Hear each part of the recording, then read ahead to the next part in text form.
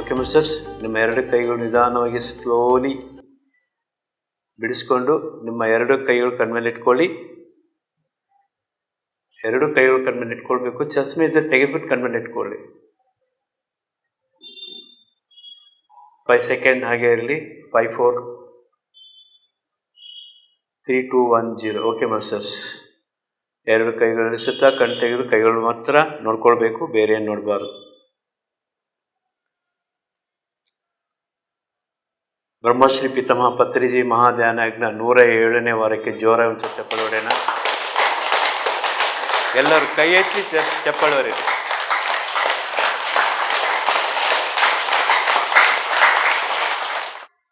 ಹೊರಗಡೆ ಸಂಭ್ರಮ ನಡೀತಾ ಇದೆ, ಒಳಗಡೆ ಮಹಾ ಸಂಭ್ರಮ ನಡೀತಾ ಇದೆ. ಬ್ರಹ್ಮಶ್ರೀ ಪಿತಾಮಹ ಪತ್ರಿಜಿ ಮಹಾಧ್ಯಾನಯಜ್ಞ ಪ್ರತಿ ಮಂಗಳವಾರ ಪತ್ರಿಜಿ ಮಹಾಧ್ಯಾನಯಜ್ಞ ನಡ್ಕೊಂಡು ಬಂದಿದೆ. ಈಗಾಗಲೇ 106ನೇ ವಾರ ಮುಗಿದು ಇದು 107ನೇ ವಾರ. ಇವತ್ತು ವಿಶೇಷವಾಗಿ ಒಬ್ಬ ವ್ಯಕ್ತಿ ಬಂದಿದ್ದಾನೆ, ಅಜಯ್ ಕಿಶೋರ್ ಅಂತ ಹೇಳ್ಬಿಟ್ಟು ಬಳ್ಳಾರಿಯಿಂದ ಬಂದಿದ್ದಾನೆ. Welcome sir.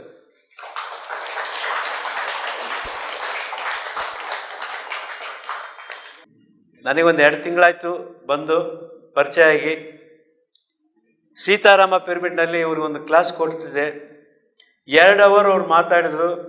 ನಾವು ಎಲ್ಲ ಕೂತ್ಕೊಂಡಿದ್ದು, ನಮಗೊಂದು ಅರ್ಧ ಗಂಟೆ ಆಯ್ತೇನೋ ಅವ್ರು ಮಾತಾಡಿದ್ದು ಅಂತ ಅನಿಸ್ತು. ಆದರೆ ಟೈಮ್ ಆಗಿದ್ರೆ 2 ಗಂಟೆ ಆಗಿತ್ತು. ಟೈಮ್ ಆಗಲಿಲ್ಲ, ಸಿಗಲಿಲ್ಲ ನಮಗೆ. ಹಾಗೆ ಇವ್ರ ಎಕ್ಸ್ಪೀರಿಯನ್ಸ್ ಕೇಳ್ತಾ ನೀವು ಹೋಗಿ ಏನೆಲ್ಲ ಚೇಂಜಸ್ ಆಯಿತು. ಇವರ ಎಕ್ಸ್ಪೀರಿಯನ್ಸ್ ಕೇಳಿದ ಮೇಲೆ ನಿಮ್ಮ ಫ್ರೆಂಡ್ಸಿಗೆ, ನಿಮ್ಮ ಕುಟುಂಬಕ್ಕೆ, ನಿಮ್ಮ ಸ್ನೇಹಿತರಿಗೆ ಎಲ್ಲರಿಗೂ ಎಕ್ಸ್ಪೀರಿಯನ್ಸ್ ಹೇಳಿ. ಓಕೆ, ಯಾಕೆಂದರೆ ಆ ಒಂದು ಧ್ಯಾನ ಏನೆಲ್ಲ ಚೇಂಜ್ ಆಗುತ್ತೆ, ಎಷ್ಟೆಲ್ಲ ಚೇಂಜ್ ಮಾಡ್ತಾ ಇದೆ. ಒಬ್ಬ ಮನುಷ್ಯನ ಹೇಗೆ ಚೇಂಜ್ ಮಾಡುತ್ತೆ, ಒಬ್ಬ ಮನುಷ್ಯ ಚೇಂಜ್ ಆದರೆ ಕುಟುಂಬ ಹೆಂಗೆ ಚೇಂಜ್ ಆಗುತ್ತೆ, ಅದು experience. Thank you so much. ಜೋರ ಚಪ್ಪಾಳೆ ಅವರಿಗೆ.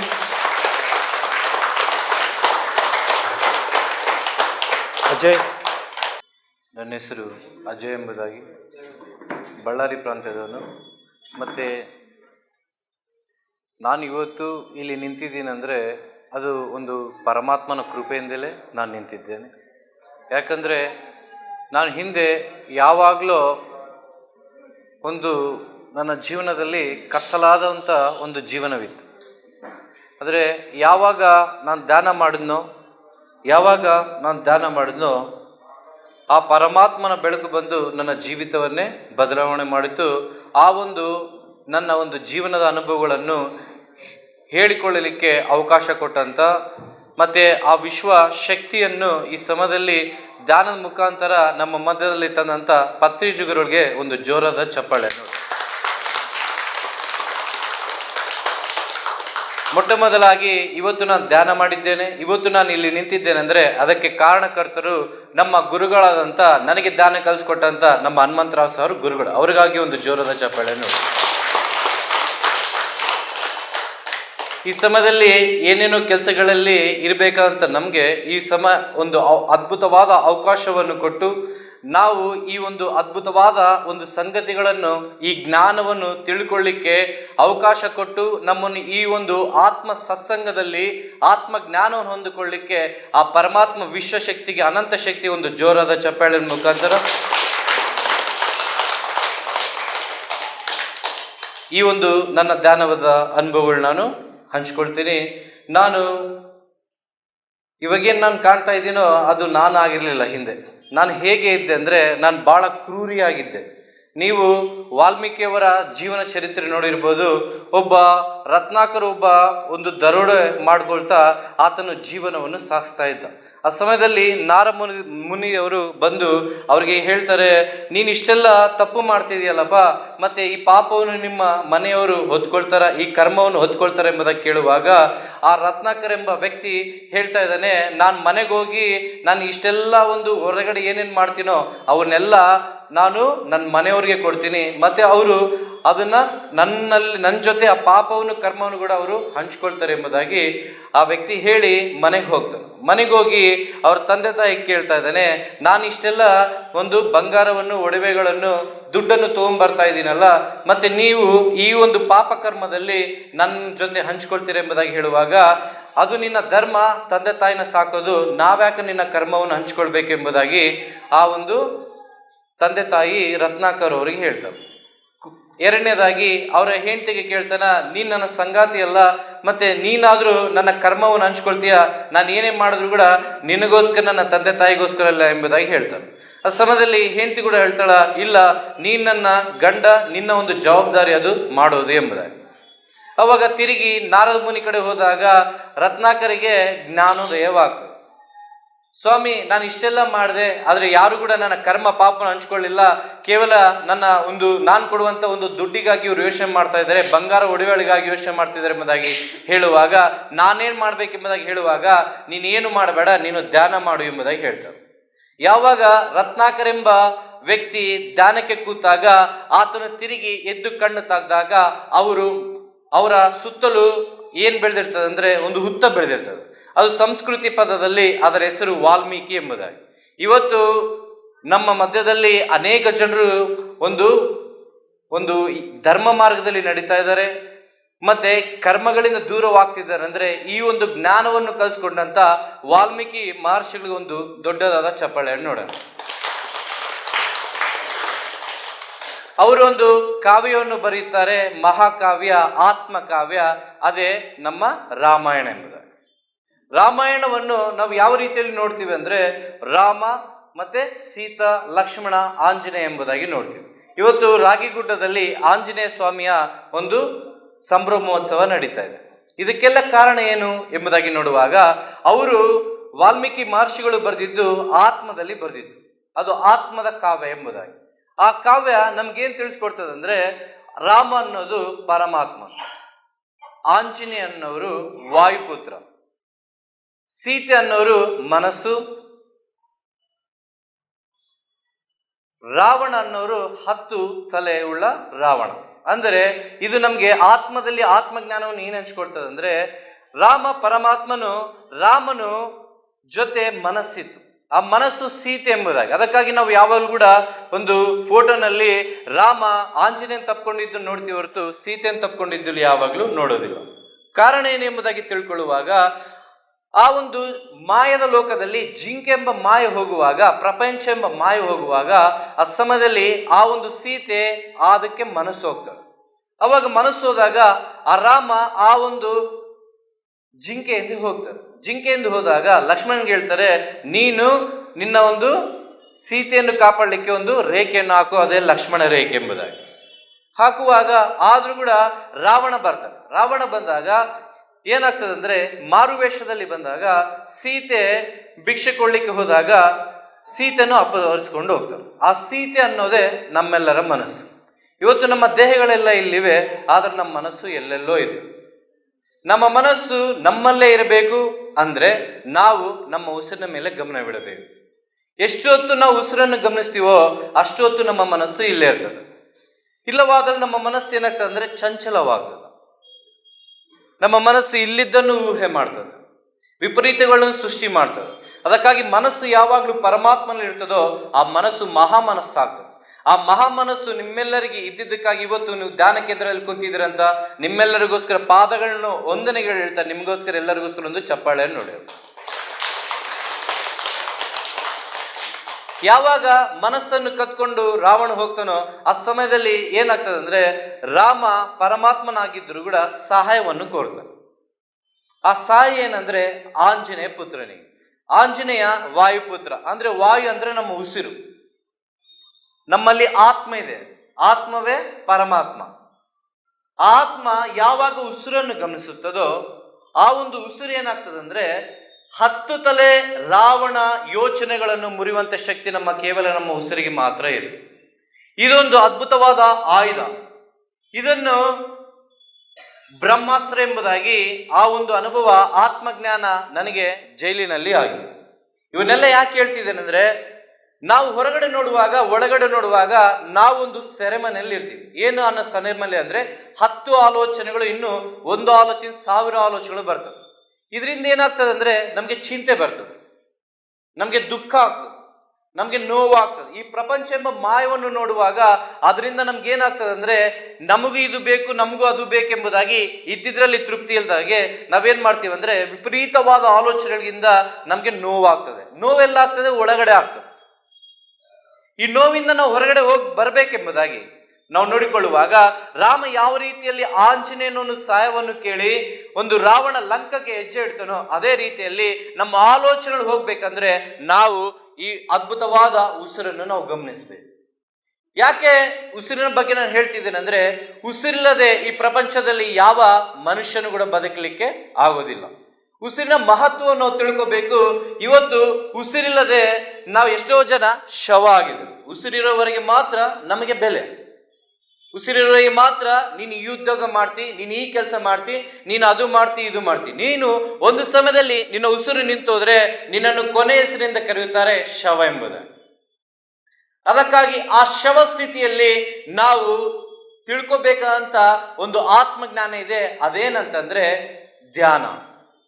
ಧ್ಯಾನ ಅನ್ನೋದು ಎಂತ ಒಂದು ಅದ್ಭುತವಾದ ಸಂಗತಿ ಅಂದ್ರೆ, ಅನೇಕ ಋಷಿಮುನಿಗಳು ಹಿಂದೆ ಈ ಪ್ರಪಂಚ ಎಂಬ ಮಾಯದಿಂದ ಸಾಕಾಗಿ ಬೇಸೆತ್ತು ಜಿಗುಪ್ಸೆಗೊಂಡು ಅವರು ಅಡವಿಯಲ್ಲಿ ಹೋಗಿ ಧ್ಯಾನವನ್ನು ಮಾಡ್ತಾ ಇದ್ರು. ಆದ್ರೆ ಇವತ್ತು ನಾವು ನಮ್ಮ ಸಂಸಾರಿಕ ಕುಟುಂಬಗಳಲ್ಲಿ, ಒಂದು ಚಿಂತೆ ದುಃಖಗಳ ಕುಟುಂಬಗಳಲ್ಲಿ, ಒಂದು ಅನೇಕ ಆಲೋಚನೆಗಳ ಕುಟುಂಬಗಳಲ್ಲಿ ಸಹ ಅನೇಕ ವಿಷಯಗಳು ನಡೆದ್ರು ಕೂಡ ನಾವು ಈ ಸಮಯದಲ್ಲಿ ಧ್ಯಾನ ನಮ್ಮ ಸಂಸಾರದಲ್ಲಿ ಬಂದಿದೆ ಅಂದ್ರೆ ಇದಕ್ಕೆ ಕಾರಣಕರ್ತ ಅಂತ ಪತ್ರಿಜಿ ಗುರುಗಳಾಗಿದ್ದಾರೆ. ಅವ್ರಿಗೊಂದು ಜೋರಾದ ಚಪ್ಪಾಳೆಯನ್ನು ನೋಡಿ. ಅವರು ಈ ಸಮಯದಲ್ಲಿ ನಮ್ಮ ಮಧ್ಯದಲ್ಲಿ ದೇಹ ರೂಪವಾಗಿಲ್ಲ, ಆದ್ರೆ ಆತ್ಮ ಸಂಚಾರವಾಗಿ ನಮಗೆ ಪ್ರತಿಯೊಬ್ಬರಿಗೆ ಧ್ಯಾನವನ್ನು ಕಲಿಸ್ತಾ ಇದೆ. ಯಾವಾಗ ಆತ್ಮ ಉಸಿರನ್ನು ಗಮನಿಸ್ತೋ, ರಾಮ ಆಂಜನೇಯನ ಸಹಾಯವನ್ನು ಕೇಳಿದ್ನೋ ಆ ಸಮಯದಲ್ಲಿ 10 ತಲೆ ಆಲೋಚನೆ ಉಳ್ಳ ರಾವಣನ್ನು ಜಯಿಸ್ತಾನೆ. ಯಾವಾಗ ಜಯಿಸ್ತಾನೋ ಅವಾಗ ಬ್ರಹ್ಮೋತ್ಸವ ಆಗ್ತದೆ. ಯಾವಾಗ ನೀವು ಧ್ಯಾನ ಮಾಡ್ತಿರೋ ನಿಮ್ಮ ಆತ್ಮದಲ್ಲಿ ಆನಂದ ಸಿಗ್ತದೆ.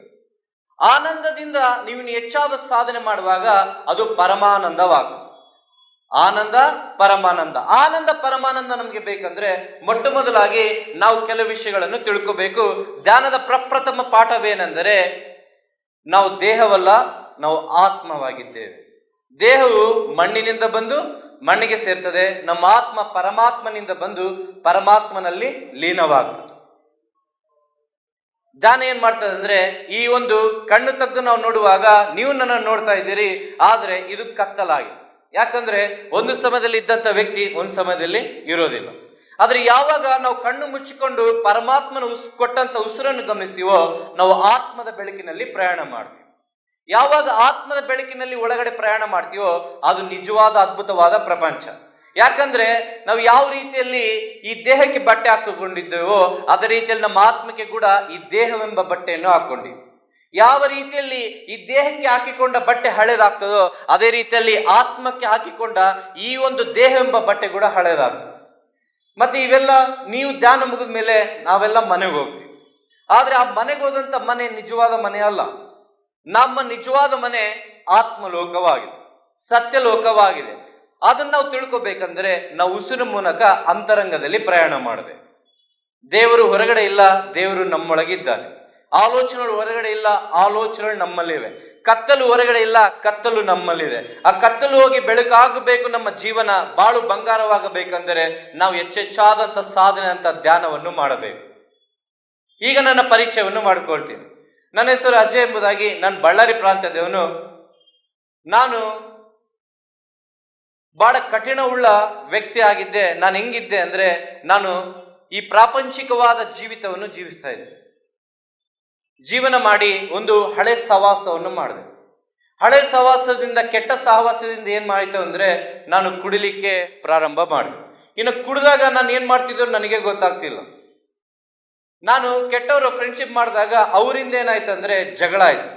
ಜಗಳ ಆದ್ಮೇಲೆ ಏನಾಯ್ತು ಅಂದ್ರೆ ಒಂದು ಆಫ್ ಮರ್ಡರ್ ಆಗ್ತದೆ. ಆಫ್ ಮರ್ಡರಿಂದ ಏನಾಗ್ತದೆ ಅಂದ್ರೆ ಒಂದು ಕೊಲೆ ಆಗ್ತದೆ. ಈ ರೀತಿಯಲ್ಲಿ ನನ್ನ ಜೀವನದಲ್ಲಿ 3 ಕೊಲೆ ಆಗಿದೆ. ನೀವು ನೋಡ್ದಂಗೆ ನಾನು ಸಾಮಾನ್ಯವಾದ ಜೀವಿತವನ್ನು ಜೀವಿಸಲಿಲ್ಲ. ಬಹಳ ಕಠಿಣವಾದ, ಕ್ರೂರವಾದ ಜೀವಿತವನ್ನು ಜೀವಿಸ್ತಾ ಇದ್ದೆ.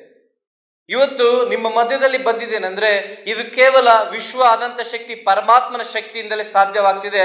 ಅದಕ್ಕಾಗಿ ಈ ಆತ್ಮಜ್ಞಾನವಾದ ವಿಷಯದ ಸಂಗತಿಗಳನ್ನ ನಾನು ಹೇಳಿಕೊಳ್ಳಿಕ್ಕೆ ನಿಮ್ಮ ಮುಂದೆ ಬಂದಿದ್ದೆ. ಇದು ಕೇವಲ ಪರಮಾತ್ಮನಿಂದಲೇ ಸಾಧ್ಯವಾಗಿದೆ. ನಾನು 2020ರಲ್ಲಿ ಒಂದು ಕೆಲ ಕೇಸಲ್ಲಿ ಬಳ್ಳಾರಿ ಜೈಲಿನಲ್ಲಿ ಇರ್ತೀನಿ. ಬಳ್ಳಾರಿ ಜೈಲಿನಲ್ಲಿ ಹೋದಾಗ ಏನಾಗ್ತದೆ ಅಂದ್ರೆ, ನಾನು ನಂಬಿದವರು ನನ್ನ ಮೋಸ ಮಾಡಿದ್ರು. ಯಾರು? ನನ್ನ ಫ್ರೆಂಡ್ಸ್. ನಾನು ಯಾರಿಗೋಸ್ಕರ ಪ್ರಾಣ ಕೊಳ್ಳಿಕ್ಕೆ ಹೋದೋ ಅವರೇ ನನ್ನನ್ನು ಮೋಸ ಮಾಡಿದ್ರು. ಆ ನೋವು ನನಗೆ ತಟ್ಕೊಳ್ಳಿಕ್ಕಾಗಿಲ್ಲ. ಆ ಸಮಯದಲ್ಲಿ ನಾನು ಯೋಚನೆ ಮಾಡ್ತಿದ್ದೀನಿ, ದೇವ್ರು ನಿಜವಾಗ್ಲೂ ಇದ್ದಾನ? ಇದ್ರೆ ನಮ್ಗೆ ಯಾಕೆ ಈ ಕಷ್ಟ, ನಮ್ಗೆ ಯಾಕೆ ಈ ದುಃಖ, ನಮ್ಗೆ ಯಾಕೆ ಈ ನೋವು, ನಮ್ಗೆ ಯಾಕೆ ಈ ಸಮಸ್ಯೆ ಎಂಬುದಾಗಿ ಅನೇಕ ಪ್ರಶ್ನೆಗಳು ನನ್ನ ಒಳಗಡೆ ಬರ್ತಾ ಇವೆ. ಹೊರಗಡೆ ಯಾರು ಕೂಡ ಉತ್ತರ ಕೊಡ್ಲಿಕ್ಕೆ ಆಗ್ತಾ ಇಲ್ಲ. ಯಾರನ್ನು ಕೇಳಿದ್ರು ಕೂಡ ಉತ್ತರ ಕೊಡೋದಿಲ್ಲ. ಆ ಸಮಯದಲ್ಲಿ ನಾವು ಸ್ವಾಮೀಜಿಗಳು ನೋಡ್ಕೊಂಡು ಹೋಗ್ತೀವಿ. ಸ್ವಾಮೀಜಿ, ಈ ರೀತಿಯಲ್ಲಿ ನನಗೆ ತೊಂದರೆ ಬಂದಿದೆ ಎಂಬುದಾಗಿ. ನಮ್ಮ ಭವಿಷ್ಯ ನಮ್ಮ ಕೈಯಲ್ಲಿ. ಹಿಂದೆ ನಾನು ಕತ್ತಲ ಜೀವಿತದಲ್ಲಿ ಜೀವಿಸ್ತಾ ಇದ್ದೆ, ದುಃಖದ ಜೀವಿತದಲ್ಲಿ ಜೀವಿಸ್ತಾ ಇದ್ದೆ, ಚಿಂತೆಯ ಜೀವಿತದಲ್ಲಿ ಜೀವಿಸ್ತಾ ಇದ್ದೆ. ಆ ಸಮಯದಲ್ಲಿ ನನ್ನ ಬಾಳಲ್ಲಿ ಬೆಳಕಾಗಿ ಬಂದಿದ್ದೆ ಈ ಒಂದು ಅದ್ಭುತವಾದ ಧ್ಯಾನ. ಯಾವಾಗ ಧ್ಯಾನ ಬಂತೋ ನನ್ನ ಪ್ರಶ್ನೆಗಳು ಉದ್ಭವ ಆಯ್ತು. ಧ್ಯಾನ ಮಾಡಿದ್ರೆ ನನಗೇನು ಬರ್ತದೆ? ನಮ್ಮ ಗುರುಗಳು ಹೇಳ್ತಿದ್ರು, ಧ್ಯಾನ ಮಾಡಿದ್ರೆ ನಿನ್ಗೆ ಒಳ್ಳೇದಾಗ್ತದೆ. ನನ್ನ ಜೀವಿತದಲ್ಲಿ ನಾನು ಹಿಂದೆ ನೋಡ್ಕೊಳ್ಳುವಾಗ ಒಳ್ಳೇದನ್ನೋದು ಒಂದೂ ಆಗಿಲ್ಲ. ಮತ್ತೆ ನಂಬಿಕೆ ಎಲ್ಲಿಂದ ಬರ್ತದೆ ನಾವು ಧ್ಯಾನ ಮಾಡಲಿಕ್ಕೆ? ಆ ಸಮಯದಲ್ಲಿ ಎಲ್ಲ ಮಾಡಿಬಿಟ್ಟಿವಿ, ಆದ್ರೆ ಒಂದು ಮಾಡಿಲ್ಲ. ಅದು ಸತ್ಯವಾದ ಮಾರ್ಗವಂತ ಧ್ಯಾನ ಮಾರ್ಗ. ಸರಿ, ಇದನ್ನು ಕೂಡ ಮಾಡೋಣ. ಏನಾಗ್ತದೆ? ಎಲ್ಲ ಮಾಡೀನಿ, ಇದೊಂದು ಮಾಡ್ಬಿಡೋಣ. ಈ ಪ್ರಪಂಚದಲ್ಲಿ ಏನೇನು ಮಾಡಬಾರ್ದು ಎಲ್ಲ ಮಾಡಿಬಿಟ್ಟೀನಿ. ಆದ್ರೆ ಮಾಡಲಾರ್ದು ಒಂದೇ ಒಂದು, ಈ ಒಂದು ಆತ್ಮಜ್ಞಾನವಂತ ಸತ್ಯವಾದ ಮಾರ್ಗವನ್ನು. ಯಾವಾಗ ಧ್ಯಾನದಲ್ಲಿ ಕುಂದಿರ್ತಾ ಇದ್ದೆ, ಒಂದು ಆಲೋಚನೆ ಬರ್ತಾ ಇತ್ತು. ಒಂದು ಆಲೋಚನೆಯಿಂದ ಅನೇಕ ಆಲೋಚನೆ ನನ್ನಲ್ಲಿ ಬರ್ತಾ ಇತ್ತು. ಇದರಿಂದ ಏನಪ್ಪ, ಹೊರಗಡೆ ಕಣ್ಣು ತೆಗ್ದಾದ್ರೂ ಚೆನ್ನಾಗಿರ್ತಿದ್ದೆ, ಆದ್ರೆ ಕಣ್ಣು ಮುಚ್ಚಿಕೊಳ್ಳೆ ಎಲ್ಲ ಆಲೋಚನೆ ನನಗೆ ಬರ್ತಾ ಇವೆ ಎಂಬುದಾಗಿ ಪ್ರಶ್ನೆ ಮಾಡ್ತಾ ಇದ್ದೆ. ಈ ಪ್ರಶ್ನೆ ನಮ್ಮೆಲ್ಲರಲ್ಲಿ ಉದ್ಭವ ಆಗ್ತದೆ. ಈ ಸಮಯದಲ್ಲಿ ಏನ್ ಮಾಡ್ಬೇಕಂದ್ರೆ, 2 ವಿಷಯಗಳು ನಾವು ಜಾಗರೂಕತೆಯಿಂದ ಗಮನಿಸಬೇಕು. ಮೊಟ್ಟ ಮೊದಲಾಗಿ ನಾವು ನಂಬಬೇಕು. ಎರಡನೇದಾಗಿ ನಾವು ಭಕ್ತಿಯನ್ನು ತೋರಿಸ್ಬೇಕು. ನಾನು ಅಲ್ಲಿಂದ ಬರುವಾಗ ಎಲ್ಲರೂ ದೇವಸ್ಥಾನಕ್ಕೆ ಹೋಗ್ತಾ ಇದ್ರು, ಎಲ್ಲಾ ಕಡೆ ಅದ್ಭುತವಾಗಿ ಒಂದು ಭಕ್ತಿಯನ್ನು ತೋರಿಸ್ತಾ ಇದ್ರು. ಆದ್ರೆ ಭಕ್ತಿ ಅನ್ನೋದು ಹೊರಗಿಂದ ತೋರಿಸೋದಲ್ಲ, ಭಕ್ತಿ ಅನ್ನೋದು ಒಳಗಿಂದ ತೋರಿಸುವಂತದ್ದಾಗಿದೆ. ಈ ಧ್ಯಾನ ಅನ್ನೋದು ನಮ್ಮನ್ನ ಏನ್ ಮಾಡ್ತದೆ ಅಂದ್ರೆ, ಒಳಗಿನ ಭಕ್ತಿಯ ಮಾರ್ಗದಲ್ಲಿ ನಮ್ಮನ್ನು ನಡೆಸ್ತದೆ. ನಾವು ಹೊರಗಿಂದ ಕೈಯಿಂದ ಪೂಜೆ ಮಾಡಿದಾಗ, ನಾವು ದೇವ್ರಿಗೆ ಹೋದಾಗ ನಮ್ಗೆ ಅನಿಸ್ತದೆ ನಾವು ದೇವ್ರು ನಂಬಿದೀವಿ, ಹುಟ್ಟಿದಾಗ್ಲಿಂದ ಪೂಜೆ ಮಾಡಿ ಪುನಸ್ಕಾರ ಮಾಡಿ, ಆದ್ರೂ ನಮ್ಗೆ ಏನೂ ಆಗಿಲ್ಲ ಎಂಬ ಅನೇಕ ಪ್ರಶ್ನೆಗಳು ನಮ್ಗೆ ಬರ್ತವೆ. ನನಗೂ ಕೂಡ ಬಂದಿದೆ. ಅವಾಗ ಬಂದಾಗ ಇನ್ನ ದೇವ್ರ ಮೇಲೆ ನಂಬಿಕೆ ಬರೋದಿಲ್ಲ. ಆದ್ರೆ ನಾನು 41 ದಿನ ಮೊಟ್ಟ ಮೊದಲಾಗಿ ನಮ್ಮ ಗುರುಗಳು ಆ ಒಂದು ಜೈಲಿನಲ್ಲಿ ಪಿರಮಿಡ್ ಕೇಂದ್ರವನ್ನು ಕಟ್ಟಿಸಿದಾಗ ನಾನು ಧ್ಯಾನ ಮಾಡುವಾಗ ಅವ್ರು ಹೇಳಿದ್ರು, ನೀವು ಧ್ಯಾನ ಮಾಡಿದ್ರೆ ನಿಮ್ಗೆ ಒಳ್ಳೇದಾಗ್ತದೆ, ದೇವ್ರ ಜೊತೆ ನೀವು ಮಾತಾಡ್ತೀರಿ ಅಂತ. ನನಗೆ ಬಹಳ ಕಂಪ್ಲೇಂಟ್ಸ್ ಇದ್ದು, ಇನ್ನು ದೇವ್ರು ಏನಾದ್ರು ಸಿಕ್ಕರೆ ಇನ್ನು ದೇವರಿಗೆ ಬೈಬೇಕು, ಎದಕ್ಕಂದ್ರೆ ನನ್ನ ಜೀವನ ಎಲ್ಲ ಹಾಳು ಮಾಡಿ ನನ್ನ ಜೈಲ್ಗೆ ಹಾಕ್ಬಿಟ್ಟನ. ದೇವ್ರು ಇದ್ದಿದ್ರೆ ಈ ರೀತಿಯಲ್ಲಿ ಆ ತಪ್ಪುಗಳನ್ನು ತಡಿಬೋದಿತ್ತು. ಎದಕ್ಕೆ ನಾನು ತಪ್ಪಾದ ಮಾರ್ಗದಲ್ಲಿ ಹೋಗಿದ್ದೆ ಅಂದ್ರೆ, ನನಗೆ ಹುಟ್ಟಿದಾಗಲೇ ತಾಯಿ ಇರಲಿಲ್ಲ, ಹೇಳೋರು ಇರಲಿಲ್ಲ, ಒಳ್ಳೇದು ಹೇಳೋರು ಇರಲಿಲ್ಲ, ಕೆಟ್ಟದ್ದು ಹೇಳೋರು ಇರಲಿಲ್ಲ. ಈ ಸಮಯದಲ್ಲಿ ನಾವೇನ್ ಮಾಡ್ತೀವಿ ಅಂದ್ರೆ ದಾರಿ ತಪ್ತೀವಿ. ಎದಕ್ಕಂದ್ರೆ ನಮ್ಮ ಸಾವಾಸ ಆ ರೀತಿಯಲ್ಲಿ ಇರ್ತದೆ. ಆದ್ರೆ ಯಾವಾಗ ಧ್ಯಾನ ಸಿಕ್ತೋ, ಧ್ಯಾನ ನನ್ನ ಏನ್ ಮಾಡ್ತಾ ಅಂದ್ರೆ 41 ದಿನ ಧ್ಯಾನ ಮಾಡಿದಾಗ ನನಗೇನಾಗಿಲ್ಲ. ಅವಾಗ ನನ್ಗಂದೆ, ಗುರುಗಳೇ ನೀವು ಹೇಳಿದ್ರಿ 41 ದಿನ ಧ್ಯಾನ ಮಾಡಿದ್ರೆ ದೇವ್ರು ಸಿಗ್ತಾನ ಅಂತಂದ್ರಿ, ಮತ್ತೆ ನಾನು ಧ್ಯಾನ ಮಾಡಿದ್ರೆ ಆದ್ರೆ ಏನೂ ಆಗಿಲ್ಲ ಅಂತ ನಾನು ಪ್ರಶ್ನೆ ಹಾಕಿದೆ. ನಿಮ್ಗೆ ಯಾರಿಗಾದ್ರೂ ಪ್ರಶ್ನೆ ಇದೆಯಾ ಧ್ಯಾನ ಮಾಡಿದ್ರು ಕೂಡ ಏನಾಗಿಲ್ಲ ಅಂತ? ಯಾರಿಗಿಲ್ವಾ? ಎಲ್ಲರಿಗೂ ಅನುಭವ ಆಗಲಿಯಾ? ನಿಮ್ಮೆಲ್ಲರಿಗೊಂದು ಜೋರಾದ ಚಪ್ಪಾಳೆ ನೋಡ. ಧ್ಯಾನ ಹೇಗೆ ಮಾಡ್ಬೇಕಂದ್ರೆ ಅನುಭವಗಳಿಂದಲೇ ಧ್ಯಾನ ಸ್ಥಾಪಿತವಾಗ್ತದೆ. ಹಾಗಾಗಿ ನಮ್ಮ ಅನುಭವ ಇವತ್ತು ಬಹಳ ಜನ ಧ್ಯಾನ ಮಾಡುವಾಗ ಏನಾಗ್ತದೆ ಅಂದ್ರೆ, ಮೊಟ್ಟ ಮೊದಲಾಗಿ ಕೆಲವರಿಗೆ ನೆಮ್ಮದಿ ಸಿಗ್ತದೆ, ಎರಡನೇದಾಗಿ ಶಾಂತಿ ಸಿಗ್ತದೆ, ಎರಡನೇದಾಗಿ ಮೂರನೇದಾಗಿ ಸಮಾಧಾನ ಸಿಗ್ತದೆ, ನಾಲ್ಕನೇದಾಗಿ ಜ್ಞಾನ ಸಿಗ್ತದೆ. ಮತ್ತೆ ನಮ್ಮ ಒಂದು ಬ್ರಹ್ಮರುದ್ರ ಮೂಲಕ ಈ ವಿಶ್ವ ಅನಂತ ಶಕ್ತಿ ನಮ್ಮೊಳಗಡೆ ಪ್ರವಹಿಸಿ ನಮ್ಮನ್ನು ಒಳಗಿಂದ ಶುದ್ಧಿ ಮಾಡಿ ನಮ್ಮ 2,72,000 ನರನಾಡಿಗಳನ್ನು ಶುದ್ಧಿ ಮಾಡಿ, ನಮ್ಮ ಕಣ್ಣುಗಳನ್ನು, ಕಿವಿಗಳನ್ನು, ನಮ್ಮ ಮನಸ್ಸನ್ನು ಎಲ್ಲವನ್ನು ಶುದ್ಧಿ ಮಾಡಿ ನಮ್ಮನ್ನು ಒಳಗಿನಿಂದ ಶುದ್ಧಿ ಮಾಡಿ. ಯಾವಾಗ ನಾವು ಒಳಗಿನಿಂದ ಶುದ್ಧಿ ಮಾಡ್ತೀವೋ ನಾವು ಪರಮಾತ್ಮನ ಸಾನ್ನಿಧ್ಯಕ್ಕೆ ಒಂದು ಹತ್ತಿರವಾಗ್ತದೆ. ದೇಹದಿಂದ ಶುದ್ಧಿ ಆದ್ರೆ ಹೊರಗಿಂದ ಶುದ್ಧಿ ಆಗುತ್ತೆ. ಆದರೆ ಪರಮಾತ್ಮನ ಕೋರುವುದು ಒಳಗಿನ ಶುದ್ಧಿ. ಆದ್ರೆ ನಮ್ಗೆ ಅನೇಕ ಸಂಶಯಗಳು, ಅಪನಂಬಿಕೆಗಳು ಇದ್ದು ಕೂಡ ನಾವು ಧ್ಯಾನ ಮಾಡ್ತಿದೀವಿ ಅಂದ್ರೆ ಅವಾಗ ಏನೂ ಆಗೋದಿಲ್ಲ. ಅದಕ್ಕಾಗಿ ಮೊಟ್ಟ ಮೊದಲಾಗಿ ನಂಬಬೇಕು. ನಂಬಿ ಭಕ್ತಿಯಿಂದ ನಾನ್ ಧ್ಯಾನ ಮಾಡ್ತಿದ್ರೆ ಇದರಿಂದ ನನಗೆ ಫಲ ಖಂಡಿತವಾಗಿ ಸಿಗ್ತದೆ ಎಂಬುದಾಗಿ ನಾವು ದೃಢವಾದ ಸಂಕಲ್ಪವನ್ನು ಮಾಡಿಕೊಳ್ಳಬೇಕು. ಈ ಸಂಕಲ್ಪ ಅನ್ನೋದು ಬಹಳ ಮುಖ್ಯ. 41 ದಿನ ಆಯ್ತು, ಆದ್ರೆ ಏನಾಗಿಲ್ಲ. ಆ ಸಮಯದಲ್ಲಿ ಏನಾಯ್ತು ಅಂದ್ರೆ, ನಾನು ಗುರುಗಳೊಂದು ಪ್ರಶ್ನೆ ಹಾಕಿದೆ. ಗುರುಗಳು ಹೇಳಿದ್ರು, ನೀನ್ ನಂಬಿದೀಯಾ ಅಂತಂದ್ರು. ನಾನು ನಂಬಿದೀನಿ ಅಂತಂದ್ರು. ನಾನಂದೆ, ನಾನು ನಂಬಿದಕ್ಕಾಗೆಲ್ಲ ಧ್ಯಾನ ಮಾಡಿದ್ದು ಅಂತ ಕೇಳಿದೆ. ಇಲ್ಲ, ನಂಬಿಕೆ ಅನ್ನೋದು ಹೊರಗಿಂದ ತೋರಿಸುವಂತ ನಂಬಿಕೆ ಅಲ್ಲ. ನಾವಿಲ್ಲಿ ಬಂದು ಕುಂತಿದೀವಂತ ಮನುಷ್ಯರು ನೋಡ್ತಿರೋಂತ ಹುಟ್ಟಿಸುವಂತ ನಂಬಿಕೆ ಅಲ್ಲ. ನಮ್ಮೊಳಗಿನ ನಂಬಿಕೆ, ಅದು ಪರಮಾತ್ಮನ ಮೆಚ್ಚುವಂತ ನಂಬಿಕೆ. ನಂಬಿಕೆಗಳಲ್ಲಿಯೂ ವಿಧ ವಿಧವಾದಂತ ನಂಬಿಕೆಗಳಿವೆ. ಆ ನಂಬಿಕೆ ಏನಾಗ್ತದೆ ಅಂದ್ರೆ, ನಾವು ಕಣ್ಣು ಮುಚ್ಚಿಕೊಂಡು ಹೇಳ್ತದೆ, ಧ್ಯಾನ ಮಾಡಿದ್ರೆ ನಿನಗೇನ್ ಬರ್ತದೆ, ಹೊರಗಡೆ ಎಲ್ಲ ನೀನ್ ಚೆನ್ನಾಗಿದ್ದಿ, ಈಗ ಧ್ಯಾನ ಮಾಡಿದ್ರೆ ನಿನಗೇನ್ ಬರೋದಿಲ್ಲ, ಎದಕ್ ಕಣ್ಣು ಮುಚ್ಚಿದಿ, ಎದಕ್ಕೆ ನೀನ್ ನಂಬ್ತಿ, ಎದಕ್ ಧ್ಯಾನ ಮಾಡ್ತಿ ಅಂತ ಮೊಟ್ಟ ಮೊದಲಾಗಿ ನಮಗೆ ನೆಗೆಟಿವ್ ಥಾಟ್ ಬರ್ತದೆ. ಎದಕ್ಕಂದ್ರೆ ನಾವು ಈ ಪ್ರಪಂಚದಲ್ಲಿ ಎಲ್ಲ ನೆಗೆಟಿವ್ ಆಗಿ ಜೀವಿಸಿದ್ವಿ. ಯಾವಾಗ ಧ್ಯಾನ ಮಾಡ್ತೀವೋ ಪಾಸಿಟಿವ್ ಎನರ್ಜಿ ನಮ್ಗೆ ಬಿಲ್ಡ್ ಆದಾಗ ನಮ್ಗೆ ನೂರಾರು ಆಲೋಚನೆಗಳು, ಸಾವಿರಾರು ಆಲೋಚನೆಗಳು ಈ ರೀತಿಯಲ್ಲಿ ಇರ್ತವೆ. ನಾವು ಧ್ಯಾನ ಸ್ಥಿತಿಯಲ್ಲಿ ಈ ರೀತಿಯಲ್ಲಿ ಇದ್ದಾಗ ಈ ಆಲೋಚನೆ ನಮ್ಮನ್ನ ಆಳ್ತವೆ. ಆದ್ರೆ ನಾವು ದಿನ ದಿನ ದಿನ ದಿನ ಧ್ಯಾನ ಮಾಡ್ಕೊಳ್ತಾಗ ಈ ನೆಗೆಟಿವ್ ಆಲೋಚನೆಗಳೆಲ್ಲ ಹೋಗ್ತಾ ಹೋಗ್ತಾ ಹೋಗ್ತಾ ಹೋಗ್ತಾ ಒಂದು ಪಾಸಿಟಿವ್ ಎನರ್ಜಿ ನಮ್ಮಲ್ಲಿ ಬಿಲ್ಡ್ ಆಗ್ತದೆ. ಯಾವಾಗ ಪಾಸಿಟಿವ್ ಎನರ್ಜಿ ನಮ್ಮಲ್ಲಿ ಬಿಲ್ಡ್ ಆಗ್ತದೋ ನಮ್ಮಲ್ಲಿ ಆತ್ಮದ ತರಂಗಗಳು ಉದ್ಭವ ಆಗ್ತದೆ. ಅವಾಗ ನಮ್ ಕಡೆ ಬರೋರೆಲ್ಲ ಯಾವ ರೀತಿಯಲ್ಲಿ ಬರ್ತಾರೆ ಅಂದ್ರೆ, ನಮ್ ಕಡೆ ಏನಾದ್ರು ಕೇಳಲಿಕ್ಕೆ ಈ ವ್ಯಕ್ತಿ ಒಳ್ಳೆನೆಂಬುದಾಗಿ ಒಳ್ಳೆ ಅಭಿಪ್ರಾಯದಿಂದ ಬರ್ತಾರೆ. ಹಿಂದೆ ನಾನು ರೌಡಿಸಮ್ ಮಾಡುವಾಗ ಎಲ್ಲ ನೋಡಿ ದೂರ ಸರ್ಕೊಂಡು ಹೋಗ್ತಾ ಇದ್ರು. ಇವನು ಕೆಟ್ಟವನಪ್ಪ, ಇವನ್ ಕಡೆ ಹೋದ್ರೆ ಎಂತವನು, ಇವನು ಕಡೆ ಹೋದ್ರೆ ಏನ್ ಕೋಪ ಮಾಡ್ಕೊಳ್ತಾನೋ, ಏನ್ ಮಾತಾಡ್ತಾನೋ, ಏನ್ ಬೈತಾನೋ ಗೊತ್ತಿಲ್ಲ, ಅದಕ್ಕಾಗಿ ಇವನ್ ಜೊತೆ ನಾವು ಇರಬಾರ್ದು ಅಂತ ಜನರು ನಮ್ಮನ್ನು ನೋಡಿ ಹೆದರ್ಕೊಳ್ತಾ ದೂರ ಹೋಗ್ತಾ ಇದ್ರು. ಅಂದ್ರೆ ಯಾವಾಗ ನಾನು ಧ್ಯಾನ ಮಾಡಿದ್ನೋ ಪಾಸಿಟಿವ್ ಎನರ್ಜಿನಲ್ಲಿ ಬಿಲ್ಡ್ ಆಗಿ ಬಂತೋ ಆ ಸಮಯದಲ್ಲಿ ಜನರೆಲ್ಲ ನನ್ನ ಕಡೆ ಬರ್ಲಿಕ್ಕೆ ಶುರುವಾಗ. ಜನರನ್ನು ದೂರ ಮಾಡಿಕೊಂಡು ಜೀವಿಸುವ ಜೀವನ ನರಕದ ಜೀವನ. ಎಲ್ಲರೊಟ್ಟಿಗೆ ಆನಂದವಾಗಿ, ಪ್ರೀತಿಯಿಂದ, ಕರುಣೆಯಿಂದ ಬಾಳುವುದೇ ನಿಜವಾದ ಜೀವನ. ಈ ನಿಜವಾದ ಜೀವನ ಯಾವಾಗ ಸಿಕ್ತಂದ್ರೆ 41 ದಿನ ಆದ್ಮೇಲೆ ನಾನು ನಂಬಿಕೆಯಿಂದ ಧ್ಯಾನ ಮಾಡಿದೆ, ಭಕ್ತಿಯಿಂದ ಧ್ಯಾನ ಮಾಡಿದೆ. ನಾನು ಎಲ್ಲೆಲ್ಲೋ ನನ್ನ ನಂಬಿಕೆ ಭಕ್ತಿ ಇಟ್ಟೆ, ಆದ್ರೆ ಏನಾಗಿಲ್ಲ. ಆದ್ರೆ ನನ್ನ ನಂಬಿಕೆ, ನನ್ನ ಭಕ್ತಿ ಪರಮಾತ್ಮನಲ್ಲಿಟ್ಟಾಗ ನನ್ನ ಜೀವನವೇ ಬದಲಾಯಿತು. ಆ ಪರಮಾತ್ಮನ ಬೆಳಕನ್ನು ನಾನು ನೋಡಿದೆ. ಆ ಪರಮಾತ್ಮನ ದರ್ಶನ ನನಗಾಯ್ತು. ಅವಾಗ ನನ್ಗೆ ಅರ್ಥವಾಯ್ತು, ಇಲ್ಲಿ ಪ್ರಪಂಚದ ಈ ಕಣ್ಣಿನಿಂದ ಎಷ್ಟೋ ಒಂದು ಮುಕ್ಕೋಟಿ ದೇವರುಗಳು ನಾವು ಮಾಡಿಕೊಂಡು ಅನೇಕ ರೂಪಗಳಿವೆ. ಆದ್ರೆ ದೇವರಿಗೆ ಯಾವ ರೂಪವಿಲ್ಲ. ಅಂದ್ರೆ ದೇಹವಿಲ್ಲದವನು, ಅಂದ್ರೆ ವರ್ಣನೆ ಮಾಡ್ಲಿಕ್ಕಾಗಲ್ಲ, ಅಂದ್ರೆ ರೂಪವಿಲ್ಲ. ಅಂದ್ರೆ ದೇವರೆಲ್ಲಿದ್ದಾನೆ ಅಂದ್ರೆ ದೇವರು ನಿನ್ನಲ್ಲೇ ಇದ್ದಾನೆ. ಆ ಒಂದು ಸತ್ಯವನ್ನು ನಮಗೆ ಅರಿವಾಗಬೇಕಂದ್ರೆ ನಾವು ಧ್ಯಾನವನ್ನು ಮಾಡಬೇಕು. ಇವೆಲ್ಲ ಎಲ್ಲಾಗಿವೆ ನನಗೆ ಅನುಭವಗಳು ಧ್ಯಾನದಲ್ಲೇ ಆಗಿವೆ. ಇವಾಗೆಲ್ಲ ನಾವು ಟಿಫಿನ್ ಮಾಡಿ ಬಂದಿದ್ದೀವಿ. ಎಲ್ಲರೂ ಮಾಡಿ ಬಂದಿದ್ದೀರಿ.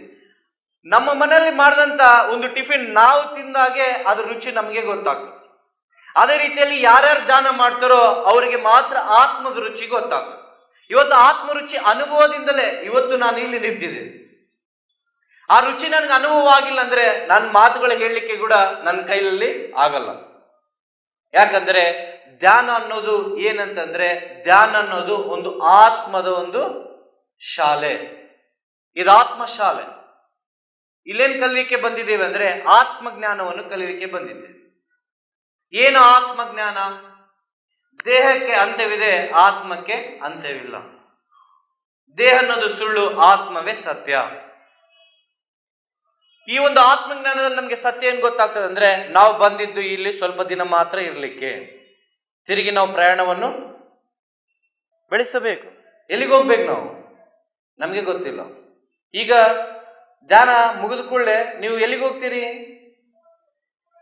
ಮನೆಗಳಿಗೆ ಹೋಗ್ತೀರಿ. ಆದ್ರೆ ಅದು ನಮ್ಮ ನಿಜವಾದ ಮನೆ ಅಲ್ಲ. ನಮ್ಮ ನಿಜವಾದ ಮನೆ ನಮ್ಮ ಆತ್ಮದಲ್ಲಿ, ಸತ್ಯಲೋಕ ಆತ್ಮಲೋಕದಲ್ಲಿ ನಮ್ಮ ನಿಜವಾದ ಮನೆ ಇದೆ. ಆ ಮನೆಗೆ ನಾವು ಹೋಗ್ಬೇಕಂದ್ರೆ ಇವತ್ತೇ ಸತ್ಯವನ್ನು ತಿಳ್ಕೋಬೇಕು. ಧ್ಯಾನದಿಂದ ನಮ್ಗೇನಂತಂದ್ರೆ ಸತ್ಯ ಬೋಧನೆ ಆಗ್ತದೆ. ಈ ಪ್ರಪಂಚದಲ್ಲಿ ಕಾಣುವಂಥದ್ದೆಲ್ಲ ಸುಳ್ಳು, ನಿನ್ನಲ್ಲಿರುವಂತಹ ಆನಂದವೇ ನಿಜವಾದದ್ದು. ಆನಂದ ಎಲ್ಲಿ ಸಿಗ್ತದೆ? ಹೊರಗಿಂದಲ್ಲ. ಹೊರಗಿಂದ ಸಿಗುವಂಥದ್ದು ಕ್ಷಣಿಕ ಮಾತ್ರ ಸಿಗ್ತದೆ. ನಾವು ಒಳ್ಳೆ ಬಟ್ಟೆ ಹಾಕೊಂಡ್ರೆ ಸ್ವಲ್ಪ ಹೊತ್ತು ಖುಷಿ ಇರ್ತದೆ. ಒಳ್ಳೆ ಗಾಡಿ ತಗೊಂಡ್ರೆ, ಹೊಸ ಗಾಡಿ ತಗೊಂಡ್ರೆ ಸ್ವಲ್ಪ ಹೊತ್ತು ಇರ್ತದೆ. ಹೊಸ ಬಿಲ್ಡಿಂಗ್ ಮನೆ ಕಟ್ಸಿದ್ರೆ ಸ್ವಲ್ಪ ಹೊತ್ತು ಇರ್ತದೆ. ನಾವು ಅನ್ಕೋತೀವಿ ಹಿಂಗೆ ಇರ್ತದೆ ಅಂತ, ತೋರಣಗಳು ಕಟ್ತೀವಿ, ಎಲ್ಲರೂ ಹೇಳ್ತೀವಿ ಚೆನ್ನಾಗಿ ಬರ್ರಿ ನಮ್ಮ ಮನೆಗೆ ಅಂತ ನಾವು ಇನ್ವೈಟ್ ಮಾಡ್ತೀವಿ. ಆದ್ರೆ ಅದು ಒಂದು ದಿನ, ಒಂದು ಕ್ಷಣ, ಕೇವಲ ಕೆಲವು ನಿಮಿಷಗಳು ಮಾತ್ರ ಇರ್ತದೆ. ಆದ್ರೆ ಧ್ಯಾನ ಮಾಡಿದ್ರೆ ಯಾವಾಗ್ಲೂ ನಿನ್ನ ಹೃದಯದಲ್ಲಿ, ನಿನ್ನ ಮನಸ್ಸಲ್ಲಿ ಹಬ್ಬದ ವಾತಾವರಣ ಇರ್ತದೆ. ಯಾವಾಗ ನಾನು ಧ್ಯಾನವನ್ನು ಮಾಡಿದ್ನೋ, 5 ವರ್ಷದ ಕೆಳಗಡೆ ಧ್ಯಾನ ಮಾಡಿದೆ ನಾನು. 5 ವರ್ಷಗಳಿಂದ ಇವತ್ತಿನವರೆಗೆ ನನ್ನ ಹೃದಯದಲ್ಲಿ, ನನ್ನ ಮನಸ್ಸಿನಲ್ಲಿ, ಆತ್ಮದಲ್ಲಿ ಆನಂದವಾದ ಅನುಭೂತಿಯನ್ನು ಆ ಪರಮಾತ್ಮ ನನಗೆ ಕೊಟ್ಟಿದ್ದಾನೆ. ಆ ಆನಂದವನ್ನು ನಾನು ಹಂಚಿಕೊಳ್ಳಲಿಕ್ಕೆ ಈ ಸಮಯದಲ್ಲಿ ಬಂದಿದ್ದೀನಿ. ಆನಂದ ಎಲ್ಲಿಂದ ಅಂದ್ರೆ, ಅದು ಆನಂದ ಹೊರಗಡೆ ಇಲ್ಲ, ಆನಂದ ಅನ್ನೋದು ನಿನ್ನಲ್ಲೇ ಇದೆ. ಸುಖ ಅನ್ನೋದು ಹೊರಗಡೆ ಇಲ್ಲ, ಸುಖ ಅನ್ನೋದು ನಿನ್ನಲ್ಲೇ ಇದೆ. ಈ ಸತ್ಯ ನಿನ್ಗೆ ಗೊತ್ತಾಗ್ಬೇಕಂದ್ರೆ ನಿನ್ಗೆ ಆತ್ಮಜ್ಞಾನ ಬೇಕು. ಆ ಜ್ಞಾನ ಪಡ್ಕೊಳ್ಳಿಕ್ಕೆ ನಾವು ಬಂದಿದ್ವಿ. ಈ ಪ್ರಪಂಚದಲ್ಲಿ ನೋಡ್ರಿ ಎಷ್ಟೋ ಜನ ಎಲ್ಲೆಲ್ಲೋ ಇದ್ದಾರೆ. ನಾನು ಬರ್ತಾ ಬಹಳ ಜನ ಬಹಳ ಬ್ಯುಸಿ ಆಗಿರ್ತಾರೆ. ಬೆಂಗಳೂರು ಲೈಫ್ ಅಂದ್ರೆ ಬಹಳ ಬ್ಯುಸಿ, ಟೈಮ್ ಕೂಡ ವೇಸ್ಟ್ ಮಾಡೋದಿಲ್ಲ. ಹೌದಾ? ಅದು ಎದಕ್ಕೆ? ದೇಹಕ್ಕೆ ಇಡ್ತಾ ಇದ್ದಾರೆ. ಆದ್ರೆ ಈ ಒಂದು ಬ್ಯುಸಿ ಲೈಫ್ ಅಲ್ಲಿ ಕೂಡ ನೀವು ಬಂದು ಈ ಆತ್ಮಜ್ಞಾನವನ್ನು ಕೇಳ್ತಾ ಇದ್ದಾರೆ ಅಂದ್ರೆ ನಿಮ್ಮೆಲ್ಲ ಪಾದಗಳಿಗೆ ಕೋಟಿ ಕೋಟಿ ನಮಗಳನ್ನ ಸಲ್ಲಿಸ್ತಾ ಒಂದು ಜೋರಾದ ಚಪ್ಪಾಳೆ ನೋಡಿ. ಯಾಕಂದ್ರೆ ನಮ್ಗೆ ನಿಜವಾದ ಜ್ಞಾನ ಈ ಒಂದು ಆತ್ಮಜ್ಞಾನವಾಗಿದೆ. ಇದನ್ನ ಯಾರು ಕಲ್ಸ್ಕೊಡ್ತಾರೆ ಅಂದ್ರೆ ಸತ್ಯದ ಆತ್ಮನ ಕಲ್ಸ್ಕೊಡ್ತಾರೆ. ಅವರೆಲ್ಲಿದ್ದಾರೆ ಅಂದ್ರೆ ಅವರು ನಿಮ್ಮಲ್ಲೇ ಇದ್ದಾರೆ. ಇದ್ದಾರಾ? ನಿಮ್ಗೆ ಅನುಭವ ಆಗಿದೆಯಾ? ಆಗಿದೆ. ಇದ್ದಿದ್ದಕ್ಕಾಗಿ ನಾವು ಇಲ್ಲಿ ಬಂದಿದ್ದೀವಿ. ಅವ್ರು ಹೇಳಿದ್ರು ಇವತ್ತು ಮಂಗಳವಾರ, ಇವತ್ತು ನಾವು ಧ್ಯಾನ ಕೇಂದ್ರಕ್ಕೆ ಹೋಗ್ಬೇಕು. ನಮ್ಮೊಳಗಡೆ ಒಂದು ಸ್ವರ ಬರ್ತದೆ, ಅದೇ ಆತ್ಮವಾಣಿ ಅಂತ. ನಾನು ದೇಹದಿಂದ ಹೇಳ್ತಾ ಇಲ್ಲ, ನಾನು ಬಾಯಿಂದ ಹೇಳ್ತಾ ಇಲ್ಲ, ನಾನು ನಿಮ್ಮ ಆತ್ಮಕ್ಕೆ ಬೋಧನೆ ಮಾಡಲಿಕ್ಕೆ ಬಂದಿದ್ದೀನಿ. ಎದಕ್ಕಂದ್ರೆ ಆತ್ಮ ಅನ್ನೋದು ಸತ್ಯ, ಪರಮಾತ್ಮ ಅನ್ನೋದು ಸತ್ಯ. ನಾವು ಈ ದೇಹವನ್ನು ಬಿಟ್ಟು ಆತ್ಮಲೋಕಕ್ಕೆ ಹೋಗಬೇಕೆಂಬ ಅನ್ನೋದು ಕೂಡ ನಿಜವಾದ ಸತ್ಯವಾದ ಅಂಶವಾಗಿದೆ. ನಾವು ಈಗ ಹೊರಗಡೆ ದುಡಿತೀವಿ, ಎದಕ್ಕಂದ್ರೆ ನಾವು ಈ ಭೂಮಿಯಲ್ಲಿ ಬದುಕಲಿಕ್ಕೆ. ಆದ್ರೆ ಅದು ಸ್ವಲ್ಪ ಮಾತ್ರ ಖರ್ಚು ಮಾಡ್ಕೊಳ್ಳಿಕ್ಕೆ ಮಾತ್ರ ಹಣವಿದೆ. ಆದ್ರೆ ನಿಜವಾದ ಜೀವನ ನಮ್ಮಲ್ಲಿದೆ, ಅದು ಆತ್ಮದಲ್ಲಿದೆ. ಅದೇ ಆತ್ಮನಿಧಿ ಆದಂತ ಧ್ಯಾನ. ಇದು ಆತ್ಮನಿಧಿ ಆಗಿದೆ. ಏನೇನು ಆತ್ಮನಿಧಿ ಅಂದ್ರೆ ಈ ಗಾಳಿ, ಈ ಭೂಮಿ, ಈ ಆಕಾಶ, ಮಳೆ, ಇವೆಲ್ಲ ಆತ್ಮನಿಧಿ. ಅರ್ಥ ಆಯ್ತಾ? ಕೇಳ್ರಿ, ಅದ್ರ ಬಗ್ಗೆ ವಿವರಿಸ್ತೀನಿ. ಯಾಕೆ ಅಂದ್ರೆ ನಾವು ನಮ್ಮ ತಂದೆ ತಾಯಿ ಮಕ್ಕಳು ಹುಟ್ಟಿದ ಮೇಲೆ ಅವ್ರಿಗೆ ಏನೇನ್ ಬೇಕೋ ಎಲ್ಲರೂ ಅವ್ರನ್ನ ನೋಡ್ಕೊಂತಾರೆ. ಅದೇ ರೀತಿಯಲ್ಲಿ ಪರಮಾತ್ಮ ನಮ್ಗೇನೇನ್ ಬೇಕೋ ನಾವು ತಾಯಿ ಗರ್ಭದಲ್ಲಿ ಇದ್ದಾಗೆ ನಮ್ಗೆಲ್ಲ ಕೊಟ್ಟು ಭೂಮಿ ಮೇಲೆ ಕಳ್ಸಿದ್ದಾರೆ. ಆದ್ರೆ ನಾವು ತಿಳಿಲಾರ್ದೆ ಈ ಪ್ರಕೃತಿಯನ್ನು, ಈ ಪ್ರಪಂಚವನ್ನು ನಾವು ಹಾಳು ಮಾಡ್ತಾ ಇದೀವಿ ಕೇವಲ ಸ್ವಾರ್ಥಕ್ಕೋಸ್ಕರ. ಯಾವಾಗ ಧ್ಯಾನಕ್ಕೆ ಬರ್ತೀವೋ ನಮ್ಮಲ್ಲಿ ನಿಸ್ವಾರ್ಥ ಬರ್ತದೆ. ನಿಸ್ವಾರ್ಥ ಬಂದಾಗ ನಾವು ಈ ಗಾಳಿಯನ್ನು ಅನುಭವಿಸ್ತೀವಿ, ಈ ಪ್ರಕೃತಿಯನ್ನು ನಾವು ಅನುಭವಿಸ್ತೀವಿ, ಆ ಮಳೆಯನ್ನು ನಾವು ಅನುಭವಿಸ್ತೀವಿ, ಈ ವಾತಾವರಣವನ್ನು ಅನುಭವಿಸ್ತೀವಿ. ಪ್ರತಿಯೊಂದು ಕ್ಷಣ ಆನಂದಮಯವಾದ ಜೀವನ ನಮ್ದಾಗ್ತದೆ. ಇವೆಲ್ಲ ನಮ್ಗಾಗ್ಬೇಕಂದ್ರೆ ನಾವು ಹೆಚ್ಚಾದ ಧ್ಯಾನ ಸಾಧನೆಯನ್ನು ಮಾಡಬೇಕು. ಧ್ಯಾನದಿಂದ ಜ್ಞಾನ, ಜ್ಞಾನದಿಂದ ಸತ್ಯ ಮಾರ್ಗ, ಸತ್ಯ ಮಾರ್ಗವೇ ಆನಂದ ಮಾರ್ಗ, ಆನಂದವೇ ಮುಕ್ತಿ ಮೋಕ್ಷವಾಗಿದೆ. ಇವತ್ತು ನೀವು ಫೋಟೋಗಳಲ್ಲಿ ಏನೇನು ನೋಡಿದಿರೋ ಅವರೆಲ್ಲ ಮುಕ್ತಿ ಮೋಕ್ಷ ಹೊಂದಿದ್ದಾರೆ. ಇವತ್ತು ಅವರು ನಮ್ಮ ಹಾಗೆ ಈ ಪ್ರಪಂಚದಲ್ಲಿ ಬಂದವರು. ಆದ್ರೆ ಅವರು ಆತ್ಮಜ್ಞಾನ ಪಡ್ಕೊಂಡ್ರು. ಅವ್ರು ಈ ಭೂಮಿ ಮೇಲೆ ಇದ್ದಾಗ ಎಲ್ಲರನ್ನೂ ಅವನು ಹೀಯಾಳಿಸಿದ್ರು, ಕಲ್ಲು ತಗೊಂಡು ನೋಡಿದ್ರು, ಅವ್ರನ್ನೇನ ಕೊಲ್ಬೇಕೆಂಬುದಾಗಿ ಯೋಚನೆ ಮಾಡಿದ್ರು. ಆದ್ರೆ ಇವತ್ತು ಅವ್ರ ಫೋಟೋಗಳನ್ನ ಹಾಕೊಂಡು ನಾವೆಲ್ಲ ಪೂಜೆ ಮಾಡ್ತಾ ಇದೀವಿ. ನಾವು ಅವರು ನೋಡಿ ಕಲಿಬೇಕಾಗಿದ್ದೇನಂತಂದ್ರೆ ನಾವು ಕೂಡ ಆತ್ಮಜ್ಞಾನವನ್ನು ಸಂಪಾದನೆ ಮಾಡ್ಕೋಬೇಕು. ಅವ್ರು ಯಾವ ರೀತಿಯಲ್ಲಿ ಜೀವಿಸಿದ್ರು, ಯಾವ ರೀತಿಯಲ್ಲಿ ಮುಕ್ತಿ ಮೋಕ್ಷಕ್ಕೆ ಹೋದ್ರು. ಭೂಮಿ ಮೇಲೆ ಪ್ರತಿಯೊಬ್ಬರು ಇರ್ತೀವಿ, ಆದ್ರೆ ಏನಾದ್ರೂ ಸಾಧನೆ ಮಾಡಿ ಹೋಗ್ಬೇಕು. ಇವತ್ತು ಪತ್ರಿಜಿ ಗುರುಗಳಾಗ್ಲಿ, ನಮ್ಮ ಹನುಮಂತರಾವ್ ಅವ್ರ ಗುರುಗಳ ಬಗ್ಗೆ ನಾವು ಯಾಕೆ ಎಲ್ಲ ಹೇಳ್ಕೊಳ್ತೀವಿ ಅಂತಂದ್ರೆ ಅವರು ಸಾಧನೆಯನ್ನು ಮಾಡ್ತಾ ಇದ್ದಾರೆ. ಇದು ನಿಜವಾದ ಸಾಧನೆ, ಆತ್ಮ ಸಾಧನೆ.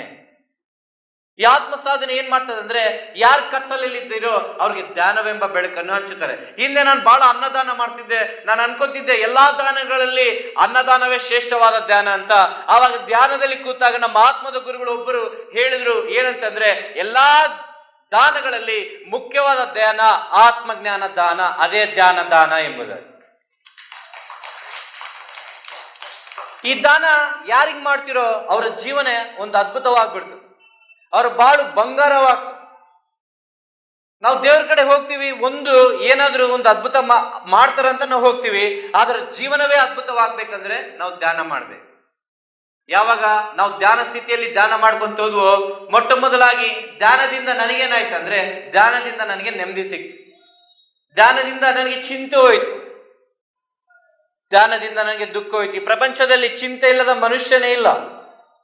ನಾವು ಒಳಗಡೆ ಇದ್ದೀವಿ ಜೈಲಲ್ಲಿ, ಎಲ್ಲರೂ ನೋಡ್ತಿದ್ರು ಇವ್ರು ಜೈಲೆಲ್ಲ ಇದ್ದಾರೆ, ಆದ್ರೆ ಹೊರಗಡೆ ಇದ್ದು ಎಲ್ಲರೂ ಜೈಲೆಲ್ಲ ಇದ್ದಾರೆ. ದುಃಖ ಎಂಬ ಜೈಲು, ನೋವೆಂಬ ಜೈಲು, ಬಾಧೆ ಎಂಬ ಜೈಲು, ಅಜ್ಞಾನ ಎಂಬ ಸೆರೆಮನೆ. ಈ ಎಲ್ಲವುಗಳಿಂದ ಬಿಡುಗಡೆ ಆಗ್ಬೇಕಂದ್ರೆ ನಮ್ಗೆ ಬೆಳಕು ಬೇಕು. ಆ ಬೆಳಕೆ ಅದ್ಭುತವಾದ ಧ್ಯಾನ ಮಾರ್ಗವಾಗಿದೆ.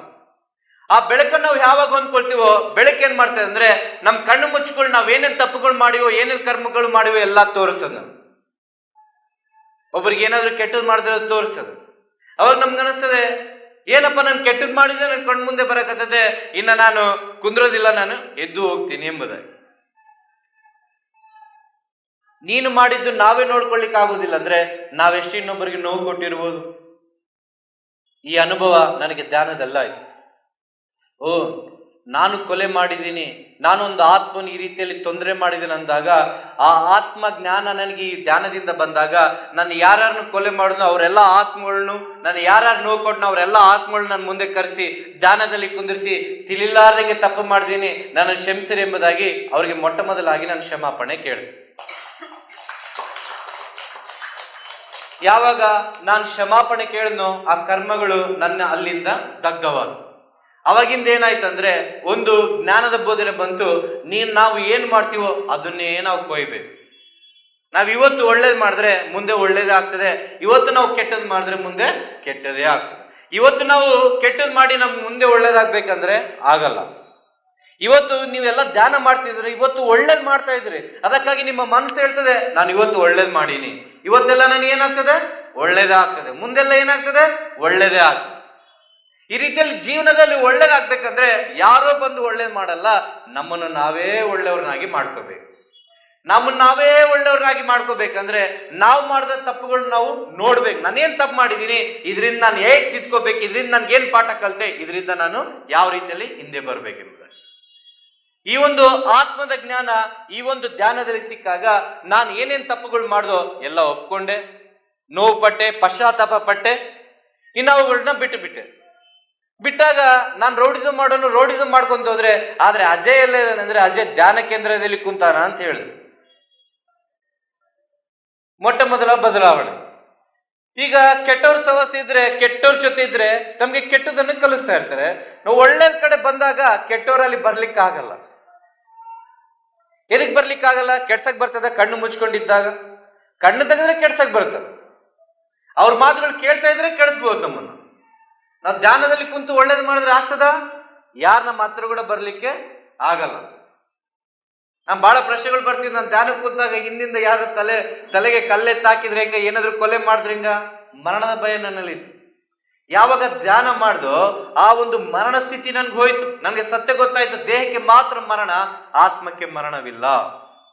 ಯಾವಾಗ ಈ ಸತ್ಯ ಗೊತ್ತಾಯ್ತೋ, ನಾನು ಶಕ್ತಿಯನ್ನು, ಅದ್ಭುತವಾದ ಧ್ಯಾನ ಶಕ್ತಿ ಹಿಡ್ಕೊಂಡ್ಮೇಲೆ ಯಾವ ಒಂದು ಕೆಟ್ಟದ್ದು ಕೂಡ, ನೆಗೆಟಿವ್ ಕೂಡ ನನ್ನ ಹತ್ರ ಬರ್ಲಿಕ್ಕೆ ಆಗ್ಲಿಲ್ಲ. ಇನ್ನು ಪಾಸಿಟಿವ್ ಎನರ್ಜಿ ಬಿಲ್ಡ್ ಆಯ್ತು. ಇನ್ನ ಜೈಲಲ್ಲಿ ನೋಡಿಕೊಳ್ಳುವಾಗ ಬಹಳ ಚಿಂತೆ ದುಃಖಗಳಲ್ಲಿ ನೋವುಗಳಲ್ಲಿ ಬರ್ತಾರೆ. ಅವ್ರಿಗೆ ಅಜ್ಞಾನದಲ್ಲಿ ಇದ್ದು ಆ ತಪ್ಪುಗಳನ್ನು ಮಾಡ್ತಾರೆ. ಈ ಪ್ರಪಂಚದಲ್ಲಿ 3 ವಿಷಯಗಳು ನಮ್ಮನ್ನು ಯಾವಾಗಲೂ ಕೂಡ ಹೆಚ್ಚಾಗಿ ಪ್ರೇರೇಪಣೆ ಮಾಡ್ತವೆ. ಮೊಟ್ಟ ಮೊದಲಾಗಿ ದುಡ್ಡು, ಎರಡನೇದಾಗಿ ಈ ಪ್ರಪಂಚದ ಒಂದು ಸುಖಭೋಗಗಳು, ಮೂರನೇದಾಗಿ ಕುಡುಕತನ, ಇನ್ನ ಈ ಲೋಕದ ಒಂದು ವ್ಯಾಮೋಹಿಕವಾದ ಜೀವಿತ. ಅದಕ್ಕಾಗಿ ಭಗವದ್ಗೀತೆ ನಮ್ಮೆಲ್ಲರಿಗೆ ಪ್ರಪ್ರಥಮವಾದ ಬೋಧನೆಯನ್ನು, ಪಾಠವನ್ನು ಕಲಿಸದೆ. ಅದೇನಂತಂದ್ರೆ, ಪ್ರಾಪಂಚಿಕದಿಂದ ನೀನು ದೂರವಾಗಿ ಆಧ್ಯಾತ್ಮದವರೆಗೆ ನೀನು ಪ್ರಯಾಣ ಮಾಡು. ಆಧ್ಯಾತ್ಮಿಕತೆ ಅಂದರೇನು ಅದು ನಮಗೆ ಗೊತ್ತಾಗ್ಬೇಕು. ಆಧ್ಯಾತ್ಮಿಕತೆ ಹೊರಗಡೆ ಇಲ್ಲ, ಆಧ್ಯಾತ್ಮಿಕತೆ ನಿನ್ನೊಳಗೆ ಇದೆ. ಅದು ನೀನು ಹುಟ್ಟಿದಾಗದಿಂದ ಇದೆ. ಆದ್ರೆ ಯಾವಾಗ ನೀನು ಧ್ಯಾನಕ್ಕೆ ಬರ್ತೀಯೋ, ಆ ಜ್ಞಾನವೆಂಬ ಬೆಳಕು ನಿನ್ನಲ್ಲಿ ಬರ್ತದೋ, ನಿನಗೆ ಜ್ಞಾನೋದಯವಾಗಿ ನಿನಗೆ ಗೊತ್ತಾಗ್ತದೆ ಎಲ್ಲಾ ಸತ್ಯ ನನ್ನಲ್ಲೇ ಅಡಕವಾಗಿದೆ.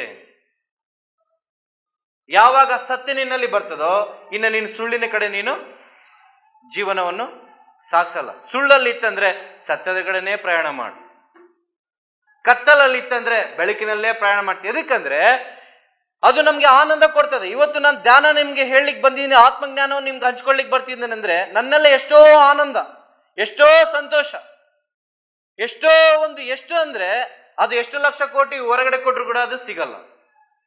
ಅದು ಕೇವಲ ಪರಮಾತ್ಮನು ಕೊಡುವಂತ, ಶಾಶ್ವತವಾಗಿ ಕೊಡುವಂತ ಆನಂದ. ಇದನ್ನ ನಾವೆಲ್ಲ ಈ ಸಮಯದಲ್ಲಿ ಧ್ಯಾನದಲ್ಲಿ ಅನುಭವಿಸ್ತಾ ಇದ್ದೀವಿ.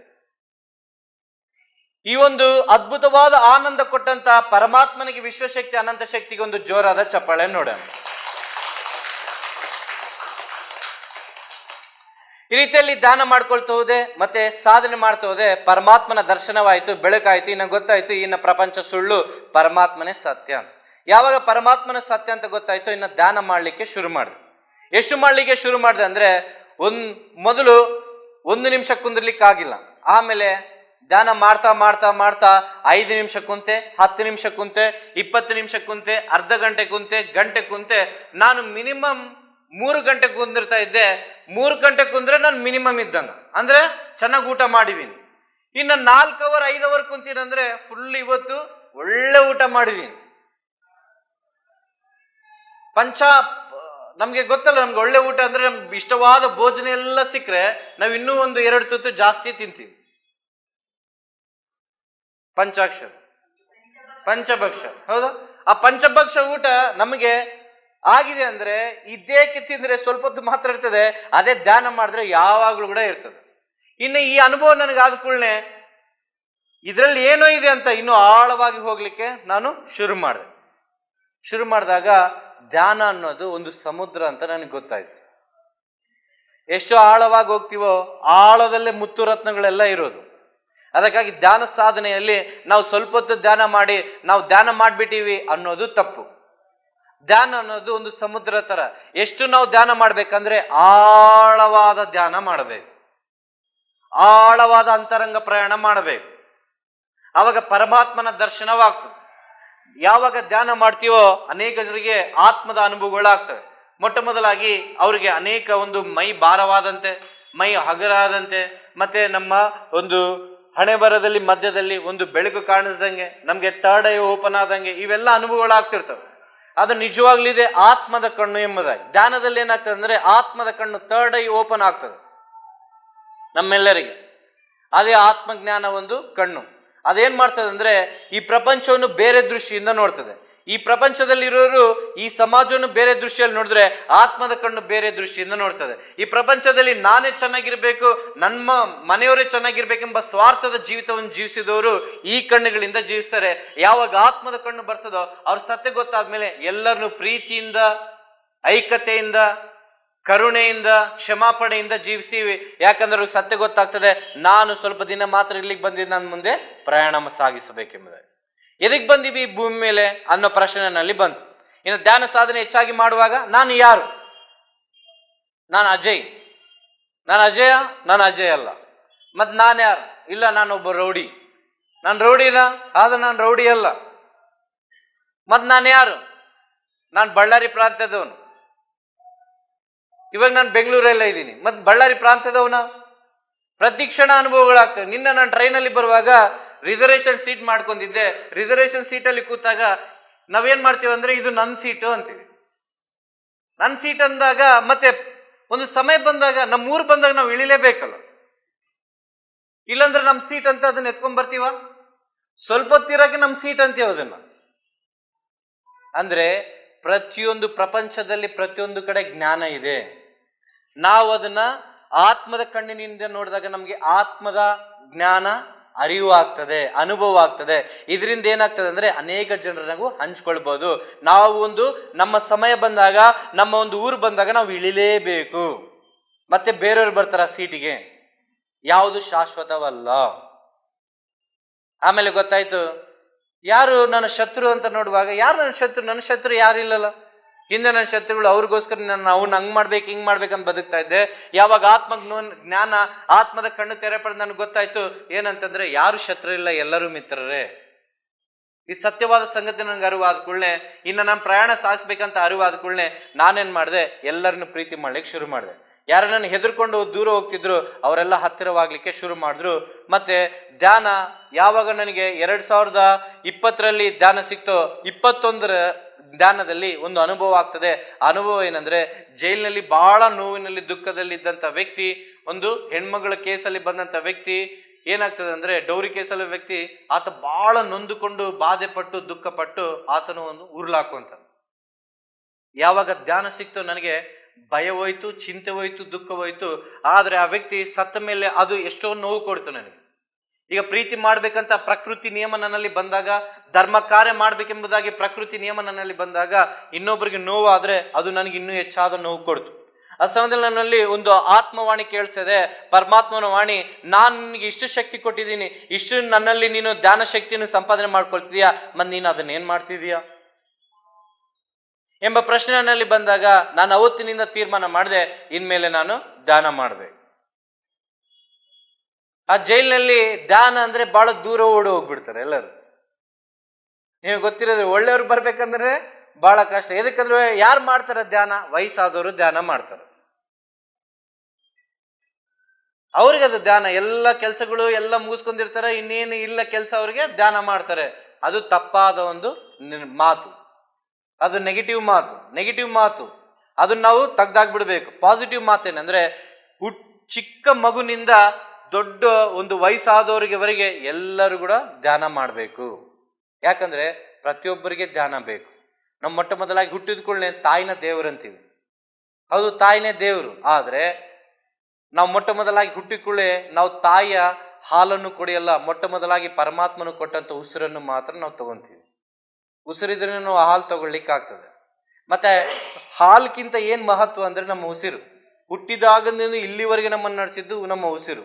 ಇವತ್ತು ಆ ವ್ಯಕ್ತಿ ಬಹಳ ನೊಂದುಕೊಂಡ ಉಸಿರನ್ನೇ ಸಾಯಿಸ್ಬಿಟ್ಟ. ಅವಾಗ ನ್ಯೂಸ್ಗಳಲ್ಲಿ ಬರೀತಾರ, ಈ ವ್ಯಕ್ತಿ ಏನ್ ಮಾಡ್ಕೊಂಡಿದ್ದಾರೆ, ಆತ್ಮಹತ್ಯೆ. ಮತ್ತೆ ನಾವು ಚೆನ್ನಾಗಿದ್ದಾಗ ಯಾಕೆ ಒಪ್ಕೊಳೋದಿಲ್ಲ ನಾವು ಆತ್ಮ ಎಂಬುದಾಗಿ? ಎಲ್ಲರೂ ಚೆನ್ನಾಗಿದ್ರೆ ಯಾರು ಒಪ್ಕೊಳಲ್ಲ. ಸತ್ತ ಮೇಲೆ ಸತ್ಯ ಗೊತ್ತಾಗ್ತದೆ. ಆದ್ರೆ ನಾವು ಬದುಕಿರುವಾಗಲೇ ಸತ್ಯ ಗೊತ್ತಾಗಿ ನಾವು ಧ್ಯಾನ ಮಾಡ್ತಿದೀವಿ ಅಂದ್ರೆ ಇದೆಲ್ಲ ಪತ್ರಿಜಿ ಗುರುಗಳಿಂದ ಅವ್ರಿಗೆ ಜೋರಾದ ಚಪ್ಪಾಳೆ ನೋಡಿ. ಅವಾಗ ನನಗೆ ಆತ್ಮವಾಣಿ ಆಯ್ತು, ಇನ್ಮೇಲೆ ನೀನು ಧ್ಯಾನ ಮಾಡಿಸ್ಬೇಕು ಎಲ್ಲರಿಗೆ. ಧ್ಯಾನ ಮಾಡಂದ್ರೆ ಎಲ್ಲರೂ ಓಡೋಗ್ತಾ ಇದ್ದಾರೆ. ಆದ್ರೆ ನಂದು ಸ್ವಲ್ಪ ಹೆದರಿಕೆ ಇತ್ತು. ಅವಾಗ ನಾನು ಹೇಳಿದೆ, ಇಲ್ಲ, ನೀವು ಖಂಡಿತವಾಗಿ ಧ್ಯಾನ ಮಾಡಲೇಬೇಕು. ಹಿಂದೆ ನಾನು ಎಲ್ಲರನ್ನ ಎದುರಿಸ್ಕೊಂತಿರುವಾಗ ಕೆಟ್ಟದ್ರಲ್ಲಿ ನಡೆಸ್ತಾ ಇದ್ದೆ. ಆದ್ರೆ ಯಾವಾಗ ಧ್ಯಾನ ಸಿಕ್ತೋ, ಯಾವಾಗ ಸತ್ಯ ಮಾತ ಸಿಕ್ತೋ, ಯಾವಾಗ ಸತ್ಯದ ಆತ್ಮನು ಸಿಕ್ಕರೋ, ಅವಾಗ ನನ್ ಸತ್ಯ ಗೊತ್ತಾಯ್ತು, ಇನ್ನು ಒಳ್ಳೇದ್ರಲ್ಲಿ ಎಲ್ಲರೂ ನಡೆಸ್ಬೇಕಂತ. ಯಾವಾಗ ಒಳ್ಳೇದ್ರಲ್ಲಿ ನಡೆಸ್ಬೇಕಂತ ಆ ಒಂದು ತೀರ್ಮಾನ ಸಂಕಲ್ಪ ನನ್ನಲ್ಲಿ ಬಂತೋ, ಅಂದಿನಿಂದ ನಾನು ಎಲ್ಲರಿಗೆ ಧ್ಯಾನ ಮಾಡ್ಲಿಕ್ಕೆ ಶುರು ಮಾಡಿದೆ. ಅವ್ರ ಅನುಭವಗಳನ್ನ ಹೇಳ್ಕೊಂತ ಹೋದ್ರು. ನನ್ನ ಕತ್ತದಲ್ಲಿ ಅಜ್ಞಾನದಲ್ಲಿ ಈ ತಪ್ಪನ್ನು ಮಾಡ್ದಣ, ಆದ್ರೆ ಯಾರು ನಮ್ಮನ್ನು ಸೇರಿಸ್ಕೊಳೋದಿಲ್ಲ. ಆದ್ರೆ ಧ್ಯಾನ ಮಾಡುವಂತ ಗುರುಗಳು, ಧ್ಯಾನ ಮಾಡೋರು ಎಲ್ಲರನ್ನು ಪ್ರೀತಿಯಿಂದ ಕಾಣ್ತಾರ. ಇವತ್ತು ನಮ್ಮಂಥವ್ರನ್ನ, ಕೆಟ್ಟವ್ರನ್ನ ಈ ಸಮಾಜದಲ್ಲಿ ಹೆಂಗ್ ನೋಡ್ತಾರೆ ಅಂದ್ರೆ, ನಾನು ಸ್ವಂತವಾಗಿ ಹೇಳ್ತೀನಿ, ನನ್ನ ಮನೆಯವರಾಗ್ಲಿ, ನನ್ನ ರಕ್ತ ಸಂಬಂಧಿಗಳಾಗ್ಲಿ ಎಲ್ಲರೂ ಏನಂತಂದ್ರೆ, ಇವನು ಬದುಕಿರಬಾರ್ದು, ನನ್ನ ಶತ್ರುಗಳಂದ್ರೆ ಇವನು ಬದುಕಿರಬಾರ್ದು, ಈ ಸಮಾಜ ಅಂತ ಇಂಥ ವ್ಯಕ್ತಿ ಬದುಕಿರಬಾರ್ದು. ನಿಮ್ಮಲ್ಲಿ ನನ್ನ ಜೀವನದ ಒಂದು ಹಿಂದೆ ಒಂದು ಈ ರೀತಿಯಲ್ಲಿ ನಾನು ಕೊಲೆ ಮಾಡಿದ್ದೀನಿ ಅಂದ್ರೆ ಪ್ರತಿಯೊಬ್ಬರಿಗೆ ಬರ್ತದೆ, ಯಾವ ರೀತಿಯಲ್ಲಿ ಈತ ಕೊಲೆ ಮಾಡಿದ, ಇಷ್ಟು ಕ್ರೂರಿನ ಈ ಇಂಥ ವ್ಯಕ್ತಿ ಸಮಾಜದಲ್ಲಿ ಬದುಕಬಾರ್ದು ಅಂತ. ಕೇವಲ ಪರಮಾತ್ಮನು ಮಾತ್ರ ತನ್ನ ಕೃಪೆಯಿಂದ ಒಂದು ಅವಕಾಶವನ್ನು ಕೊಡ್ತಾರೆ.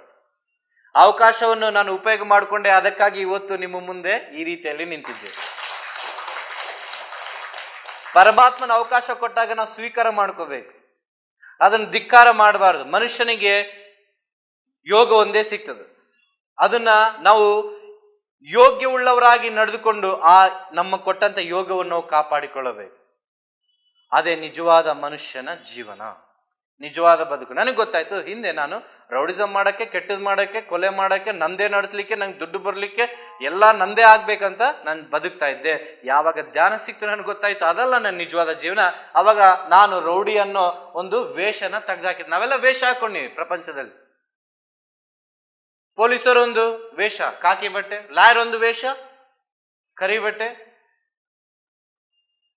ಸೇವಕರೊಂದು ವೇಷ ಬಿಳಿ ವಸ್ತ್ರಗಳು ಧರಿಸ್ಕೊಳ್ತಾರೆ. ಆದ್ರೆ ಸಾಯಂಕಾಲ ಹೋದ್ರೆ ಆ ಬಟ್ಟೆಯನ್ನು ತೆಗಿಬೇಕು, ಅವ್ರ ನಿಜವಾದ ಸ್ಥಿತಿಗೆ ಬರ್ಬೇಕು. ಆ ನಿಜವಾದ ಸ್ಥಿತಿ ಬಂದಾಗ ಅವ್ರಿಗೆ ಗೊತ್ತಾಗ್ತದೆ, ಈ ಕಣ್ಣಿಗೆ ಕಾಣಿಸುವಂಥದ್ದು ಈ ವೇಷ ಅನ್ನೋದು ಸ್ವಲ್ಪ ಹೊತ್ತು ಮಾತ್ರ ಇರ್ತದೆ. ಮತ್ತೆ ನಿಜವಾದದ್ದಂದ್ರೆ ಏನು? ನಿಜವಾದದ್ದಂದ್ರೆ ಏನು ಅಂತಂದ್ರೆ, ಈ ವೇಷವನ್ನು ಕಳೆದಾಗ ನಿಜವಾದ ಜೀವನ ಏನಂತಂದ್ರೆ, ನಾವು ಪ್ರತಿಯೊಂದು ಸಮಯದಲ್ಲಿ ರಾತ್ರಿಯಲ್ಲಿ ಮಲಗುವಾಗ ಈ ಕೈಯನ್ನು ಬಲಗೈಯನ್ನು ನಮ್ಮ ಆತ್ಮದ ಮೇಲೆ ಮನಸ್ಸಾಕ್ಷಿ ಇಟ್ಕೊಂಡು, ಇವತ್ತು ನಾನು ಒಳ್ಳೇದು ಮಾಡಿನ, ಇವತ್ತು ನಾನು ನೆಮ್ಮದಿಯಾಗಿ ನಿದ್ದೆ ಮಾಡ್ತಿದ್ದೀನ, ಈ ಒಂದು ಪ್ರಾಮಾಣಿಕತೆ ನಮ್ಮೆಲ್ಲರಲ್ಲಿ ಬರ್ಬೇಕು. ಈ ಪ್ರಾಮಾಣಿಕತೆ ನನ್ನಲ್ಲಿ ಹಿಂದೆ ಇರಲಿಲ್ಲ. ನಾನು ಹಿಂಗ್ ಮಲಗ್ತಾ ಇದ್ದೆ, ನಿದ್ದೆ ಬರಲಿಲ್ಲ, ಹಿಂಗ್ ಮಲಗ್ತಾ ಇದ್ದೆ, ಹೆಂಗ್ ಮಲಗಿದ್ರು ನಿದ್ದೆ ಬರ್ತಾ ಇದ್ದಿಲ್ಲ. ಅಂದ್ರೆ ಯಾವಾಗ ಧ್ಯಾನ ಮಾಡಿ ಇನ್ನೊಬ್ಬರಿಗೆ ಧ್ಯಾನವನ್ನು ಹಂಚಿದ್ನೋ ನಾನು ಸುಖವಾಗಿ ನಿದ್ದೆ ಮಾಡಿದೆ.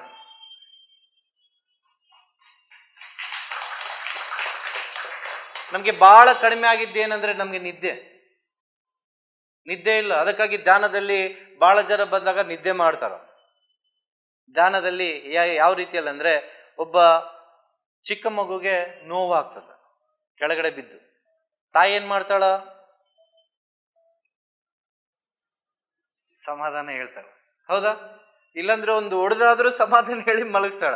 ಆ ಜೋರಾಗಿ ತಾಯಿ ಮಡಿಲಲ್ಲಿ ಈ ರೀತಿಯಲ್ಲಿ ತೂಗಿದಾಗ ಆ ಮಗು ನೋವನ್ನೇ ಮರ್ತೋಗ್ತದೆ.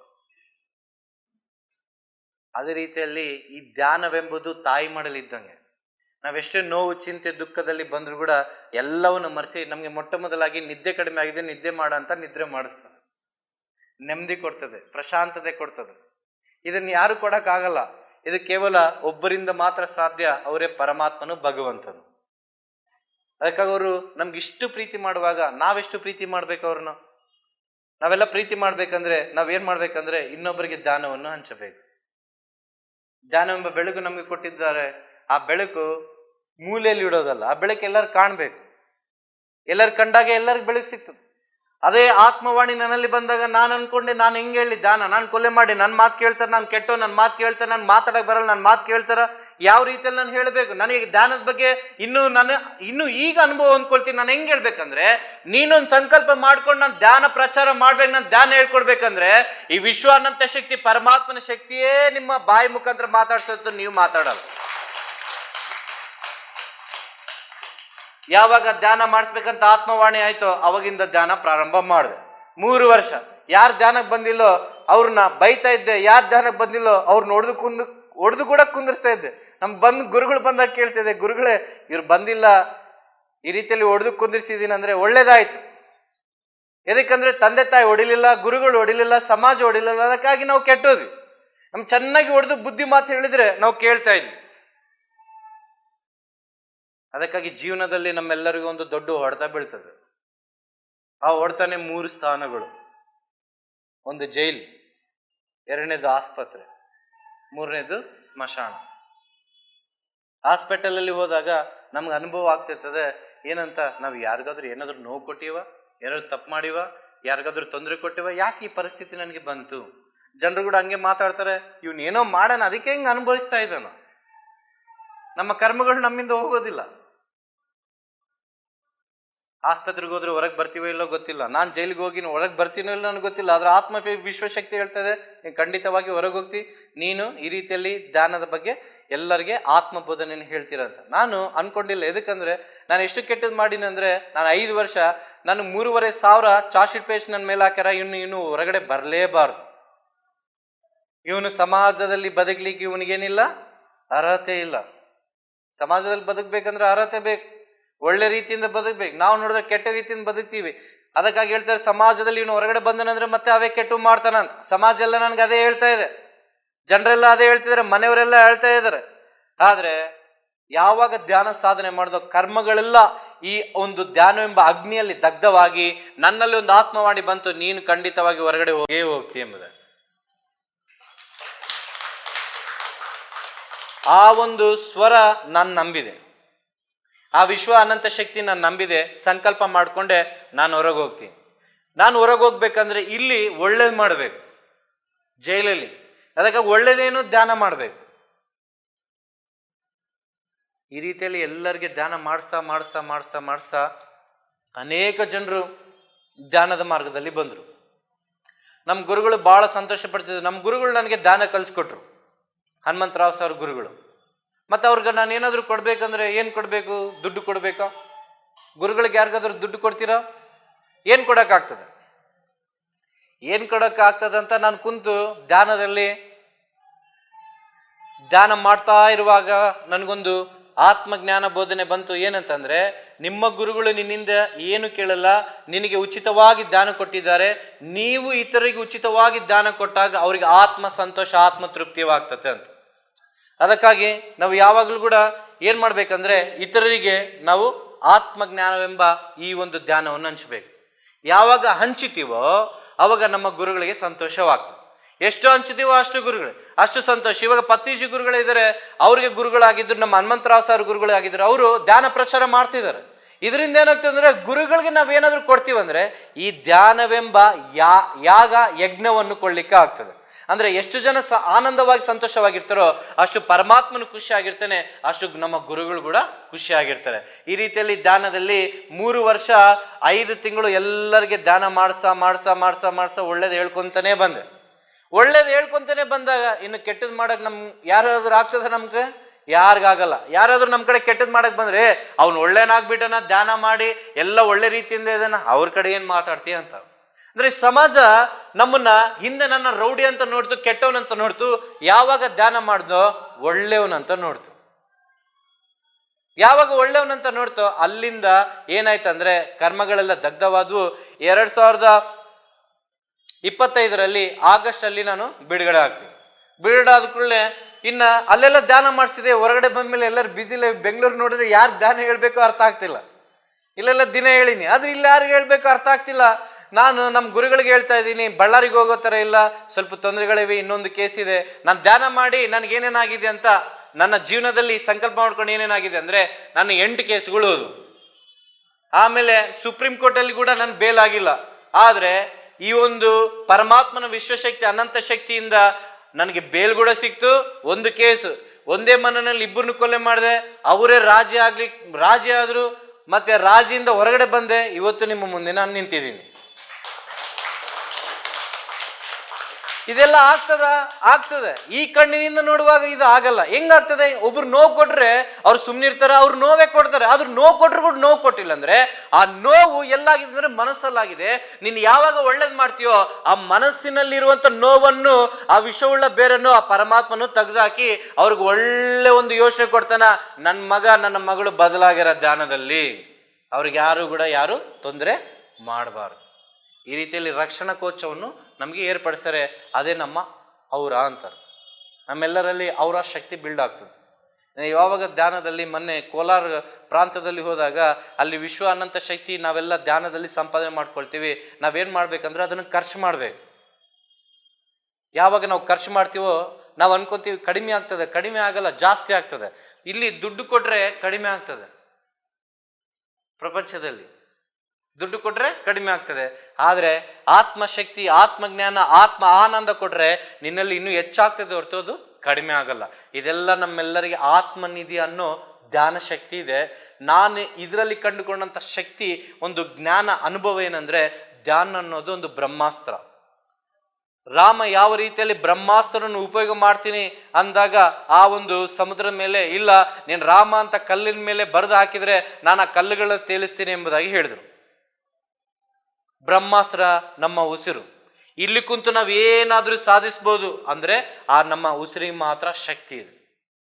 ಈ ರೀತಿಯಲ್ಲಿ ನಾನು ಒಳಗಡೆ ಕುಂತೆ, ಎಲ್ಲರೂ ಕ್ಷಮಾಪಣೆ ಮಾಡ್ಕೊಂತ ನಾನೇನು ತಪ್ಪು ಮಾಡಿದೆ ಎಲ್ಲ ಪಶ್ಚಾತ್ತಾಪ ಪಟ್ಟೆ, ಎಲ್ಲ ಒಪ್ಕೊಂಡು ಬರ್ತಾ ಇದ್ದೆ. ಎಲ್ಲ ನನ್ನ ಕರ್ಮಗಳು ನನ್ನಿಂದ ದೂರವಾಗಿ ನನ್ನಲ್ಲಿ ಒಂದು ಒಳ್ಳೆಯದು ಬಂತು. ಆ ಒಳ್ಳೆ ವಿಶ್ವ ಅನಂತ ಶಕ್ತಿ ಬಂದ ಕೂಡಲೇ ಏನಾಯ್ತಂದ್ರೆ ನನಗೆ ಬಿಡುಗಡೆ ಭಾಗ್ಯ ಬಂತು. ಬಿಡುಗಡೆ ಆದಾಗ ನಾನು ಭಾಳ ನೋವು ಪಟ್ಟೆ. ಏನಂತ ಪಟ್ಟೆ, ಇನ್ನೂ ಸ್ವಲ್ಪ ಹೊತ್ತು ಸೇವೆ, ಇನ್ನೂ ಸ್ವಲ್ಪ ದಿನ ಸೇವೆ ಮಾಡಿದ್ರೆ ಒಳಗಡೆ ಚೆನ್ನಾಗಿರ್ತಿತ್ತೇನೆ ಎಂಬುದಾಗಿ. ಯಾಕಂದ್ರೆ ಹಿಂದೆ ಯಾವಾಗ ಹೊರಗೆ ಹೋಗ್ಬೇಕು, ಯಾವಾಗ ಈ ಪ್ರಪಂಚದಲ್ಲಿ ಬದುಕಬೇಕು, ಇನ್ನು ಅದು ಮಾಡ್ಬೇಕು ಇದು ಮಾಡ್ಬೇಕಂತ ಜೀವಿಸ್ತಾ ಇದ್ದೆ. ಯಾವಾಗ ಆತ್ಮಜ್ಞಾನ ಬಂತೋ, ಇಲ್ಲ ಎಲ್ಲಿದ್ರು ಕೂಡ ಪರಮಾತ್ಮನ ಸೇವೆ ಮಾಡಿ ಪರಮಾತ್ಮನ ಸಂತೋಷ ಪಡುವಂತ ರೀತಿಯಲ್ಲಿ ಬದುಕಿ ನಿಜವಾದ ಜೀವಿತವನ್ನು, ವೇಷದ ಜೀವಿತವನ್ನು ಬಿಟ್ಟು ನಿಜವಾದ ಆನಂದವಾದ ಜೀವಿತವನ್ನು ಜೀವಿಸಿ ಈ ದೇಹವನ್ನು ಬಿಟ್ಟು ಆತ್ಮ ಮೂಲಕ ಸತ್ಯಲೋಕ ಪರಮಾತ್ಮನ ಪಾದ ಬಳಿಯಲ್ಲಿ ನಾವು ಹೋಗ್ಬೇಕೆಂಬ ಸತ್ಯ ಗೊತ್ತಾದ ಕೂಡಲೇ ಹೊರಗೆ ಬರ್ಬೇಕಂದ್ರೆ ಭಯ ಆಗ್ತದೆ. ಯಾಕಂದ್ರೆ ಹಿಂದೆ ನಾನು ನೋಡುವಾಗ ನನಗೆಲ್ಲ ಗೊತ್ತು ಹೆಂಗ ಪ್ರಪಂಚ ಅಂತ, ಹೆಂಗಿದೆ ಈ ಮಾಯಾ ಪ್ರಪಂಚ, ಯಾರು ನಂಬೋತಾರೋ ಇಲ್ಲ, ಎಲ್ಲರೂ ಯಾವ ರೀತಿಯಲ್ಲಿ ಯಾವ ಮನುಷ್ಯನ ಯಾವ ರೀತಿಯಲ್ಲಿ ಮೋಸ ಮಾಡ್ತಾನೋ ಗೊತ್ತಿಲ್ಲ. ಆದ್ರೆ ನಾವೆಲ್ಲ ಧ್ಯಾನ ಮಾಡೋರು ಒಂದು ಸಾಧಕರಾಗಿದ್ದೀವಿ, ಯಾರು ಕೂಡ ನಮಗೆ ಮೋಸ ಮಾಡ್ಲಿಕ್ಕೆ ಆಗಲ್ಲ. ಯಾಕಾಗಲ್ಲ ಅಂದ್ರೆ ನಮ್ಮಲ್ಲಿ ಒಂದು ಆತ್ಮವಾಣಿ ಬರ್ತದೆ, ಇವ್ರು ಏನೋ ಹೇಳಲಿಕ್ಕೆ ಬಂದಿದ್ದಾರೆ, ಇವರಿಂದ ದೂರ ಹೋಗು. ಅಲ್ಲೇನಾದ್ರು ಕೆಟ್ಟದ್ದು ನಡೀತಿದೆ ಅಲ್ಲಿ ಹೇಳ್ತದೆ, ಅಲ್ಲಿ ಇರಬೇಡ, ನೀನು ಅಲ್ಲಿಂದ ದೂರ ಹೋಗು. ನಮ್ಮನ್ನು ಎಲ್ಲಿ ಇರ್ತದೆ ಅಂದ್ರೆ ಆ ಆತ್ಮವಾಣಿ ನಮಗೆ ಸತ್ಯ ಮಾರ್ಗದಲ್ಲೇ ನಡೆಸ್ತದೆ ಹೊರತು ಯಾವಾಗಲೂ ಕೂಡ ಕೆಟ್ಟವರ ಸಹವಾಸವನ್ನು ನಾವು ಮಾಡಲಾರ್ದಂಗೆ ಅದು ನಮ್ಮನ್ನು ಕಾಪಾಡ್ತದೆ. ಆ ಶಕ್ತಿ ಎಲ್ಲಿದೆ ಅಂದ್ರೆ ಆ ಶಕ್ತಿ ನಮ್ಮಲ್ಲೇ. ವಿಷ್ಣುಗೆ ಯಾವ ರೀತಿಯಲ್ಲಿ ಒಂದು ಹಾವಿನಿಯುಕ್ತ ರಕ್ಷಣಾ ಕವಚವಾಗಿತ್ತು, ಇವತ್ತು ನಮ್ಮೆಲ್ಲರಿಗೆ ಈ ಧ್ಯಾನ ಎಂಬ ಆತ್ಮಶಕ್ತಿ ರಕ್ಷಣಾ ಕವಚವಾಗಿದೆ. ಇದು ಈ ಕಣ್ಣಿನಿಂದ ನೋಡ್ಲಿಕ್ಕೆ ಆಗಲ್ಲ, ಆದ್ರೆ ಆತ್ಮ ಕಣ್ಣಿನಿಂದ ನಾವು ನೋಡ್ಲಿಕ್ಕೆ ಖಂಡಿತವಾಗಿ ಆಗ್ತದೆ. ಈ ರೀತಿಯಲ್ಲಿ ನಾನು ಹೊರಗಡೆ ಬಂದ ಮೇಲೆ ಕೇಳಿದೆ, ಮತ್ತೆ ನಮ್ಮ ಹನುಮಂತರಾವ್ ಸರ್ ಗುರುಗಳು ಕೇಳಿದೆ, ಗುರುಗಳೇ ಈ ರೀತಿಯಲ್ಲಿ ಧ್ಯಾನ ಮಾಡಿಸ್ಬೇಕು, ಮತ್ತೆ ಧ್ಯಾನ ಪ್ರಚಾರ ಮಾಡಬೇಕು, ಮತ್ತೆ ಈ ರೀತಿಯಲ್ಲಿ ಸುಮ್ಮನೆ ಇರ್ಲಿಕ್ಕೆ ಆಗ್ತಾ ಇಲ್ಲ, ಒಳಗಡೆ ಎಲ್ಲ ಸೇವೆ ಮಾಡಿದ್ದೀನಿ ಅಂದಾಗ ಅವರು ಗುರುಗಳು ಒಂದು ಫೋನ್ ನಂಬರ್ ಕೊಟ್ಟರು, ವಿರೂಪಾಕ್ಷಿ ಸರ್ ಅವ್ರದ್ದು. ಅವ್ರು ಕೋಲಾರ ಕರ್ಕೊಂಡು ಹೋದ್ರು. ಕೋಲಾರ ಕರ್ಕೊಂಡು ಹೋಗಿ ಕೋಲಾರಲ್ಲಿ ಕೂತಾಗ ಕೋಲಾರಲ್ಲಿ ಕೆಲವು ಜನ ಮಾತ್ರ ಬಂದಿದ್ದಾರೆ. ನನ್ನ ಆತ್ಮದ ಕಣ್ಣಿನಲ್ಲಿ ನೋಡುವಾಗ ಏನಾಗ್ತಿದೆ ಅಂದ್ರೆ ಅಲ್ಲಿ ಕತ್ತಲು ಅವ್ರನ್ನ ಆವರಿಸ್ಕೊಂಡಿದೆ. ನಮ್ಮನ್ನು ಯಾವ ರೀತಿಯಲ್ಲಿ ನೋಡ್ತಾರೆ ಅಂದ್ರೆ ಈ ಸಮಾಜ ಬೇರೆ ದೃಷ್ಟಿಯಿಂದ ನೋಡ್ತದೆ. ಹೆಂಗ್ ನೋಡ್ತದೆ ಅಂದ್ರೆ ಇವ್ರು ಧ್ಯಾನ ಮಾಡ್ತಿದಾರ, ಇವ್ರಿಗೇನು ಕೆಲಸ ಇಲ್ಲ, ಇವ್ರು ಧ್ಯಾನ ಮಾಡ್ತಿದಾರ, ಇವ್ರು ಹಂಗ ಧ್ಯಾನ ಮಾಡ್ತಾರ ಹಿಂಗ. ಒಳ್ಳೇದು ಹೇಳಿದ್ರೆ ಈ ಪ್ರಪಂಚದಲ್ಲಿ ನಮ್ಮನ್ನು ಬೇರೆ ರೀತಿಯಲ್ಲಿ ನೋಡ್ತದೆ. ಅವಾಗ ನಮ್ಗೆ ಅನಿಸ್ತದೆ ಇನ್ನೂ ನೋವಾಗ್ತದೆ, ಎದಕ್ಕೆ ಹೋಗೋದು ಬಿಡಪ್ಪ, ಅಲ್ಲಿ ಹೋದ್ರೆ ಮತ್ತೆ ಕೆಟ್ಟದ್ ಮಾಡೋಕ್ಕಾಗಿಲ್ಲ, ಸುಮ್ಮನೆ ಎದಕ್ಕ ಅಂತ ನಮ್ಗೆ ಅನೇಕ ನೆಗೆಟಿವ್ ಥಾಟ್ಸ್ ಬರ್ತವೆ. ಆ ನೆಗೆಟಿವ್ ಥಾಟ್ಸ್ ಹೋಗ್ಬೇಕಂದ್ರೆ ನಾವು ಧ್ಯಾನ ಮಾಡುವಂತ ನಾವೇನ್ ಮಾಡ್ಬೇಕಂದ್ರೆ ಅಲ್ಲಿ ಕುಂತು ಆ ಒಂದು ಪಾಸಿಟಿವ್ ಎನರ್ಜಿನ ನಾವು ರಿಲೀಸ್ ಮಾಡ್ಬೇಕು. ಯಾವಾಗ ಪಾಸಿಟಿವ್ ಎನರ್ಜಿ ನಾವು ರಿಲೀಸ್ ಮಾಡ್ತೀವೋ ಅಲ್ಲಿರುವಂತ ಎಲ್ಲ ಕತ್ತಲೆಲ್ಲ ಹೋಗಿ ಬೆಳಕುಮಯವಾದ ಜೀವನವಾಗ್ತದೆ. ಯಾವಾಗ ಅವರು ಬಾಳಲ್ಲಿ ಬೆಳಕು ಬರ್ತದೆ, ಅವರು ಕೂಡ ಧ್ಯಾನವನ್ನು ಹುಡ್ಕೊಂಡು ಬರ್ತಾರೆ. ಧ್ಯಾನ ಮಾಡ್ತಿದ್ದೀವಿ, ಧ್ಯಾನ ಕೇಂದ್ರದಲ್ಲಿ ನಾವು ಕುಂತಿದೀವಿ ಅಂದ್ರೆ ಎಷ್ಟೋ ಜನ್ಮಗಳ ಪುಣ್ಯ ಫಲವಿದ್ರೆ ಮಾತ್ರ ಧ್ಯಾನ ಮಾಡ್ಲಿಕ್ಕೆ ಸಾಧ್ಯ. ಇಲ್ಲಾಂದ್ರೆ ಧ್ಯಾನ ಅನ್ನೋ ಪದ ಕೂಡ ಉಚ್ಚಾರ ಮಾಡ್ಲಿಕ್ಕೆ ಆಗೋದೇ ಇಲ್ಲ. ಅಂದ್ರೆ ಧ್ಯಾನದ ಬಗ್ಗೆ ಇಷ್ಟು ಅನುಭವಗಳು ನಾನು ಹೇಳ್ತಿದ್ದೀನಿ ಅಂದ್ರೆ ಇದು ನನಗೆ ಗೊತ್ತಿಲ್ಲ ಎಲ್ಲಿಂದ ಬರ್ತಿದೆ ಶಕ್ತಿ ಅಂತ. ನಮ್ಮೆಲ್ಲರಲ್ಲಿ ಅದ್ಭುತವಾದ ಶಕ್ತಿ ಇದೆ, ಅದು ಧ್ಯಾನದಲ್ಲಿ ನಮಗೆ ಗೊತ್ತಾಗ್ತದೆ. ಅದನ್ನ ನಾವು ಹೊರಗಡೆ ತೆಗಿಬೇಕಂದ್ರೆ ನಾವು ಹೆಚ್ಚಾದ ಧ್ಯಾನ ಸಾಧನೆಯನ್ನು ಮಾಡಬೇಕು. ಕೆಲವರು 10 ನಿಮಿಷ ಮಾಡ್ತಾರೆ, ಕೆಲವರು 15 ನಿಮಿಷ ಮಾಡ್ತಾರೆ, ಕೆಲವರು ಅರ್ಧ ಗಂಟೆ ಮಾಡ್ತಾರೆ, ಕೆಲವರು ಗಂಟೆ ಮಾಡ್ತಾರೆ. ಯಾರು ಹೆಚ್ಚೆಚ್ಚು ಸಮಯ ಮಾಡ್ತಿದ್ರೋ ಇನ್ನೂ 5 ನಿಮಿಷ 10 ನಿಮಿಷ ಹೆಚ್ಚಾಗಿ ಮಾಡ್ರಿ. ಆತ್ಮ ಜ್ಞಾನವನ್ನು ಸಂಪಾದನೆ ಮಾಡ್ರಿ. ವಿಶ್ವಶಕ್ತಿ ಅನಂತ ಶಕ್ತಿ ನಾವು ಸಂಪಾದನೆ ಮಾಡಿಕೊಳ್ಳುವಾಗ ನಾವು ಇತರರಿಗೆ ಎಲ್ಲರಿಗೂ ಬೆಳಕಾಗಿ ಜೀವಿಸಿ ಹೊರತು ನಾವು ಎಲ್ಲರೂ ನಮ್ಮನ್ನು ಬೇರೆ ರೀತಿಯಲ್ಲಿ ನೋಡ್ತಾರೆ ಹೊರತು ಯಾವಾಗಲೂ ಕೂಡ ನಮ್ಮನ್ನು ಬೇರೆ ರೀತಿಯಲ್ಲಿ ನೋಡೋಲ್ಲ. ಇಷ್ಟು ನನ್ನನ್ನು ಕತ್ತಲ ಜೀವಿತವಾಗಿ ನೋಡಿದ್ರು. ನಿನ್ನೆ ಧ್ಯಾನದಲ್ಲಿ ಅನುಭವಗಳನ್ನ ಹೇಳ್ತೀನಿ. ನಿನ್ನ ಧ್ಯಾನದಲ್ಲಿ ಅನುಭವ ಏನಂದ್ರೆ ನಾವು ನಿಜವಾದ ಜೀವನ ಒಂದು ವಿಧಾನವನ್ನು ನಾವು ಕಲಿಬೇಕು, ಅದು ನಮಗೆ ಧ್ಯಾನವು ಕಲಿಸ್ತದೆ. ನಿಜವಾದ ಜೀವನದ ವಿಧಾನ ಏನಂತಂದ್ರೆ ದುಃಖವಾಗಿ, ಚಿಂತೆಯಾಗಿ, ನೋವಾಗಿ, ಬಾಧೆಯಲ್ಲಿರುವ ಜೀವನ ನಿಜವಾದ ಜೀವನವಲ್ಲ. ಇದು ದೇಹದ ಜೀವನ. ನಿಜವಾದ ಜೀವನ ಯಾರು ಜೀವಿಸ್ತಾರೆ ಅಂದ್ರೆ ಆನಂದವಾಗಿ, ಪರಮಾನಂದವಾಗಿ, ಗಾಳಿಯಲ್ಲಿ ಆನಂದದಲ್ಲಿ ಧ್ಯಾನದಲ್ಲಿ ತೇಳುತ್ತಾ ಜೀವಿಸುವುದೇ ನಿಜವಾದ ಜೀವನ. ಈ ಜೀವನದ ಅನುಭವ ನಮ್ಗಾಗ್ಬೇಕು. ಅದಕ್ಕಾಗಿ ಅಧೋಗತಿಯಲ್ಲಿ ಜೀವಿಸುವವನು ಅಧಮ. ಅಂದ್ರೆ ಎದಕ್ಕೋಸ್ಕರ ಬದುಕಿನಂತ ಆ ವ್ಯಕ್ತಿಗೆ ಗೊತ್ತೇ ಇಲ್ಲ. ತನಗಾಗಿ ತಾನು ಜೀವಿಸುವವನು ಮಧ್ಯಮ. ಅಂದ್ರೆ ನಾನ್ ಚೆನ್ನಾಗಿರ್ಬೇಕು, ನಮ್ಮವ್ರು ಚೆನ್ನಾಗಿರ್ಬೇಕಂತ ಜೀವಿಸುವವನು ಮಧ್ಯಮ ಮಾರ್ಗದಲ್ಲಿ ಇರ್ತಾನೆ. ತನಗೋಸ್ಕರವಲ್ಲದೆ ಇತರಿಗೋಸ್ಕರ ಜೀವಿಸುವವನು ಅವನ ಜೀವನ ಉತ್ತಮೋ ಉತ್ತಮ. ಆ ಉತ್ತಮವಾದ ಜೀವನ, ಅತ್ಯುತ್ತಮವಾದ ಜೀವನ ನಮಗೆ ಬೇಕಂದ್ರೆ ನಾವು ಜೀವನ ವಿಧಾನವನ್ನು ಬದಲಾವಣೆ ಮಾಡಬೇಕು. ಆ ಜೀವನ ವಿಧಾನ ಏನಂತಂದ್ರೆ ಬೆಳಿಗ್ಗೆ ಎದ್ದು ನಾವು ಮೊಟ್ಟ ಮೊದಲಾಗಿ ಧ್ಯಾನ ಮಾಡಬೇಕು. ನಾವು ಹೊರಗಿಂದ ದೇಹದಿಂದ ಪೂಜೆ ಮಾಡ್ತೀವಿ, ಪರಮಾತ್ಮನ ಅದು ಕೇಳೋದಿಲ್ಲ. ನಮ್ಮ ಆತ್ಮದ ಪೂಜೆಯನ್ನು ಪರಮಾತ್ಮನು ಕೇಳ್ತಾರೆ. ಆತ್ಮದ ಪೂಜೆ ನಿಜವಾದ ಶ್ರೇಷ್ಠವಾದ ಪೂಜೆ. ಪರಮಾತ್ಮನಿಗೆ ದುಡ್ಡು ಬೇಕಿಲ್ಲ, ಪರಮಾತ್ಮನಿಗೆ ನಮ್ಮ ಮನಸ್ಸು, ನಮ್ಮ ಹೃದಯ, ನಮ್ಮ ಆತ್ಮ ಬೇಕು. ಅದಕ್ಕಾಗಿ ಒಳಗಿಂದ ಶುದ್ಧತ್ವ ಬೇಕಂದ್ರೆ ಧ್ಯಾನ ಮಾಡಿದಾಗ ನಾವು ಶುದ್ಧವಾಗ್ತೇವೆ. ಕಣ್ಣು ಶುದ್ಧಿ ಆಗ್ತದೆ, ಕಿವಿ ಶುದ್ಧಿ ಆಗ್ತದೆ, ಮನಃಶುದ್ಧಿ ಆಗ್ತದೆ, ಹೃದಯ ಶುದ್ಧಿ ಆಗ್ತದೆ. ಯಾವಾಗ ಎಲ್ಲ ಅಂಗಗಳು ನಮ್ಮನ್ನು ಒಳಗಡೆ ಶುದ್ಧಿ ಆಗ್ತಿದೋ ಅವಾಗ ಪರಮಾತ್ಮನ ದರ್ಶನ ನಮ್ಗಾಗ್ತದೆ. ಇದು ನಿಜವಾದ ಜೀವನ ವಿಧಾನ. ಇವಾಗ ನಾವು ಯಾರಿಗಾದ್ರೂ ಏನಾದರೂ ಕೇಳ್ತೀವಿ ಬೇರೆಯವ್ರಿಗೆ ಏನಂತಂದ್ರೆ, ಬಹಳ ಜ್ಞಾನ ಇದ್ದವ್ರಿಗೆ, ಈ ಪ್ರಪಂಚದಲ್ಲಿ ಪ್ರತಿಯೊಬ್ಬ ಮನುಷ್ಯ ಇನ್ನೊಬ್ಬ ಮನುಷ್ಯನಿಂದನೇ ಬದುಕ್ತಾ ಇದ್ದಾರೆ. ಅಂದ್ರೆ ಈಗ ನಮ್ಗೆ ಸ್ವಲ್ಪ ಜ್ಞಾನ ಕಡಿಮೆ ಆಗಿದೆ ಅಂದ್ರೆ ನಾವು ಹೆಚ್ಚಾದ ಜ್ಞಾನವುಳ್ಳ ವ್ಯಕ್ತಿಗೆ ನಾವು ಆಸರವಾಗ್ತದೆ. ಅಂದ್ರೆ ನಾನು ಇವ್ರನ್ನ ನಂಬಿದ್ದೀನಿ, ಇವ್ರು ನನ್ಗಿಂತ ಸ್ವಲ್ಪ ಚೆನ್ನಾಗಿ ಯೋಚನೆ ಮಾಡ್ತಾರ, ಚೆನ್ನಾಗಿ ಇವ್ರು ಜ್ಞಾನವಂತರಂದ್ರೆ ನಾನು ಏನೇ ಕೆಲಸ ಮಾಡಬೇಕಂದ್ರೂ ಅವ್ರಿಗೆ ಹೋಗಿ ಕೇಳ್ತೀವಿ. ನಾವೆಲ್ಲ ಇದೇ ರೀತಿಯಲ್ಲಿ ಜೀವಿಸ್ತೀವಿ. ಆ ವ್ಯಕ್ತಿ ಕೂಡ ಒಂದು ಸಮಯದಲ್ಲಿ ಅನ್ಕೊಂತಾನೆ, ಇವನು ಎಲ್ಲ ನನಗೆ ಬರ್ತಾ ಇದ್ದಾನೆ, ಇವ್ನು ನಾನು ಇಲ್ದಂಗೆ ಹೆಂಗ್ ಬದುಕ್ತಾನೆ ಅಂತ ಒಂದು ನೆಗೆಟಿವ್ ಥಾಟ್ ಅವರಲ್ಲಿ ಬರ್ತದೆ. ಇದು ಪ್ರಪಂಚದಲ್ಲಿ ನಡೆಯುವಂತ ಒಂದು ಜೀವನ ವಿಧಾನಗಳು. ಇದ್ರ ಬಗ್ಗೆ ಉದಾಹರಣೆ ಹೇಳ್ತಿದ್ದೀನಿ. ಆದ್ರೆ ಈ ದೇಹದಿಂದ ಹೇಳಿಕೊಟ್ಟು ನಡೆಯುವಂತ ಜೀವನ ಬೇರೆ, ಆತ್ಮದಲ್ಲಿ ಪರಮಾತ್ಮನ ಆತ್ಮವಾಣಿಯನ್ನು ಕೇಳಿ ಬದುಕುವಂತ ಜೀವನ ವಿಧಾನ ಬೇರೆ. ಮನುಷ್ಯರು ಹೊರಗಿಂದ ಹೇಳುವಂತ ಸ್ವರಕ್ಕೆ ನಾವು ನಂಬಿ ಹೋಗಿವಂದ್ರೆ ನಾವು ಕೆಟ್ಟು ಹೋಗ್ತೀವಿ. ನಾನು ಹಂಗೆ ಕೆಟ್ಟು ಹೋದೆ. ಯಾವಾಗ ಧ್ಯಾನದಲ್ಲಿ ಆತ್ಮವಾಣಿ ಪರಮಾತ್ಮನ ವಾಣಿ ಕೇಳ್ಕೊಂತ ಬದುಕಿನೋ ನನ್ನ ಜೀವನ ಇವತ್ತು ಅದ್ಭುತವಾಯ್ತು. ನನಗೆ ಅನಿಸ್ತದೆ, ಈ ರೀತಿಯಲ್ಲಿ ನನ್ನ ಜೀವನ ಆಗ್ತದ? ನಾನು ಈ ರೀತಿಯಲ್ಲಿ ನಿಂತು ನಿಮ್ಮ ಮುಂದೆ ಧ್ಯಾನ ಸತ್ಸಂಗ ಒಂದು ಆತ್ಮಜ್ಞಾನ ಹೇಳ್ತೀನ? ನಾನು ಕನಸಲ್ಲಿ ಕೂಡ ಅನ್ಕೊಂಡಿಲ್ಲ. ಆದ್ರೆ ಇದು ಆಗ್ತದ? ಆಗ್ತದೆ. ಇದು ನಮ್ಮಿಂದ ಆಗಲ್ಲ, ಇದು ಪರಮಾತ್ಮನ ಶಕ್ತಿಯಿಂದ ಮಾತ್ರ ಆಗ್ತದೆ. ಅದಕ್ಕಾಗಿ ನಾವೇನ್ ಮಾಡ್ಬೇಕಂದ್ರೆ ನಿಜವಾದ ಜೀವನ ವಿಧಾನವನ್ನು ನಾವು ಕಲಿಬೇಕಂದ್ರೆ, ಇವಾಗ ನನ್ನಲ್ಲಿ ಏನಿದೆ? ಆನಂದ ಇದೆ. ಧ್ಯಾನದಿಂದ ನನಗೆ ಆನಂದ ಬಂತು. ಈಗ ಯಾರನ್ನೇ ನಾವು ಹೊರಗಡೆ ನೋಡ್ತಿರುವಾಗ ಅವ್ರು ನೋಡಿದಾಗ ಏನಿಸ್ತದೆ ಅಂದ್ರೆ, ಈ ವ್ಯಕ್ತಿ ಯಾಕೆ ಚಿಂತೆಯಲ್ಲೇ ಇದಾರ, ಈ ವ್ಯಕ್ತಿ ಯಾಕೆ ದುಃಖದಲ್ಲೇ ಇದಾರ ಅಂತ ನಮ್ಗೇನು ಅನಿಸ್ತದೆ ಅಂದ್ರೆ, ಒಂದು ನಮ್ಗೆ ನೋವು ಬರ್ತದೆ ಒಳಗಡೆ. ಅವಾಗ ಹೇಳ್ತೀವಿ, ಬ್ರದರ್ ನೀವು ಧ್ಯಾನ ಮಾಡ್ತಾ ಇದ್ದೀರಾ ಅಂತ ಹೇಳ್ತೀವಿ. ಧ್ಯಾನದ ಬಗ್ಗೆ ನಿಮ್ಗೆ ಗೊತ್ತಾ ಅಂತ ಕೇಳ್ತೀವಿ. ಅವ್ರು ಹೇಳ್ತಾರೆ, ಇಲ್ಲ ನಾನು ಧ್ಯಾನದ ಬಗ್ಗೆ ಗೊತ್ತಿಲ್ಲ ಅಂತ ಕೇಳ್ತಾರೆ. ಆ ಸಮಯದಲ್ಲಿ ನಾನು ಹೇಳ್ತೀನಿ, ಇಲ್ಲ ನೀವು ಧ್ಯಾನ ಮಾಡ್ರಿ, ನಿಮ್ಗೂ ಒಳ್ಳೇದಾಗ್ತದೆ. ಈಗ ಒಳ್ಳೇದು ಹೇಳಿದ್ರೆ ಅವರು ಸ್ವೀಕಾರ ಮಾಡ್ಕೊಳ್ತಾರೆ. ಅವಾಗ ಕೂಡ ನೆಗೆಟಿವ್ ಎನರ್ಜಿ ಬರ್ತದೆ. ಏನಂತ ಹೇಳ್ತಿದ್ರೆ, ಇವನು ಒಳ್ಳೇದು ಹೇಳ್ತೀನಂದ್ರೆ ಏನೋ ಆಶೆ ಇಟ್ಕೊಂಡೇ ಹೇಳ್ತಿದ್ದಾನಂತ.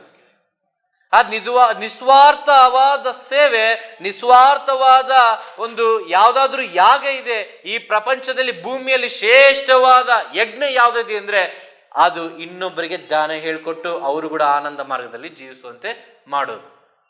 ಇದು ಶ್ರೇಷ್ಠವಾದ ಯಜ್ಞ. ಈ ಯಜ್ಞ ಪರಮಾತ್ಮನಿಗೆ ಯಾವಾಗಲೂ ಆನಂದ ಕೊಡ್ತದೆ. ಈಗ ನಾವು ದುಃಖದಲ್ಲಿ ಇದ್ದಂದ್ರೆ ನಮ್ಮ ತಂದೆ ತಾಯಿ ದುಃಖದಲ್ಲಿ ಇರ್ತಾರೆ. ಮನೆಯಲ್ಲಿ ಒಬ್ಬರು ಸರಿಗಿಲ್ಲ ಅಂದ್ರೆ ಕುಟುಂಬ ಎಲ್ಲ ಸರಿಗಿರೋದಿಲ್ಲ. ಮನೆಯಲ್ಲಿ ಎಲ್ಲರೂ ಸರಿಗಿರ್ಬೇಕಂದ್ರೆ ಏನ್ ಮಾಡ್ಬೇಕು? ಧ್ಯಾನ ಮಾಡ್ಬೇಕು. ಅದಕ್ಕಾಗಿ ಯಾರ್ಯಾರು ಧ್ಯಾನಕ್ಕೆ ಬಂದಿಲ್ಲೋ ಅವ್ರಿಗೆ ನೀವು ಧ್ಯಾನ ಕಲಿಸ್ಕೊಡ್ಬೇಕು. ಧ್ಯಾನದ ಅನುಭವಗಳನ್ನ ಹೇಳ್ಬೇಕು ಅವ್ರಿಗೆ, ಮತ್ತೆ ನಿಮ್ಮ ಶಕ್ತಿಯನ್ನು ಅವ್ರಿಗೆ ಬಿಡುಗಡೆ ಮಾಡ್ಬೇಕು. ಯಾವಾಗ ನೀವು ಧ್ಯಾನದ ಅನುಭವಗಳನ್ನೇ ಅವ್ರಿಗೆ ಶಕ್ತಿ ಹೇಳ್ತಿರೋ ಅವ್ರಿಗೆ ಅವಾಗ ಗೊತ್ತಾಗ್ತದೆ ನಿಜವಾಗ್ಲೂ ಧ್ಯಾನದಲ್ಲಿ ಶಕ್ತಿ ಇದೆ. ಇದು ಹೊರಗಿಂದ ನಾನು ಹೇಳಿದ್ರೆ ಅರ್ಥ ಆಗಲ್ಲ ನಿಮ್ಗೆ, ಇದು ರುಚಿ ನೋಡಿದಾಗನೇ ನಿಮ್ಗೆ ಅರ್ಥ ಆಗ್ತದೆ. ಅದಕ್ಕಾಗಿ ಇದು ಅನುಭವ. ದೇವರಂದ್ರೆ ಏನಂದ್ರೆ ನೋಡುವಂಥದ್ದಲ್ಲ, ದೇವರಂದ್ರೆ ಅನುಭವಿಸುವುದು. ಇವತ್ತು ನಾವು ಉಸಿರಾಡ್ತಿದೀವಿ ಅಂದ್ರೆ ಅದು ಅನುಭವ. ಇವತ್ತು ನಮ್ಮ ಹೃದಯದಲ್ಲಿ ಒಂದು ಸ್ವರ ಬಡ್ಕೊಂತ ಇದೆ, ಹಾರ್ಟ್ ಬೀಟ್ ಆಗ್ತಿದೆ ಅಂದ್ರೆ ಅದು ಅನುಭವ. ನಮ್ಮ ಅಂಗಗಳು ಕೆಲಸ ಮಾಡ್ತಿದೆ ಅನ್ನೋ ಅನುಭವ. ಅನುಭವ ಪರಮಾತ್ಮನಿಂದನೇ ಬರ್ತದೆ. ಅದಕ್ಕಾಗಿ ಆತ್ಮವೇ ಪರಮಾತ್ಮ, ಜೀವವೇ ದೇವರು, ದೇಹವೇ ದೇವಾಲಯ, ಸಮಯವೇ ಸಾಧನೆ, ಸಹನವೇ ಪ್ರಗತಿ, ಅನುಭವವೇ ಜ್ಞಾನ. ನಾವೇನು ನಮ್ಮ ಜೀವನದಲ್ಲಿ ಇವೆಲ್ಲ ನಾವು ಕಷ್ಟವಾಗಲಿ ಏನೇನು ಅನುಭವಿಸಿರ್ತೀವಲ್ಲ ಇದೇ ಜ್ಞಾನ. ಮತ್ತು ಧ್ಯಾನದಲ್ಲಿ ನಾವೇನೇನು ಅನುಭವಿಸುವು ಅದು ಆತ್ಮಜ್ಞಾನ. ಈ ಆತ್ಮಜ್ಞಾನ ಸಂಪಾದನೆ ಮಾಡ್ಕೊಳ್ಳಿಕ್ಕೆ ಭೂಮಿ ಮೇಲೆ ಹುಟ್ಟಿದೀವಿ. ಭೂಮಿ ಮೇಲಷ್ಟೇ ಆತ್ಮಜ್ಞಾನ ಇರೋದು. ಅದಕ್ಕಾಗಿ ಶ್ರೇಷ್ಠವಾದ ಜನ್ಮ ಯಾವ್ದಾದ್ರೂ ಇದೆ ಎಲ್ಲಾ ಜೀವಿರಾಶಿ ಕೋಟಿಗಳಲ್ಲಿ ಅಂದ್ರೆ ಒಬ್ಬರದು ಮಾತ್ರ ಮಾನವ ಜನ್ಮ. ಈ ಮಾನವ ಜನ್ಮ ಶ್ರೇಷ್ಠ ವಿಧಾನ ನಾವು ತಿಳ್ಕೊಂಡ್ಬಿಟ್ಟಿವಂದ್ರೆ ನಮ್ಮ ಜೀವನ ಅದ್ಭುತವಾಗ್ತದೆ. ನಮ್ಮಲ್ಲಿ ಏನಾದ್ರು ಚಿಂತೆ ಬರ್ತಿದೆ, ನೋವು ಬರ್ತಿದೆ ಅಂದ್ರೆ ನಾವು ಅವಾಗ ತಿಳ್ಕೊಬೇಕು ನಾವು ಸರಿಯಾಗಿ ಇನ್ನು ಧ್ಯಾನ ಮಾಡ್ತಾ ಇಲ್ಲ. ನಮ್ಮಲ್ಲಿ ಚಂಚಲ ಬರ್ತಿದೆ ಅಂತ ತಿಳ್ಕೊಬೇಕು ನಾವು ಇನ್ನೂ ಸರಿಯಾಗಿ ಧ್ಯಾನ ಮಾಡ್ತಾ ಇಲ್ಲ. ಯಾವಾಗ ಧ್ಯಾನ ಸರಿಯಾಗಿ ಮಾಡ್ತಿದೀವಿ ಅಂದ್ರೆ ನಮ್ಮಲ್ಲಿ ಯಾವುದೇ ಒಂದು ಸಂಶಯ ಇರಬಾರ್ದು, ಅಪನಂಬಿಕೆ ಇರಬಾರ್ದು. ನಮ್ಮಲ್ಲಿ ನಂಬಿಕೆ ಇರಬೇಕು, ವಿಶ್ವಾಸ ಇರಬೇಕು, ಭಕ್ತಿ ಇರಬೇಕು. ಆತ್ಮದಲ್ಲಿ ನಾವು ಪ್ರಯಾಣ ಮಾಡ್ತಿದ್ದೀವಂತ ನಾವು ಅದನ್ನು ಅನುಭವಿಸ್ಬೇಕು. ಯಾವಾಗ ಅನುಭವಿಸ್ತೀವೋ ಆವಾಗ ನಮ್ಮ ಜೀವಿತದಲ್ಲಿ ಒಂದು ಅದ್ಭುತವಾದ ಜ್ಞಾನ ನಮ್ಮಲ್ಲಿ ಉದ್ಭವ ಆಗ್ತದೆ. ನಾವು ಹೆಂಗಿರ್ತೀವಿ ಅಂದ್ರೆ ಒಂದು ಈ ಪ್ರಪಂಚದಲ್ಲಿ ಪರಿಮಳವಾದ ಜೀವಿತವನ್ನು ಜೀವಿಸ್ತೀವಿ. ಅಂದ್ರೆ ಯಾವ್ದಾದ್ರು ನೋವಿದ್ರೆ ಅವರೇ ನಮ್ಮ ಕಡೆ ಬಂದ್ಬಿಡ್ತಾರ. ನಮ್ಮನ್ನ ನೋಡಿ ನಾವು ನಗ್ತಾ ಇದ್ರೆ ಬರ್ತಾರ, ನೀವು ಇಷ್ಟು ಆನಂದವಾಗಿ ಹೆಂಗಿದ್ದೀರಿ, ಇಷ್ಟು ಸಂತೋಷವಾಗಿ ಹೆಂಗಿದ್ದೀರಿ ಅಂತ ಅವ್ರು ನಿಮ್ಮನ್ನ ನೋಡೇ ಬರ್ತದ. ಆತ್ಮ ನೊಂದು ಬೆದಂತ ಮನಸ್ಸು, ಹೃದಯ, ಆತ್ಮ ಬರ್ತದೆ. ಬಂದಾಗ ಕೇಳ್ತದೆ ಹೆಂಗಿದೀನಿ ನೀನು ಆನಂದವಾಗಿ. ಅಂದ್ರೆ ಅವರಿಗೆ ಶ್ರೇಷ್ಠವಾದ ಈ ಒಂದು ಧ್ಯಾನವನ್ನು ನಾವು ಹಂಚಿದಾಗ ಅವರ ಆತ್ಮವು ಕೂಡ ಆನಂದಮಯವಾದ ಜೀವಿತದ ಅನುಭವದ ಆತ್ಮವಾಗ್ತದೆ. ಯಾವಾಗ ಆನಂದವಾಗಿರ್ತದೋ ನಮ್ಗೆ ಇನ್ನೂ ಹೆಚ್ಚಾದ ಆನಂದ ಇರ್ತದೆ. ಅದಕ್ಕಾಗಿ ನಾವು ಜೀವನ ವಿಧಾನವನ್ನು ಬದಲಾವಣೆ ಮಾಡಿಕೊಂಡು ನಾವು ಧ್ಯಾನ ಮಾಡಿ ಇತರಿಗೆ ಧ್ಯಾನ ಮಾಡಿಸಿದಾಗ ಈ ವೇಷಧಾರಿಗಳನ್ನು ತೆಗೆದಾಗ ನಿಜವಾದ ಜೀವಿತವೆಂಬ ಧ್ಯಾನವನ್ನು ಮಾಡುವಾಗ ನಮ್ಮ ಜೀವಿತ ಅದ್ಭುತವಾಗ್ತದೆ. ಎರಡನೇದಾಗಿ ಆತ್ಮದ ತರಂಗಗಳು. ಅಂದ್ರೆ ಧ್ಯಾನ ಏನ್ ಮಾಡ್ತದೆ ಅಂದ್ರೆ ನಾವು ಇಲ್ಲಿ ಕುಂತು ಸಂಕಲ್ಪ ಮಾಡಿಕೊಂಡ್ರು ಕೂಡ ಎಲ್ಲೇ ಏನಾಗ್ಬೇಕು ಕೂಡ ಆ ಕೆಲಸ ಆಗ್ಬಿಡ್ತದೆ. ಅಷ್ಟು ಶಕ್ತಿ ಈ ಧ್ಯಾನಕ್ಕಿದೆ. ಇದನ್ನ ಆತ್ಮ ತರಂಗಗಳು ಅಂತಾರೆ. ಅಂದ್ರೆ ಯಾವ ರೀತಿಯಲ್ಲಿ ಅಂದ್ರೆ ಇವಾಗ ಫೋನ್ ಇಟ್ಕೊಂಡಿದೆ, ಈಗ ನನ್ನ ಫೋನ್ ಇದೆ, ನನ್ನ ಫೋನ್ಗೆ ಫೋನ್ ಬರ್ತದೆ. ಫೋನ್ ಹೆಂಗ್ ಬರ್ತದೆ ಅಂತ ನಮ್ಗೆ ಕಾಣಲ್ಲ, ಕಾಣ್ತದ? ಕಾಣಲ್ಲ. ಆದ್ರೆ ಫೋನ್ ಎಲ್ಲಿಂದ ಬರ್ತದೆ ಅಂದ್ರೆ ಒಂದು ಸ್ಯಾಟಲೈಟ್ ಇಂದ ಬರ್ತದೆ, ಅಲ್ಲಿಂದ ತರಂಗಗಳಿಂದ ಬರ್ತದೆ. ಅಂದ್ರೆ ತರಂಗಗಳಿವೆ ಇವೆ. ಇದು ಏನಾಗ್ತಿದೆ, ಹಿಂದೆಲ್ಲ ಬಹಳ ಪಕ್ಷಿಗಳು ತಿರುಗ್ತಾ ಇದ್ವು. ಈ ತರಂಗಗಳ ಮುಖಾಂತರ ಅದಕ್ಕೆ ಏನಾಗ್ತಿದೆ ಅಂದ್ರೆ ಬಹಳ ಪಕ್ಷಿಗಳು ಈಗ ಸಿಟಿದಲ್ಲಿ ಬರ್ತಾ ಇಲ್ಲ. ಅಂದ್ರೆ ನಾವೆಲ್ಲ ಯಾವ ರೀತಿಯಲ್ಲಿ ಜೀವಿಸ್ತಾ ಇದ್ದೀವಿ ಅಂದ್ರೆ ನಾವು ಈ ಸಮಯದಲ್ಲಿ ಇದು ಕಲಿಯುಗ. ಈ ಸಮಯದಲ್ಲಿ ಏನಿದೆ ಅಂದ್ರೆ ಪ್ರತಿಯೊಂದರಲ್ಲಿ ವಿಷ ಇದೆ. ಊಟದಲ್ಲಾಗ್ಬೋದು, ಜೀವನ ವಿಧಾನದಲ್ಲಾಗ್ಬೋದು, ಎಲ್ಲ ಸಮಯದಲ್ಲಿ. ಆದರೆ ಇದರಿಂದ ನಾವು ತಪ್ಪಿಸ್ಕೊಂಡು ನಾವು ಸುರಕ್ಷಿತವಾಗಿ, ಆರೋಗ್ಯವಾಗಿ, ಆನಂದವಾಗಿ ಜೀವಿಸ್ಬೇಕಂದ್ರೆ ನಾವು ಧ್ಯಾನ ಮಾಡಬೇಕು. ಎದಕ್ಕಂದ್ರೆ ಎಲ್ಲ ಮಹಾಭಾಗ್ಯಗಳಲ್ಲಿ ಆನಂದವೇ ಮಹಾಭಾಗ್ಯ. ನಾವು ಆರೋಗ್ಯವಾಗಿದ್ದೀವಿ ಅಂದ್ರೆ, ಆನಂದವಾಗಿದ್ದೀವಿ ಅಂದ್ರೆ ಅದಕ್ಕಿಂತ ಜೀವನ ಯಾವುದೂ ಇಲ್ಲ. ಅದೆಷ್ಟು ಲಕ್ಷ ಕೋಟಿ ಕೊಟ್ಟರು ಕೂಡ ಸಂಪಾದನೆ ಮಾಡಿಕೊಳ್ಳಿಕ್ಕೆ ಆಗಲ್ಲ. ಅದಕ್ಕಾಗಿ ಧ್ಯಾನ ಏನಾದರೂ ಮಾಡಿದ್ರೆ ಏನ್ ಲಾಭ ಅಂದ್ರೆ ಧ್ಯಾನ ಮಾಡಿದ್ರೆ ಕೋಟಿ ಲಾಭ. ಧ್ಯಾನ ಮಾಡಿದ್ರೆ ಕೋಟಿ ಲಾಭ. ಇವತ್ತು ನಾವು ಧ್ಯಾನ ಮಾಡಿವಂದ್ರೆ ನೀವು ತಿಳ್ಕೊಬೇಕು ನನಗೆ ಕೋಟಿ ಲಾಭಗಳಾಗಿವೆ. ಏನೇನಾಗಿವೆ? ಎಲ್ಲ ಆಗಿವೆ. ಸ್ವಲ್ಪ ಮಾತ್ರ ನೀವು ಅನುಭವಿಸಿದ್ರೆ ಅದು ನೆಮ್ಮದಿ, ಸಮಾಧಾನ, ಶಾಂತಿ. ಆದ್ರೆ ಇನ್ನೂ ಆಗ್ಬೇಕು, ಇನ್ನೂ ಬಹಳ ಇದೆ. ಅದಕ್ಕಾಗಿ ಹೆಚ್ಚಾದ ಸಾಧನೆ ನಾವು ಮಾಡ್ಬೇಕು. ಆತ್ಮ ತರಂಗಗಳು. ನಾನು ಧ್ಯಾನದಲ್ಲಿ ಕೂತಾಗ ನಾನು ಆತ್ಮದಲ್ಲಿ ಪ್ರಯಾಣ ಮಾಡುವಾಗ ಏನಾಗ್ತಿದೆ ಅಂದ್ರೆ ಈ ಭೂಮಿ ಒಂದು ಸಪ್ಪಳ ಒಂದು ಶಬ್ದವನ್ನು ಮಾಡ್ತಾ ಇದೆ. ನಾವು ಜಿಯೋಗ್ರಫಿಯಲ್ಲಿ ನೋಡುವಾಗ ಭೂಮಿಗೆ ಒಂದು ಶಬ್ದ ಇದೆ, ಪ್ರತಿಯೊಂದು ಪ್ರಾಣಿ ಪಕ್ಷಿಗಳು ಒಂದು ಶಬ್ದ ಇದೆ, ಆಕಾಶಕ್ಕೊಂದು ಶಬ್ದ ಇದೆ, ಮೋಡಕ್ಕೆ, ಮಳೆಗೊಂದು ಶಬ್ದ ಇದೆ, ಸಮುದ್ರಕ್ಕೊಂದು ಶಬ್ದ ಇದೆ, ಎಲ್ಲದಕ್ಕೊಂದು ಶಬ್ದ ಇದೆ, ಮರಗಳೊಂದು ಶಬ್ದ ಇದೆ, ಗಾಳಿ ಬಂದಾಗ ಎಲ್ಲದಕ್ಕೂ ಶಬ್ದ ಇದೆ. ಆ ಶಬ್ದಗಳಿಂದ, ಆತ್ಮತರಂಗಗಳಿಂದ ಪರಮಾತ್ಮನಿಗೆ ಅವು ಸೇವೆ ಸಲ್ಲಿಸಿದೆ. ಆದ್ರೆ ಈ ಅಜ್ಞಾನದಲ್ಲಿರೋನು ಒಬ್ಬರೇ, ಅವನೇ ಮನುಷ್ಯ. ಯಾವಾಗ ಧ್ಯಾನ ಮಾಡಿ ಅವನಿಗೆ ಆತ್ಮಜ್ಞಾನ ಬರ್ತದೋ ಅವನ ಸತ್ಯವನಿಗೆ ಆಗ್ತದೆ. ಇವತ್ತು ನಮ್ಮ ಹೃದಯದಲ್ಲಿ ಒಂದು ಶಬ್ದ ಬರ್ತಿದೆ ಅಂದ್ರೆ ಅದು ಪರಮಾತ್ಮನು ಕೊಟ್ಟಂತ ಶಬ್ದದಿಂದಲೇ ನಮ್ಮ ಹೃದಯ ಬಡ್ಕೊಂತ ಇದೆ.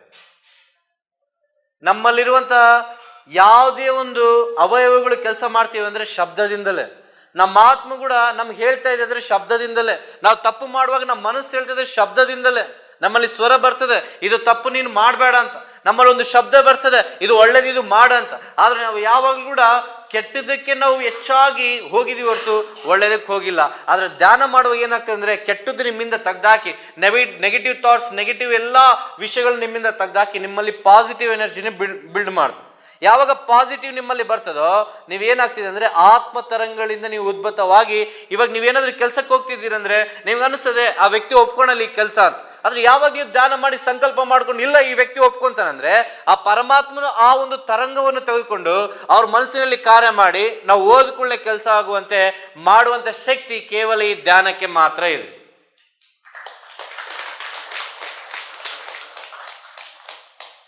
ಇದನ್ನ ನಾನು ಒಳಗಡೆ ಅನುಭವಿಸಿದೆ, ನಿನ್ನೆ ಕೂಡ ಅನುಭವಿಸಿದ್ದೀನಿ. ಯಾವಾಗ ನಮ್ಮ ಕೆಲಸಗಳು ಆಗ್ತಿಲ್ವೋ, ಈಗ ಜಡ್ಜ್ ಸೈನ್ ಮಾಡಿದ್ರೆ ನನಗೆ ಬೇಲ್ ಬರ್ತದೆ. ಈಗ ಜಡ್ಜ್ ಸೈನ್ ಮಾಡಬೇಕು, ಮತ್ತು ಜಡ್ಜಲ್ಲಿ ಆಲೋಚನೆಗಳು ಏನಿದೆ ನನ್ನ ಬಗ್ಗೆ ನೆಗೆಟಿವ್ ಇದೆ. ಯಾಕಂದ್ರೆ ಎಲ್ಲರೂ ನೆಗೆಟಿವ್ ಹೇಳಿದ್ದಾರೆ. ಅದು ಪರಮಾತ್ಮನ ದೃಷ್ಟಿಯಲ್ಲಿ ಏನಿದೆ, ಪಾಸಿಟಿವ್ ಬಂದಿದೆ. ಯಾಕಂದ್ರೆ ನನ್ನ ಮಗ ತಪ್ಪು ಮಾಡೋಣ ಪಶ್ಚಾತ್ತಾಪ ಪಟ್ಟಾನ, ನಾನು ಕ್ಷಮಿಸಿದ್ದೀನಿ ಅಂತ. ಯಾವಾಗ ಅದು ಬರ್ತದೋ, ಪರಮಾತ್ಮನ ಏನ್ ಮಾಡ್ತಾನೆ ಅಂದ್ರೆ, ಯಾವ ವ್ಯಕ್ತಿಗೆ ನಮ್ಮಲ್ಲಿ ನೆಗೆಟಿವ್ ಥಾಟ್ಸ್ ಇರ್ತದೋ, ಇವ್ನಿಗೆ ಹಂಗ್ ಮಾಡ್ಬೇಕು ಹಿಂಗ್ ಮಾಡ್ಬೇಕಂತ ಆಗ್ಲಾರ್ದು ಕೂಡ ಆಗುವಂತೆ ಮಾಡುವಂತ ಶಕ್ತಿ ಪರಮಾತ್ಮನಿಗಿದೆ. ಅದೇ ಈ ಧ್ಯಾನ ಶಕ್ತಿಗಿದೆ. ಇದೆಲ್ಲ ನಾವು ಅನುಭವದಿಂದ ಸ್ವೀಕಾರ ಮಾಡ್ಕೊಳ್ತೀವಿ ಹೊರತು ಹೇಳಿದ್ರೆ ಹೊರಗಿಂದ ಇದು ಅರ್ಥ ಆಗಲ್ಲ. ಅದಕ್ಕಾಗಿ ನೀವು ಅನುಭವ ಪಡ್ಕೊಂಡ್ರೆ ಈ ಅನುಭವದಿಂದ ಇತರರು ಕೂಡ ಹೇಳಲಿಕ್ಕೆ ಸಾಧ್ಯ. ಅದಕ್ಕಾಗಿ ಆತ್ಮ ತರಂಗಗಳು ಇದು ಮುಖ್ಯವಾದಂಥ ಒಂದು ಜೀವನ ವಿಧಾನ. ಮೂರನೇದಾಗಿ ಏನಂತಂದ್ರೆ, ನಮಗೆ ದಾನ ಮಾಡುವಾಗ ಪ್ರತಿಯೊಬ್ಬರಿಗೆ ಏನಿಸ್ತಂದ್ರೆ, ಕೆಲವೊಮ್ಮೆ ನಾರ್ಮಲ್ ಆಗಿ ಎಲ್ಲಾ ಸಮಯದಲ್ಲಿ ನಾವು ನಿಧಾನವಾಗಿರ್ತೀವಿ, ಕಾಮ್ ಆಗಿರ್ತೀವಿ, ದಾನ ಮಾಡ್ಬೇಕು ಅಂತೀವಿ. ಆದ್ರೆ ಕೆಲವೊಮ್ಮೆ ಯಾರೋ ಒಬ್ರು ಬಂದು ನಮ್ಗೇನೋ ಒಂದು ನೋವು ಕೊಡ್ತಾರೆ, ಏನೋ ಒಂದು ದುಃಖ ಕೊಡ್ತಾರೆ, ಏನೋ ಒಂದು ಬಾಧೆ ಕೊಡ್ತಾರೆ. ಮತ್ತೆ ಎದಕ್ ಬರ್ತದೆ, ದಾನ ಮಾಡಿದ್ರು ಕೂಡ, ಇಲ್ಲಾಂದ್ರೆ ದಾನ ಮಾಡೋಕೆ ಅನೇಕ ಆಲೋಚನೆ ಬಂದ್ಬಿಡ್ತದೆ, ನೀನು ದಾನ ಮಾಡಬೇಡ ಅಂತ. ಎದಕ್ ಬರ್ತದೆ ಅಂದ್ರೆ, ಇದು ನಮ್ಮ ಆತ್ಮದ ತರಗತಿ ಇದೆ. ಇಲ್ಲಿ ಕೂತಿದೀವಿ ನಾವೆಲ್ಲ ಆತ್ಮ ತರಗತಿಯಲ್ಲಿ ಬಂದಿದ್ದೀವಿ. ಅಂದ್ರೆ ಯಾವ ರೀತಿಯಲ್ಲಿ first standard, second standard, third standard ಇದೆಯೋ, ಅದೇ ರೀತಿಯಲ್ಲಿ ಆತ್ಮದಲ್ಲಿ ಕೂಡ ಹಂತಗಳಿವೆ. ಇವಾಗ ನಾನು ಹೇಳುವಂತ ಮಾತುಗಳು ಕೆಲವರು ಬೇರೆ ರೀತಿಯಲ್ಲಿ ಆತ್ಮದಲ್ಲಿ ತಗೊಂತಾರೆ, ಇನ್ನು ಕೆಲವರು ಬೇರೆ ರೀತಿಯಲ್ಲಿ ತಗೊಂತಾರೆ, ಇನ್ನು ಕೆಲವರು ಬೇರೆ ರೀತಿಯಲ್ಲಿ ತಗೊಂತಾರೆ. ಎದಕ್ಕಂದ್ರೆ ಒಬ್ಬೊಬ್ಬರಿಗೆ ಎಲ್ಲರ ದೇವರು ಒಂದೇ ಜ್ಞಾನ ಕೊಟ್ಟಾಗ ಆತ್ಮಸ್ಥಿತಿ ಅನ್ನೋದು ಧ್ಯಾನದಲ್ಲಿ ಬೆಳಕೊಂತ ಹೋಗ್ತದೆ. ಎಷ್ಟು ಹೆಚ್ಚು ಬೆಳ್ಕೊಂತ ಹೋಗ್ತದೋ ಅಷ್ಟು ಅವರಿಗೆ ಆತ್ಮ ಏನಾಗ್ತದೆ ಅಂದ್ರೆ, ಎಷ್ಟು ಅದ್ಭುತವಾದ ಇವತ್ತು ಸಂತೋಷವಾದ ಒಂದು ಜ್ಞಾನ ನಮ್ಗೆ ಸಿಕ್ತು ಅಂತ ಆತ್ಮ ಆನಂದದಲ್ಲಿ ಸಮುದ್ರದ ಹೊಳೆಯಲ್ಲಿ ತೇಲ್ದಂತೆ ತೇಲ್ತಾ ಇರ್ತದೆ. ಈ ಅನುಭವ ಧ್ಯಾನದಲ್ಲಿ ಆಗ್ತದೆ. ಇದಕ್ಕೇನ್ ಬರ್ತದೆ ಅಂದ್ರೆ, ಪರೀಕ್ಷೆ ಬರ್ತದೆ. ಯಾವಾಗ ಆತ್ಮ ತರಗತಿಯಲ್ಲಿ ಕುಂದಿರ್ತೀವೋ ಪರೀಕ್ಷೆ ಬರ್ತದೆ. ಏನು ಧ್ಯಾನ ಮಾಡಿದೆ ಎಲ್ಲ ಮಾಡಿದೆ ಆದ್ರೂ ಏನಾಗ್ತಿಲ್ಲ ಅಂತ ಒಂದು ನೆಗೆಟಿವ್ ಥಾಟ್ ನಮ್ಮಲ್ಲಿ ಬರ್ತದೆ. ಆ ನೆಗೆಟಿವ್ ಥಾಟ್ನ ನಾವು ತೆಗಿಬೇಕು. ಎದಕ್ಕಂದ್ರೆ, ನಾವು ಮುಂದೆ ಹೋಗ್ಬೇಕಂದ್ರೆ ಇವನ್ನ ನಾವು ಎದುರಿಸ್ಬೇಕು. ಈಗ ನಮ್ಮ ಗುರುಗಳಿಗೆ ಕಾಲು ನೋವಾಗೈತೆ, ನಾನು ಅದ್ರ ಬಗ್ಗೆ ಯೋಚನೆ ಮಾಡ್ದೆ ಕುಂತು. ಅವ್ರ ಕಾಲು ನೋವಾದ್ರೂ ಕೂಡ ಅವ್ರ ಧ್ಯಾನ ಬಿಟ್ಟಿಲ್ಲ. ಕೋಲಾರಿಂದ ನನ್ನ ಜೊತೆ ಕಾಲು ನೋವಾದ್ರೂ ಹಂಗೆ ಬಂದಿದ್ದಾರೆ. ನಾನು ಅವಾಗ ಯೋಚನೆ ಮಾಡಿದೆ, ಏನಂತಂದ್ರೆ, ಈ ನೋವು ಬಂತು ಅಂದ್ರೆ ನಾನು ಒಳ್ಳೇದು ಮಾಡ್ತಿದ್ದೀನಲ್ಲ, ಅದು ನನಗೆ ಯಾಕೆ ಹಿಂಗಾಯ್ತು ಅಂತ ನಮ್ಮಲ್ಲಿ ಪ್ರಶ್ನೆ ಬರ್ತದೆ. ಅದ್ರ ಬಗ್ಗೆ ಹೇಳ್ತಾ ಇದ್ದೀನಿ. ನೆಗೆಟಿವ್ ಥಾಟ್ ಅಂತಾರೆ ಅದನ್ನು, ಕೆಟ್ಟ ಆಲೋಚನೆ. ಇದು ಮಾಡಿದ್ರಿಂದ ನಮ್ಗೇನು ಬಂದಿಲ್ಲ ಅಂತ ಬರ್ತದೆ. ಆದ್ರೆ ಎಲ್ಲ ಬಂದಿದೆ. ಆದ್ರೆ ಆ ಒಂದು ನೆಗೆಟಿವ್ ಆಲೋಚನೆ ನಾವು ತೆಗಿಬೇಕು. ಎದಕ್ಕಂದ್ರೆ ಅದು ಮುಂದೆ ಒಳ್ಳೆ ಹೆಜ್ಜೆ ಇಡಲಿಕ್ಕೇನೆ ಅದು ಬಂದಿದೆ. ಅಂದ್ರೆ ಇವಾಗ ಇಷ್ಟೆಲ್ಲ ಕಷ್ಟಪಟ್ಟೆ, ನನ್ನ ತಾಯಿಲ್ದಂಗೆ ಜೀವಿಸಿದೆ, ರೌಡಿಸಮ್ ಬದುಕಿದೆ, ನೋವು ಪಟ್ಟೆ, ಬಾಧೆ ಪಟ್ಟೆ, ಜೈಲಲ್ಲಿ ಇಷ್ಟೆಲ್ಲ ನಾನು ಅನುಭವಿಸಿದೆ, ನಾನು ಸಾಯ್ಬೇಕಿತ್ತು ಆದ್ರೂ ನಾನು ಬದುಕಿದೆ. ಇವೆಲ್ಲ ಆಗಿವೆ. ಎದಕ್ಕಂದ್ರೆ ಇದು ನನ್ನ ಜೀವನದ ಒಂದು ಪಾಠ ಕಲಿಸ್ತು. ಇದು ಜೀವನಕ್ಕೆ ಆಕ್ಸಿಡೆಂಟ್ ಅಂತಾರೆ ಇದನ್ನು. ಈಗ ನಾವು ರೋಡಲ್ಲಿ ಹೋಗುವಾಗ ಏನಾಗ್ತದೆ ಅಂದ್ರೆ, ಫುಲ್ಲು ಫಾಸ್ಟ್ ಆಗಿ ಹೋದ್ರೆ ನಮ್ಗೇನಾಗ್ತದೆ, ಆಕ್ಸಿಡೆಂಟ್ ಆಗ್ತದೆ. ಅವಾಗ ಏನ್ ಮಾಡ್ತೀವಿ, ಕಾಲು ಮುರ್ಕೊಂಡು ಹಾಸ್ಪಿಟಲಲ್ಲಿ ಅಡ್ಮಿಟ್ ಆಗ್ತದೆ. ಆದ್ರೆ ಜೀವನಕ್ಕೆ ಕೂಡ ಆಕ್ಸಿಡೆಂಟ್ ಆಗ್ತದೆ. ಅವಾಗ ನಿನ್ ಜೊತೆ ಯಾರಿರಲ್ಲ. ಇವಾಗ ನೀವೆಲ್ಲರೂ ಇಲ್ಲಿ ಬಂದಿದ್ದೀರಿ, ಅದೇ ಹಾಸ್ಪಿಟಲಲ್ಲಿ ನಾವು ಯಾರಾದ್ರೂ ಒಬ್ರು, ಈಗ ನಾನೇ ಅಡ್ಮಿಟ್ ಆಗಿದ್ದೀನಿ ಅಂದ್ರೆ ನಾನು ಎಲ್ಲಾ ಸಮಯದಲ್ಲಿ ಎಲ್ಲರೂ ಇರೋದಿಲ್ಲ ನನ್ನ ಜೊತೆ. ಅವಾಗ ನನಗೆ ನಾನೇ ಆಗಿರ್ತೀನಿ. ಅವಾಗ ನನಗೆಲ್ಲ ಯೋಚನೆ ಬರ್ತದೆ, ನಾನು ಒಬ್ಬನೇ ಅಲ್ಲ, ನನಗೆ ಯಾರು ಇಲ್ಲಲ್ಲ, ಏನು ಇಂಥ ಪರಿಸ್ಥಿತಿ ನಾನು ಮಾಡ್ಕೊಂಡೆ, ಸ್ಲೋ ಆಗಿ ಹೋಗ್ಬೋದಿತ್ತಲ್ಲ ಅಂತ. ನಾನು ಕೂಡ ಫಾಸ್ಟ್ ಆಗಿ ಹೋಗ್ಬಿಟ್ಟೆ. ಹೆಸರು ಮಾಡ್ಬೇಕು, ದುಡ್ಡು ಮಾಡ್ಬೇಕು, ಅದು ಮಾಡ್ಬೇಕು, ಫ್ರೆಂಡ್ಸ್ಗೋಸ್ಕರ ಪ್ರಾಣ ಕೊಡ್ಬೇಕು, ಏನೇನೋ ಅಂತ ಅಜ್ಞಾನದ ರೀತಿಯಲ್ಲಿ. ಅವಾಗ ನನ್ಗೆ ಅರ್ಥ ಆಯ್ತು, ಜೀವನಕ್ಕೆ ಒಂದು ಆಕ್ಸಿಡೆಂಟ್ ಆದಾಗ ನಾನು ನೋಡ್ಕೊಂಡೆ, ನಾನು ಯಾರ್ಯಾರಿಗೆ ಏನೇನು ಮಾಡಿದೆ, ಯಾರು ನನಗೆ ಏನೇನು ಮಾಡಿದ್ರು, ಇವರಿಂದ ನನಗೇನು ಸಿಕ್ತು, ಇವರಿಂದ ನನಗೇನು ಸಿಕ್ಕಿಲ್ಲ. ನನಗೆ 3,500 ಚಾರ್ಜ್ ಶೀಟ್ ಪೇಜ್ ಹಾಕಿದ್ರು ನಾನು ಒಬ್ಬರ ಮೇಲೆ. ಅವಾಗ ನನಗೆ ಅಂತೂ ಥ್ಯಾಂಕ್ಸ್ ಸರ್ ಅಂತ. ಅವ್ರು ಅನ್ಕೊಂಡ್ರು, ನಾನು ಒಳ್ಳೇದು ಮಾಡೀನಿ ಅಂತ. ಅವರು ಒಳ್ಳೇದು ಮಾಡಿಲ್ಲ. ಅವ್ರು ಏನು ಅನ್ಕೊಂಡ್ರು, ಇವ್ನು ಕೆಟ್ಟದ್ದು ಮಾಡ್ಬಿಟ್ಟು ಇವನು ಇನ್ನು ಹೊರಗೆ ಬರಲ್ಲ ಅಂತ. ಆದ್ರೆ ಅವ್ರು ಕೆಟ್ಟದ್ದು ಮಾಡಿದ್ರು ಕೂಡ ಅದು ನಮ್ಗೆ ಒಳ್ಳೇದೇ ಆಯ್ತು. ನನಗೆ ಧ್ಯಾನ ಸಿಕ್ತದೆ ಜೈಲಲ್ಲಿ. ನಾನು ಧ್ಯಾನ ತಿಳ್ಕೊಳ್ಳಿಕ್ಕೆ ನಾನು ಜೈಲಿಗೆ ಹೋಗಿದ್ದೀನಿ ಅಂತ ನನಗೆ ಅನಿಸ್ತು. ಎದಕ್ಕಂದ್ರೆ ಹೊರಗಡೆ ಇದ್ರೆ ನಮ್ಗೆ ಆ ಸಮಯ ಸಿಗೋದಿಲ್ಲ. ಜೈಲಲ್ಲಿ ಏನು ಸಮಯ, ಏನು ಕೆಲಸ ಇಲ್ಲ, ಬರೇ ಧ್ಯಾನ ಧ್ಯಾನ ಧ್ಯಾನ ಧ್ಯಾನ. ಧ್ಯಾನದಲ್ಲಿ ಏನೇನು ಅನುಭವಗಳಾಗ್ತಾವೋ ಆತ್ಮದ ಅನುಭವಗಳವನ್ನ ಪುಸ್ತಕದಲ್ಲಿ ಬರೆಯೋದು. ಇದು ಒಂದು ಅದ್ಭುತವಾದ ಜೀವನ. ಅದು ಈ ಪ್ರಪಂಚದಲ್ಲಿ ಇಲ್ಲ. ಅದು ಈ ಪ್ರಪಂಚ ಅನ್ನೋದೊಂದು ಮಾಯೆ. ರಾಮಾಯಣ ಹೇಳ್ದಂಗೆ ಯಾವಾಗ ಮಹರ್ಷಿಗಳು ಕಣ್ಣು ತೆಗೆದ್ರು ಅವ್ರಿಗೆ ಗೊತ್ತಾಯ್ತು, ನಾನು ಒಂದು ಕಾವ್ಯ ಬರ್ದಿದ್ದೀನಿ, ಅದು ಕಣ್ಣಿನಿಂದ ಓದೋದಲ್ಲ, ಅದು ಆತ್ಮದ ಕಣ್ಣಿನಿಂದ ಆತ್ಮಜ್ಞಾನದಿಂದ ಓದೋದು. ಮನಸ್ಸನ್ನ ನಾವು ಗೆಲ್ಲಬೇಕು. ಮನಸ್ಸನ್ನ ಗೆಲ್ಲಬೇಕಂದ್ರೆ ನಾವೇನ್ ಮಾಡ್ಬೇಕು? ಉಸಿರನ್ನು ಗಮನಿಸಬೇಕು. ಈ ಉಸಿರಿನಲ್ಲಿ ಅದ್ಭುತವಾದ ಶಕ್ತಿ ಇದೆ. ಇದಕ್ಕೆ ಅನೇಕ ಅಡ್ಡಿ ಆಟಗಳು ಬರ್ತವೆ, ಪರೀಕ್ಷೆಗಳು ಬರ್ತವೆ. ಇವುಗಳನ್ನ ಜಯಿಸಿದಾಗ ನಾವು ಆತ್ಮದಲ್ಲಿ ಇನ್ನೂ ಹೆಚ್ಚಾಗಿ ಮುಂದೆ ಹೋಗ್ಬೇಕು. ಅನೇಕ ಜನರು ಹೇಳಿ, ನೀನು ಒಳ್ಳೇದು ಮಾಡ್ತೀನಿ, ಧ್ಯಾನ ಮಾಡಿ, ನೀನು ದೇವ್ರ ನಂಬಿ ಎಲ್ಲದಾಯ್ತು, ಅದು ನಿನ್ಗೆ ಒಳ್ಳೇದಾಗಿಲ್ಲ, ಇನ್ನು ಹೊರಗೆ ಹೋಗಿಲ್ಲ ಅಂದ್ರು. ನಿಮಗೂ ಕೇಳ್ತಾರೆ ಪ್ರಶ್ನೆ, ಧ್ಯಾನ ಮಾಡ್ತೀರಿ, ನಿಮ್ಗೆ ಏನಾಯ್ತು, ಅದಾಯ್ತು, ಇದಾಯ್ತು, ಆಯ್ತು, ನೀವು ಹೇಳ್ಬೇಕಾಯ್ತು, ರಿಸಲ್ಟ್ ಇವಾಗಿಲ್ಲ, ರಿಸಲ್ಟ್ ಮುಂದೆ ಇದೆ. ನಾನಲ್ಲಿ ಧ್ಯಾನದಲ್ಲಿ ಕುಂತು ಕೆಳಗಡೆ ಕೂತು ಧ್ಯಾನ ಮಾಡ್ತಿದ್ದೆ. ಇವತ್ತು ಈ ಸ್ಥಾನವನ್ನು ಧ್ಯಾನ ನನಗೆ ಕೊಟ್ಟಿದೆ. ಚಿಕ್ಕ ಚಿಕ್ಕ ಸಾಧನೆ ದೊಡ್ಡ ದೊಡ್ಡ ಸಾಧನೆ ಆಗ್ತದೆ. ಒಂದೇ ಸಮಯದಲ್ಲಿ ಯಾರು ಕೂಡ ಗುರುಗಳಾಗಕ್ಕಾಗಲ್ಲ. ಮೊದಲು ಶಿಷ್ಯನಾದನೆ, ಆಮೇಲೆ ಗುರುಗಳಾಗ್ತೀವಿ. ಮತ್ತೆ ಗುರುಗಳು ಕಲ್ಸ್ಕೊಟ್ಟಂತ ಧ್ಯಾನಕ್ಕೆ ನಾವು ಸರಿಯಾಗಿ ಬದ್ಧವಾಗಿ ನಂಬಿಕೆಯಿಂದ ಭಕ್ತಿಯಿಂದ ನಡೆದಾಗ ನಾವು ಇತರರಿಗೆ ಯಾವ ರೀತಿಯಲ್ಲಿ ಜೀವಿಸ್ತೀವಿ ಎಂಬ ಒಂದು ಭಕ್ತಿಯನ್ನು ತೋರಿಸಿದಾಗ ಆ ಗುರುಗಳೊಂದು ಆಶೀರ್ವಾದದಿಂದ ನಾವೇನಾಗ್ತೀವಿ ಅಂದ್ರೆ ಮುಂದೆ ಗುರುಗಳಾಗ್ತೀವಿ. ಇಲ್ಲಿ ಯಾರು ಶಿಷ್ಯರಲ್ಲ, ಯಾರು ಗುರುಗಳಲ್ಲ, ನಾವೆಲ್ಲ ಪಿರಮಿಡ್ ಮಾಸ್ಟರ್ಸ್ ಆಗಿದ್ದೀವಿ ಅಂದ್ರೆ ನಮ್ಮ ಕರ್ತವ್ಯವನ್ನು ನಾವು ನೆರವೇರಿಸಬೇಕು. ನಾವು ಅನ್ಕೊಂತೀವಿ ಪಿರಮಿಡ್ ಮಾಸ್ಟರ್ ಅಂದ್ಕೊಂಡು ನಮಗೆ ಸಂತೋಷ ಆಗ್ತದೆ. ಇವ್ರು ಹೇಳಿದ್ರು ಪಿರಮಿಡ್ ಗುರುಗಳು ಅಂತ. ಎಲ್ಲರೂ ತಾಯಂದಿರು, ಎಲ್ಲರೂ ಅಣ್ಣಂದಿರು ಏನ್ ಅನ್ಕೊಂತೀವಿ, ಪಿರಮಿಡ್ ಮಾಸ್ಟರ್ ಅಂದ್ರೆ ಖುಷಿ ಆಗ್ಬಿಡ್ತದೆ ನನ್ಗೆ. ಆದ್ರೆ ಇಲ್ಲಿಂದ ಅಲ್ಲಿ ಹೊರಗೆ ಹೋಗ್ಕೊಳ್ಳೆ, ಅದನ್ನ ಇಲ್ಲೇ ಬಿಟ್ಟು ಹೋಗ್ಬಾರ್ದು ನಾವು. ಅದು ನಮ್ಮ ಕೆಲಸ. ಏನ್ ಕೆಲಸ? ಇದ್ದೇದ ಕೆಲಸ. ಎಲ್ಲರೂ ನಾವು ಜಾಬ್ ಮಾಡ್ತೀವಿ. ನನಗೆ ಬಹಳ ಜನ ಕೇಳಿದ್ರು, ಏನ್ ಮಾಡ್ತಿದೀಯ ಅಂತ ಹೊರಗಿಂದ ಬಂದಾಗ. ಇನ್ನೂ ಸ್ವಲ್ಪ ರೆಸ್ಟ್ ಎಲ್ಲ ಇದ್ದೀನಿ ಅಂತಂದೆ. ಅಂದ್ರೆ ಈ ಪ್ರಶ್ನೆಯಲ್ಲಿ ಜನರು ಪ್ರತಿಯೊಬ್ಬರು ಒಂದು ಪ್ರಶ್ನೆ ಕೇಳ್ತಾರೆ, ಏನ್ ಮಾಡ್ತಿದ್ದೀನಿ ನೀನು? ಹೌದಾ? ಏನ್ ಮಾಡ್ತೀವಿ? ನಾವು ಬದುಕಾಗ ನಾವು ಏನೊಂದು ಮಾಡ್ತೀವಿ. ಆ ಕೆಲಸ ಮಾಡ್ತೀವಿ, ಈ ಕೆಲಸ ಮಾಡ್ತೀವಿ, ಈ ಜಾಬ್ ಮಾಡ್ತೀವಿ, ಏನೇನೋ ಹೇಳ್ತಾರ. ಈ ಪ್ರಪಂಚದಲ್ಲಿ ಒಂದೊಂದು ಯುದ್ಧಕ್ಕೆ ಒಂದೊಂದು ಸ್ಥಾನ, ಮರ್ಯಾದೆ, ಬೆಲೆ ಎಲ್ಲ. ಆದ್ರೆ ಒಂದು ದಿನ ಇದಕ್ಕೆಲ್ಲ ಅಂತ ರಿಟೈರ್ಡ್ ಆದ ಕೂಡಲೇ ಹಿಂದೆ ತಿರುಗಿ ನೋಡಿದಾಗ ಒಂದು ದಿನ ಆದ್ರೂ ಚೆನ್ನಾಗಿದ್ರು, ಒಂದು ದಿನ ಕೂಡ ಚೆನ್ನಾಗಿಲ್ಲ, ನಿಜವಾದ ಜೀವನ ಜೀವಿಸಿಲ್ಲ. ಆದ್ರೆ ನೀವು ಧ್ಯಾನ ಮಾಡ್ಕೊಂತ ಯಾವಾಗ ಜೀವಿಸ್ತಿರೋ ನಮ್ಮ ಜೀವನ ಹಿಂದೆನೂ ಚೆನ್ನಾಗಿರ್ತದೆ, ಇವತ್ತೂ ಚೆನ್ನಾಗಿರ್ತದೆ, ಮುಂದೆ ಕೂಡ ಚೆನ್ನಾಗಿರ್ತದೆ. ಭೂತ ಭವಿಷ್ಯತ್ ಕಾಲಗಳಲ್ಲಿ ಯಾವಾಗ್ಲೂ ವರ್ತಮಾನದಲ್ಲಿ ನಾವು ಮಾಡಿದಂತ ವಿಷಯಗಳೇ ನಮ್ಮ ಹಿಂದೆ ಬರ್ತವೆ. ಅದಕ್ಕಾಗಿ ನಾವು ಯಾವಾಗ್ಲೂ ಆನಂದವಾಗಿರ್ಬೇಕಂದ್ರೆ ಇವತ್ತು ಒಳ್ಳೇದು ಮಾಡ್ಬೇಕು. ಇದು ದೇಹದ ಕೆಲಸ. ಮತ್ತೆ ಆತ್ಮದ ಕೆಲಸ ಏನಂದ್ರೆ ಪರಮಾತ್ಮನ ಜ್ಞಾನವನ್ನು ಇತರರಿಗೆ ಹಂಚೋದು, ಕತ್ತಲಲ್ಲಿವರಿಗೆ ಪರಮಾತ್ಮನ ಬೆಳಕನ್ನು ತೋರಿಸುವುದು. ಅದಕ್ಕಾಗಿ ಆ ಪರಮಾತ್ಮನು ಭಗವಂತನು ನಮ್ಮನ್ನೆಲ್ಲ ಆರಿಸ್ಕೊಂಡು ಇವತ್ತು ಇಲ್ಲಿ ಕುಂದಿರಿಸಿದ್ದಾರೆ. ಇಲ್ಲಿಂದ್ರೆ ಇಲ್ಲಿ ಬರ್ಲಿಕ್ಕೆ ಸಾಧ್ಯ ಇಲ್ಲ. ನೀವು ಬರ್ಬೇಕಂದ್ರೂ ಕೂಡ ಎಷ್ಟೋ ಕೆಲಸಗಳು ಬರ್ತವೆ. ನಿಮ್ಗೆ ದಾನ ಮಾಡ್ಬೇಕಂದ್ರೆ ಬರ್ತವೆ, ಮಂಗಳವಾರ ಅಂದ್ರೆ ಬರ್ತವೆ ಕೆಲಸಗಳು. ಇವತ್ತೇ ಕೆಲಸಗಳು ನಿಮ್ಗೆ ಬರೋ ಎಷ್ಟು ಅಂದ್ರೆ ಅವು ಅಡ್ಡಿ ಬಂದ್ಬಿಡ್ತವೆ. ಇವತ್ತು ಹೋಗ್ಬಾರ್ದು ಧ್ಯಾನಕ್ಕೆ ಆ ಪರಿಸ್ಥಿತಿಗಳು. ನಾನು ಇವತ್ತು 7:30 8 ಗಂಟೆಗೆ ಎದ್ದಿದ್ದೀನಿ ಬರ್ಬೇಕು ಜಲ್ದಿ ಅಂತ, ಆದ್ರೂ ಕೂಡ ಲೇಟಾಗಿ ಬಂದಿದ್ದೀನಿ. ಅಂದ್ರೆ ಇವು ತಡಿತವೆ, ಆದ್ರೆ ಇವಕ್ಕೆ ಅಷ್ಟು ಶಕ್ತಿ ಇಲ್ಲ ನಮ್ಮನ್ನು ತಡಿಲಿಕ್ಕೆ. ಸ್ವಲ್ಪ ಹೊತ್ತು ಮಾತ್ರ ಇದು ತಡಿಲಿಕ್ಕೆ ಸಾಧ್ಯ. ಅದಾದ್ಮೇಲೆ ಏನಾಗ್ತದೆ ಅಂದ್ರೆ ಇವು ಹೋಗ್ಬಿಡ್ತವೆ. ಈಗ ನೋಡ್ರಿ, ಇಲ್ಲಿ ಕುಂತೀರಾ, ಅಲ್ಲಿ ನಿಮ್ಗೆ ಏನ್ ಕೆಲಸಗಳು ಇದ್ವಲ್ಲ ಅವೆಲ್ಲ ಆಗ್ತದೆ. 100ಕ್ಕೆ 1,00,000% ನಾನು ಗ್ಯಾರಂಟಿ ಕೊಡ್ತೀನಿ, ನಿಮ್ಗೆಲ್ಲ ಒಳ್ಳೇದೇ ಆಗ್ತದೆ. ನಾವ್ ಅನ್ಕೊಂತೀವಿ ನಾವಿದ್ರನೇ ಆಗ್ತದೆ, ನೀವಿದ್ರೂ ಆಗ್ತದೆ, ನೀವು ಅನ್ಕೊಂತೀರ ಅಷ್ಟೇ. ಅದಕ್ಕಾಗಿ ನೀವೇನ್ ಮಾಡ್ಬೇಕಂದ್ರೆ ಧ್ಯಾನ ಮಾಡ್ಬೇಕು.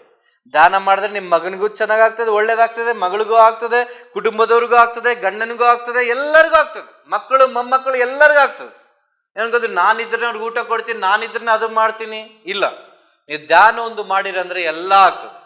ಪರಮಾತ್ಮನ ಮೇಲೆ ಕುಂತು ನಮ್ಮನ್ನೆಲ್ಲ ನೋಡ್ತಿರುವಾಗ ನಾವು ಪರಮಾತ್ಮನ ಲೀನವಾದಾಗ ನಮಗೇನ್ ಬೇಕು ಎಲ್ಲ ಕೊಡ್ತಾರೆ, ಎಲ್ಲ ಮಾಡ್ತಾರೆ. ಆದ್ರೆ ನಾವೇನ್ ಮಾಡ್ಬೇಕಂದ್ರೆ ಈ ಆತ್ಮದ ಕರ್ತವ್ಯವನ್ನು ನಾವು ನಿರ್ವಹಿಸ್ಬೇಕು. ಧರ್ಮ ಅಂದ್ರೆ ಜಾತಿ ಅಲ್ಲ, ಧರ್ಮ ಅಂದ್ರೆ ದಾನ. ದಾನವೇ ಧರ್ಮ, ಧರ್ಮವೇ ಪುಣ್ಯ. ಧರ್ಮ ಪುಣ್ಯ ಅಂದ್ರೆ ಯಾರು ಕಷ್ಟದಲ್ಲಿದ್ದಾರೋ ನಾವು ದುಡ್ಡು ಕೊಟ್ರೆ ಒಳ್ಳೇದು ಮಾಡ್ತೀವಂತಲ್ಲ. ನನ್ನ ಕಡೆ ಏನ್ ದುಡ್ಡಿಲ್ಲ, ಆದ್ರೆ ಪರಮಾತ್ಮ ನನಗೆ ಆತ್ಮಜ್ಞಾನವನ್ನು ಕೊಟ್ಟಿದ್ದಾರೆ. ಅದನ್ನ ನಾನು ಹೇಳ್ಕೊಳ್ಳುವಾಗ ಇದು ನಿಜವಾದ ಆಸ್ತಿ, ನಿಜವಾದ ಜ್ಞಾನ, ನಿಜವಾದ ಸಂತೋಷ. ಇದರಿಂದ ಇನ್ನೂ ಎಷ್ಟೋ ಹೆಚ್ಚಾಗ್ತದೆ ಹೊರತು ಇದು ಕಡಿಮೆ ಆಗಲ್ಲ. ಮತ್ತೆ ಇಷ್ಟೆಲ್ಲ ನೀವು ಆಸ್ತಿವಂತರು, ಆರೋಗ್ಯವಂತರು, ಆನಂದವಂತರು ಆಗಿದ್ದ ನೀವು ಸುಮ್ಮನೆ ಇದ್ರೆ ನಾವು ಸುಮ್ಮನೆ ಇರಬಾರ್ದು. ನಾವು ಇತರಿಗೆ ಈ ಒಂದು ಜ್ಞಾನವನ್ನು ಹಂಚಬೇಕು. ಕತ್ತಲೆಯಿಂದ ಬೆಳಕಿನೆಡೆಗೆ, ಅಸತ್ಯದಿಂದ ಸತ್ಯದೆಡೆಗೆ, ಅಜ್ಞಾನದಿಂದ ಜ್ಞಾನದೆಡೆಗೆ ಪ್ರಯಾಣವೇ ಈ ಧ್ಯಾನ ಮಾರ್ಗ. ನಾನು ಹಿಂದೆ ಕತ್ತಲಲ್ಲಿದ್ದೆ, ನನಗೆ ಬೆಳಕು ಕೊಡ್ತು. ಅಜ್ಞಾನದಲ್ಲಿದ್ದೆ, ಜ್ಞಾನ ಕೊಡ್ತು. ಈ ಜ್ಞಾನ ಕೊಡ್ತು, ಈ ಜ್ಞಾನ ಕೊಟ್ಟುಕೊಳ್ಳೆ ಸಾಕ? ಇಲ್ಲ, ಆತ್ಮಜ್ಞಾನವನ್ನು ಸಂಪಾದಿಸ್ಕೋಬೇಕು. ಆತ್ಮಜ್ಞಾನ ಸಂಪಾದಿಸ್ಕೊಂಡ್ರೆ ಸಾಕ? ಇಲ್ಲ, ಪರಮಜ್ಞಾನವನ್ನು ಸಂಪಾದಿಸ್ಕೋಬೇಕು. ಅವಾಗ ಆಶ್ಚರ್ಯ ಪಡ್ತಾರೆ. ಈ ಆತ್ಮವಾಣಿ ಬಂದಾಗ ನಾನು ಆಶ್ಚರ್ಯ ಪಡ್ತೀನಿ. ಈ ಒಂದು ಕನ್ನಡ ಉಚ್ಚಾರ ಬರಲ್ಲ, ನಾನು ತೆಲುಗು ಮಾತಾಡೋದು, ಆದ್ರೆ ಈ ಸ್ಪಷ್ಟತೆ, ಈ ಕನ್ನಡ ಯಾವ ರೀತಿಯಲ್ಲಿ ಬರ್ತಿದೆ ಅಂತ ನನಗೆ ಆಶ್ಚರ್ಯವಾಗ. ಈ ಆಶ್ಚರ್ಯವಾದ ಜೀವನ, ಈ ಅದ್ಭುತವಾದ ಜೀವನ ನಮ್ಮೆಲ್ಲರದಾಗ್ಬೇಕಂದ್ರೆ ನಾವು ಹೆಚ್ಚಾದ ಧ್ಯಾನವನ್ನು ಮಾಡಬೇಕು. ಹೆಚ್ಚು ಹೆಚ್ಚು ಧ್ಯಾನ, ಹೆಚ್ಚು ಆನಂದ. ಕಡಿಮೆ ಧ್ಯಾನ, ಕಡಿಮೆ ಈ ಲೋಕದಲ್ಲಿ ಅಜ್ಞಾನ. ಕಡಿಮೆ ಮಾಡಬೇಡ್ರಿ, ಹೆಚ್ಚಾಗಿ ಮಾಡ್ರಿ. ಈಗ ಊಟ ಚೆನ್ನಾಗಿದೆ, ನಾವು ಹೆಚ್ಚಾಗಿ ಮಾಡ್ಬೇಕು.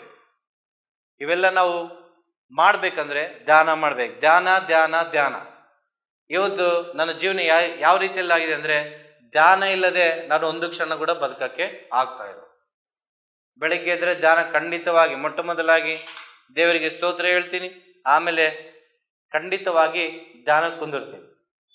ಬಹಳ ಜನ ಕೇಳ್ತಾರೆ, ಏನ್ ಮಾಡ್ತಿದ್ವಿ ಅಂದ್ರೆ, ಇನ್ನೂ ಏನ್ ಮಾಡ್ತಿಲ್ಲ ಅಂತ ಬಹಳ ಜನ ಕೇಳಿದ್ರೆ, ಸೇವೆ ಮಾಡ್ತಾ ಇದೀವಿ. ಯಾರ ಸೇವೆ? ಪರಮಾತ್ಮನ ಸೇವೆ. ಎಲ್ಲದನ್ನ ಪರಮಾತ್ಮನು?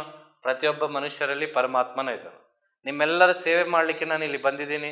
ಈ ಅವಕಾಶ ಕೊಟ್ಟಂತ ನಮ್ಮೆಲ್ಲ ಆತ್ಮದ ಒಂದು ಶಕ್ತಿಗೆ, ವಿಶ್ವಶಕ್ತಿ, ಅನಂತ ಶಕ್ತಿಗೆ, ನಮ್ಮ ವಿರೂಪಾಕ್ಷಿ ಗುರುಗಳಿಗೆ, ನಮ್ಮ ಹನುಮಂತರಾವ್ ಸಾರು ಗುರುಗಳಿಗೆ, ಪತ್ರಿಜಿ ಗುರುಗಳಿಗೆ, ನಿಮ್ಗೆ ಎಲ್ಲರಿಗೆ ಪಾದಾಭಿನಂದನೆ ವಂದನೆಗಳನ್ನ ಹೇಳ್ತಾ ಮುಗಿಸ್ತಾರೆ.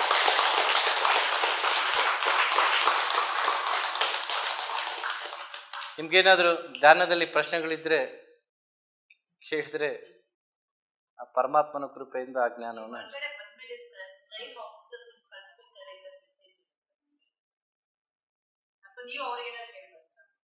ನಾನು ಪ್ರತಿಯೊಬ್ಬರಿಗೆ ಹೇಳಿದ್ದು, ಹಿಂದೂಗಾಗ್ಲಿ, ಮುಸ್ಲಿಮ್ಸ್ಗಾಗ್ಲಿ, ಕ್ರಿಶ್ಚಿಯನ್ಗಾಗ್ಲಿ, ಈ ಮೂರು ಧರ್ಮಗಳ ವಿಷಯ ಬಗ್ಗೆ ಪರಮಾತ್ಮನ ಆತ್ಮಜ್ಞಾನವನ್ನು ಒಳಗಡೆ ಕಳಿಸಿದರೆ, ಪ್ರತಿಯೊಂದು ಗ್ರಂಥ ನಮ್ಗೆ ಏನ್ ಹೇಳ್ತದೆ ಅಂದ್ರೆ, ನೀನು ತಪ್ಪು ಮಾಡಬೇಡ, ನೀನು ಕೆಟ್ಟದ್ದು ಮಾಡಬೇಡ, ನೀನು ಒಳ್ಳೇದು ಮಾಡು, ನೀನು ಇತರನ್ನು ಪ್ರೀತಿ ಮಾಡು ಅಂತ ಹೇಳ್ತದೆ. ಈಗೇನಾಗ್ತದೆ ಅಂದ್ರೆ, ಈ ಕ್ರಿಶ್ಚಿಯನ್ ಇದ್ರೆ ಕ್ರಿಶ್ಚಿಯನ್ ರೀತಿಯಲ್ಲಿ ಹೇಳ್ಬೇಕು, ಮುಸ್ಲಿಮ್ಸ್ ಅವರಿದ್ರೆ ಮುಸ್ಲಿಂ ರೀತಿಯಲ್ಲಿ ಹೇಳ್ಬೇಕು, ಹಿಂದೂಗಳಿದ್ರೆ ಹಿಂದೂ ರೀತಿಯಲ್ಲಿ ಹೇಳ್ಬೇಕು. ಆದ್ರೆ ಆತ್ಮಕ್ಕೆ ಹೇಳ್ಬೇಕಾಗಿದ್ದೆ ಆತ್ಮದ ಬೋಧನೆ. ಈ ಧ್ಯಾನ ಏನಂದ್ರೆ ಆತ್ಮಧರ್ಮ. ಆ ಒಂದು ಆಫೀಸರ್ಸ್ ನಾನು ನೋಡಿದಾಗ ಆಶ್ಚರ್ಯ ಪಟ್ಬಿಟ್ರು. ಈ ಅಜಯ್ ಹೊರಗಡೆ ಏನ್ ಕೇಳ್ತಿದ್ದೀನಿ ಇವ್ರ ಬಗ್ಗೆ, ಆದ್ರೆ ಈ ವ್ಯಕ್ತಿ ಈ ರೀತಿಯಲ್ಲಿ ಹೇಳ್ತಾ ಇದಾರಲ್ಲ ಅಂತ. ಅವರು ನಮ್ಮನ್ನ ನೋಡೋ ರೀತಿ ಬೇರೆ ಆಯ್ತು, ನಮ್ಗೆ ಕೊಡೋ ಬೆಲೆ ಬೇರೆ ಆಯ್ತು. ಎದಕ್ಕಂದ್ರೆ ಸತ್ಯದ ಮುಂದೆ ಯಾರು ನಿಲ್ಲಿಕ್ಕಾಗಲ್ಲ. ನಮ್ಮಲ್ಲಿ ಸತ್ಯ ಇರುವಾಗ ಸತ್ಯ ಏನ್ ಮಾಡ್ತದೆ ಅಂದ್ರೆ, ಯಾರ ಮುಂದೆ ಆದ್ರೂ ಮಾತಾಡೋ ಶಕ್ತಿ ಕೊಡ್ತದೆ. ಹಿಂದೆ ನಿಮ್ ಮುಂದೆ ಮಾತಾಡೋ ಶಕ್ತಿ ನನ್ನಲ್ಲಿ ಇರ್ಲಿಲ್ಲ. ನೀವು ಅನ್ಕೊಂತಿದ್ರಿ ಶಕ್ತಿ ಇಲ್ಲ, ನನ್ನಲ್ಲಿ ಕೂಡ ಶಕ್ತಿ ಇಲ್ಲ. ನೀವಾದ್ರೂ ಸ್ವಲ್ಪ ಆದ್ರೂ ಒಳ್ಳೇದು ಮಾಡಿ, ನಾನು ಒಳ್ಳೇದು ಅನ್ನೋದೇ ಇಲ್ಲ ನನ್ನ ಜೀವನದಲ್ಲಿ. ಆದ್ರೆ ಈ ಮಾತುಗಳು ಬಂದಿದೆ, ಈ ಶಕ್ತಿ ಬಂದಿದೆ ಅಂದ್ರೆ ಇದು ವಿಶ್ವಶಕ್ತಿ, ಅನಂತ ಶಕ್ತಿ, ಪರಮಾತ್ಮನ ಶಕ್ತಿ. ಅವರ ಸ್ವರವನ್ನು ಕೇಳಿದಾಗ ಆಫೀಸರ್ಸ್ ಕುಂದಿರಿಸಿ ದಾನ ಮಾಡಿಸಿದೆ. ಸರ್ ಬರ್ರಿ ಸರ್ ಧ್ಯಾನ ಮಾಡ್ರಿ ಅಂತ.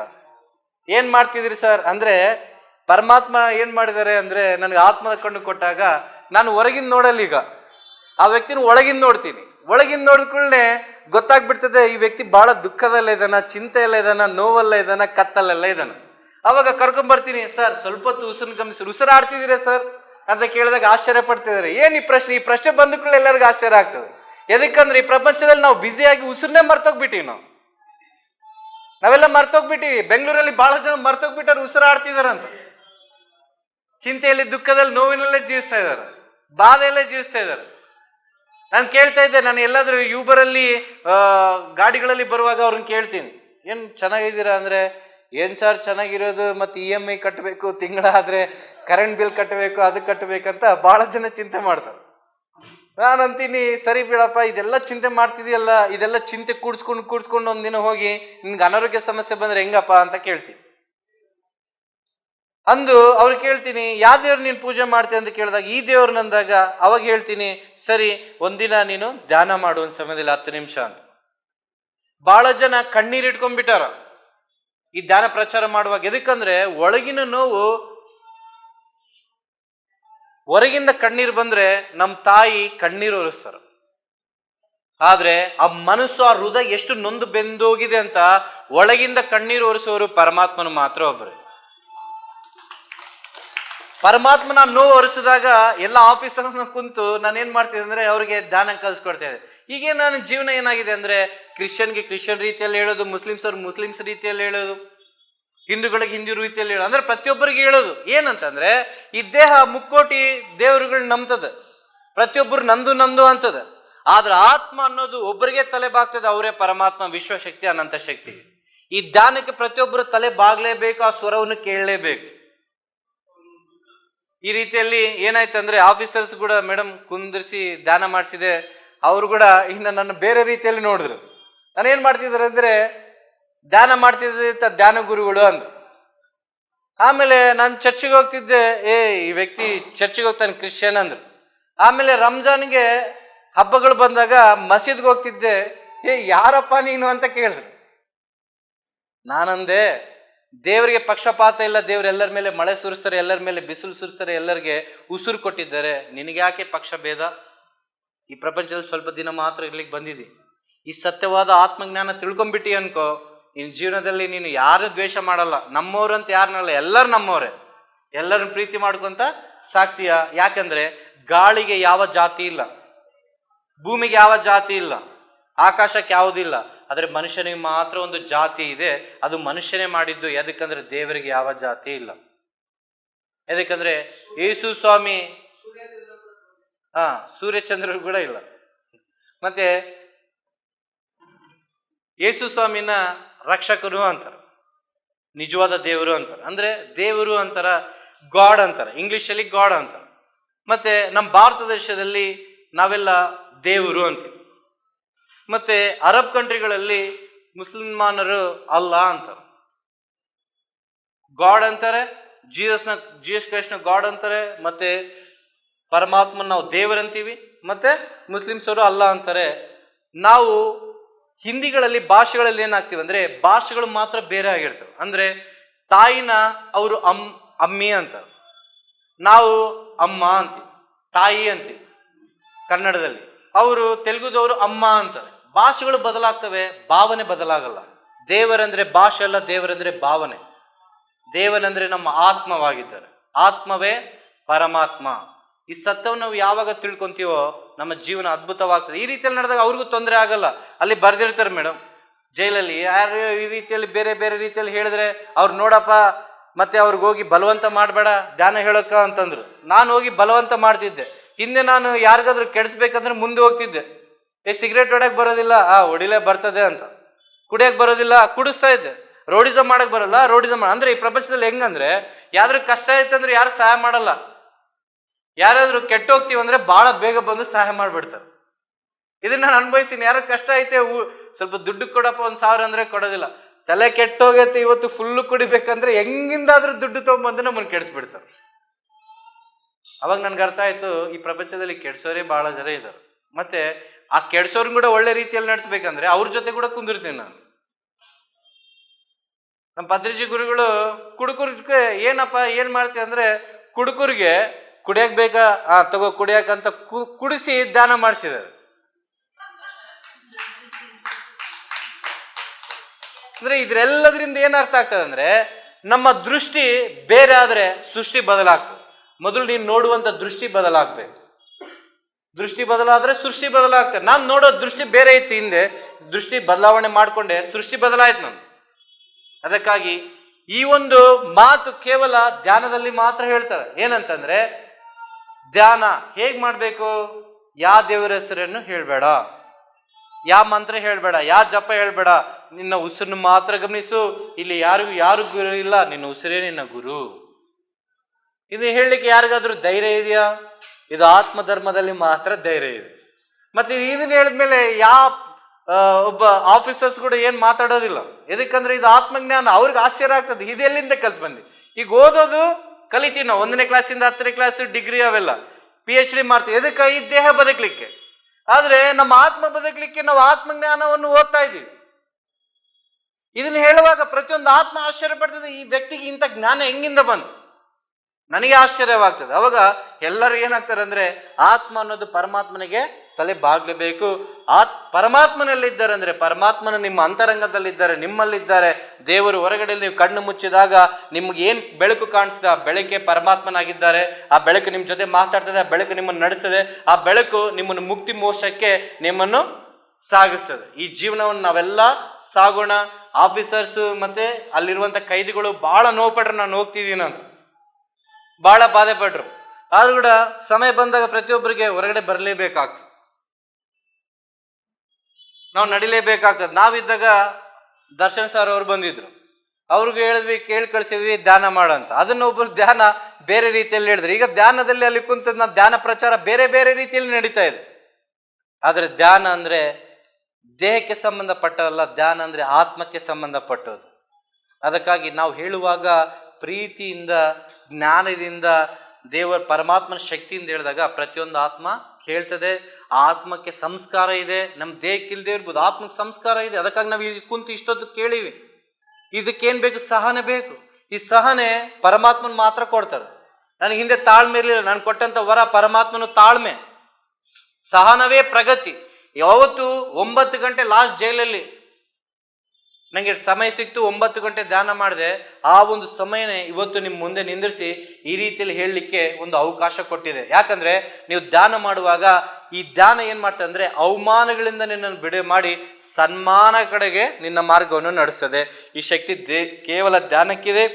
ಈ ಅವಕಾಶ ಕೊಟ್ಟಂತ ಆತ್ಮ ವಿಶ್ವಶಕ್ತಿ ಅನಂತ ಶಕ್ತಿಗೆ ಧನ್ಯವಾದಗಳು ಹೇಳ್ತಾ, ಏನಾದರೂ ಪ್ರಶ್ನೆಗಳಿದ್ರೆ ನೀವು ಕೇಳ್ಬೋದು, ಆಮೇಲೆ ಆದ್ರೂ ಕೇಳ್ಬೋದು. ದುಃಖ ಯಾಕೆ ಬರ್ತದೆ ಅಂದ್ರೆ, ಒಂದು ದುಃಖ ನಾವು ಈ ಪ್ರಪಂಚದಲ್ಲಿ ಒಂದು ರೀತಿಯಲ್ಲಿ ಸಿದ್ಧಾಂತ ಇದ್ದಂಗೆ, ಅಂದ್ರೆ ನಾವೇನ್ ಕೊಡ್ತೀವೋ ಅದೇ ನಮ್ಗೆ ತಿರುಗಿ ಬರ್ತದೆ. ಅಂದ್ರೆ ದುಃಖ ಯಾಕೆ ಬರ್ತದೆ? ಕೆಲವು ವಿಷಯಗಳಲ್ಲಿ ನಾವು ಯಾರಾದ್ರೂ ದುಃಖ ಪಡಿಸಿದ್ರೆ ನಮ್ಗೆ ದುಃಖ ಆಗ್ತದೆ. ಅಂದ್ರೆ ನಾನು ಇನ್ನೊಬ್ರಿಗೆ ನೋವು ಕೊಟ್ಟೆ, ನನಗೆ ನೋವು ಬಂತು, ಇದು ಒಂದನೇ ದುಃಖ. ಎರಡನೇ ದುಃಖ ಅಂತಂದ್ರೆ ನಾವೇನಾದ್ರೂ ಹಿಂದೆ ಕರ್ಮಗಳಿಂದ ನಾವು ಅದನ್ನ ಅನುಭವಿಸ್ತಿರ್ಬೋದು, ಅದಕ್ಕಾಗಿ ನಮ್ಗೆ ದುಃಖ ಬರ್ತದೆ. ಇನ್ನು ಮೂರನೇದಾಗಿ ಏನ್ ದುಃಖ ಬರ್ತದೆ ಅಂದ್ರೆ, ಇಂಥ ಅದ್ಭುತವಾದ ಧ್ಯಾನ ಸಿಕ್ಕತೆ ನನ್ನಂಥವನಿಗೆ ನನ್ನಂಥವಳಿಗೆ ಅಂತ ನಮ್ಮಲ್ಲಿ ದುಃಖ ಬರ್ತದೆ. ಅದು ಆನಂದ ಬಾಷ್ಪಗಳಾಗಿ ಬರ್ತವೆ. ಈ ರೀತಿಯಲ್ಲಿ 3 ವಿಧವಾದಂಥ ದುಃಖಗಳು ಬರ್ತವೆ. ಇನ್ನು ಅನೇಕ ವಿಷಯಗಳಿವೆ ಈ ದುಃಖದಲ್ಲಿ. ಅದು ದುಃಖ ಬರೋದು ನಮ್ಮ ಒಳ್ಳೆಯದಕ್ಕೆ. ಎದಕ್ಕಂದ್ರೆ ಈಗ ಹಳೆ ನೀರು ಹೋದ್ರೆ ಹೊಸ ನೀರು ಬರೋದು. ಈ ಒಂದು ಸೂರ್ಯನ ಮುಳುಗಿದ ಮೇಲೆ ಚಂದ್ರನ್ ಬರೋದು. ಅಂದ್ರೆ ನಮ್ಮ ಜೀವನದಲ್ಲಿ ಏನಾಗ್ಬೇಕಂದ್ರೆ ಈ ದುಃಖ, ಚಿಂತೆ, ನೋವು, ಬಾಧೆ ಇದನ್ನೆಲ್ಲ ಅನುಭವಿಸಿದ ಮೇಲೆ ನಾನು ಹೇಳಕ್ ಆಗ್ತಿದೆ.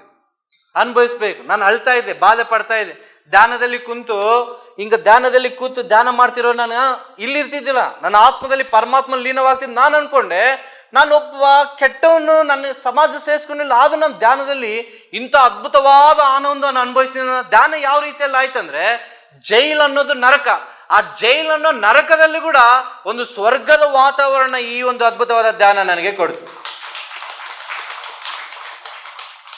ದುಃಖ ಹೋಯ್ತು, ಚಿಂತೆ ಹೋಯ್ತು, ನೋವು ಹೋಯ್ತು. ಅಂದ್ರೆ ದುಃಖ ಯಾಕೆ ಆಗ್ತದೆ ಅಂದ್ರೆ ನಮ್ಮ ಒಳ್ಳೆದಕ್ಕೆ ಆಗ್ತದೆ. ಕಷ್ಟ ಯಾಕೆ ಬರ್ತದೆ ಅಂದ್ರೆ ನಮ್ಮ ಒಳ್ಳೆದಕ್ಕೆ ಬರ್ತದೆ. ಆದ್ರೆ ನಾವು ಅನ್ಕೋತೀವಿ ಈ ಕಷ್ಟ ನನಗೆ ಬಂತಲ್ಲ, ಒಳ್ಳೇದು, ನನ್ಗೆ ಇವಾಗ ಕಷ್ಟ ಬಂತಂದ್ರೆ ನಾನು ಕಷ್ಟ ಕೇಳ್ತೀನಿ, ಎಲ್ಲ ಇದೆಯಪ್ಪ ಕಷ್ಟ, ನೀನು ಸ್ವಲ್ಪ ಬಾಪ ನನ್ನ ಕಡೆ ಅಂತೀನಿ. ಎದಕ್ಕಂದ್ರೆ ನಾವು ಅಷ್ಟು ಬಿಲ್ಡ್ ಆದ್ಮೇಲೆ ಅದು ನಮ್ಮ ಕಡೆ ಬರ್ಬೇಕಂದ್ರೆ ಯೋಚನೆ ಮಾಡ್ತದೆ. ಅದು ಕಷ್ಟ, ದುಃಖ, ನೋವು, ಚಿಂತೆ, ಬಾಧೆ, ಮರಣ ಇವೆಲ್ಲಕ್ಕಿಂತ ಅತ್ಯಧಿಕವಾದ ಶಕ್ತಿ ಉಳ್ಳ ಆತ್ಮ ವಿಶ್ವಶಕ್ತಿ ಅನಂತ ಶಕ್ತಿ ಧ್ಯಾನ ಶಕ್ತಿ ನಮ್ಮಲ್ಲಿರುವಾಗ, ಬ್ರಹ್ಮಾಸ್ತ್ರ ಇರುವಾಗ ಯಾವುಗಳು ನಮ್ಮಲ್ಲಿ ಏನ್ ಕೆಲಸ ಮಾಡಲ್ಲ. ಅದಕ್ಕಾಗಿ ನಮ್ಮ ಬಳ್ಳಾರಿಯಲ್ಲಿ ಕಿಡ್ನಿ ಫೇಲ್ ಆದವರು ಧ್ಯಾನ ಮಾಡಿ ಇವಾಗ ಚೆನ್ನಾಗಾಗಿದೆ. ಕ್ಯಾನ್ಸರ್ ಬಂದವರು ಧ್ಯಾನ ಮಾಡಿ ಚೆನ್ನಾಗಾಗಿದ್ದಾರೆ. ನಾವು ನಂಬಿ ಧ್ಯಾನ ಮಾಡಿದಾಗ ಎಲ್ಲ ಆಗ್ತದೆ. ನಂಬಲಿಲ್ಲ ಅಂದ್ರೆ ಏನಾಗಲ್ಲ. ಆಮೇಲೆ ಹೇಳ್ತೀರಿ ನಾನು ಕೂಡ ಧ್ಯಾನ ಮಾಡಿದೆ. ಬಹಳ ಜನ ಪ್ರಶ್ನೆ ಹೇಳಿದೆ, ನಾನು ಧ್ಯಾನ ಮಾಡಿದೆ, ಚಿಕ್ಕವನಿಂದ ಕೂಡ ನಾನು ಸ್ಕೂಲಲ್ಲಿ ಧ್ಯಾನ ಕಲ್ಸ್ಕೊಟ್ರು, ದೊಡ್ಡವರ ಮೇಲೆ ಧ್ಯಾನ ಕಲ್ಸ್ಕೊಟ್ರು, ಆದ್ರೆ ನನ್ಗೆ ಏನಾಗಿಲ್ಲ. ಏನಾಗಿಲ್ಲ ಅಂದ್ರೆ ನೀನ್ ನಂಬಲಿಲ್ಲ. ನಂಬಿಕೆ ಬಹಳ ಮುಖ್ಯ. ಎರಡನೇದಾಗಿ ಭಕ್ತಿ, ಶ್ರದ್ಧೆ. ನಾವು ಭಕ್ತಿ ತೋರಿಸ್ಬೇಕು ಎದುರು ನಂಬಿವಂದ್ರೆ. ಈಗ ನಾನು ಗುರುಗಳು ನಂಬಿದ್ರೆ ಅವ್ರು ಹೇಳಿದ್ರು ಬಾ ಅಂತ, ನಾನು ಬೆಳಗ್ಗಿನ 8 ಎದ್ದೆ. ಇದಕ್ಕ ಇವತ್ತು ಧ್ಯಾನ ಸತ್ಸಂಗಿದೆ. ನಮ್ಮ ಪರಮಾತ್ಮನ ಸಾರೂಪ್ಯ ಹೇಳೋರು ಬಂದಿರ್ತಾರ. ಅವ್ರ ಕಡೆ ಈ ಒಂದು ಸತ್ಸಂಗ, ಈ ಒಂದು ಜ್ಞಾನ ಹಂಚ್ಕೊಳ್ಳುವಾಗ ಎಷ್ಟೋ ಆನಂದವಾಗ್ತದೆ, ಆತ್ಮಕ್ಕೆ ಆತ್ಮ ತೃಪ್ತಿ ಆಗ್ತದೆ. ಇದು ನಮ್ಮಲ್ಲೇ ಇರ್ತದೆ. ಇದನ್ನ ನಾವು ಅನುಭವಿಸಿದಾಗ ನಮ್ಮ ಜೀವನ ಪಾವನವಾಗ್ತದೆ, ನಮ್ಮ ಜೀವನ ಧನ್ಯವಾಗ್ತದೆ. ಈ ಪ್ರಪಂಚದಲ್ಲಿ ಯಾಕೆ ಕೊಟ್ಟಿವಿ ಅಂದ್ರೆ ನಮ್ಮ ಜೀವನ ಧನ್ಯ ಮಾಡ್ಕೊಳ್ಳಿಕ್ಕೆ ಕೊಟ್ಟಿವಿ. ಆ ಧನ್ಯ ಎಲ್ಲಿದೆ ಅಂದ್ರೆ ಅದು ಕೇವಲ ಧ್ಯಾನದಲ್ಲಿ ಮಾತ್ರ ಇದೆ. ಅದಕ್ಕಾಗಿ ಧ್ಯಾನ ಮಾಡ್ರಿ, ಧನ್ಯರಾಗ್ರಿ, ಆನಂದವಾಗಿ ಜೀವಿಸಿರಿ. ಈ ಒಂದು ದೇಹವನ್ನು ಬಿಟ್ಟು ಪರಮಾತ್ಮ ಲೀನವಾಗಿ ಸಂತೋಷವಾಗಿ ಬಾಳೋಣ.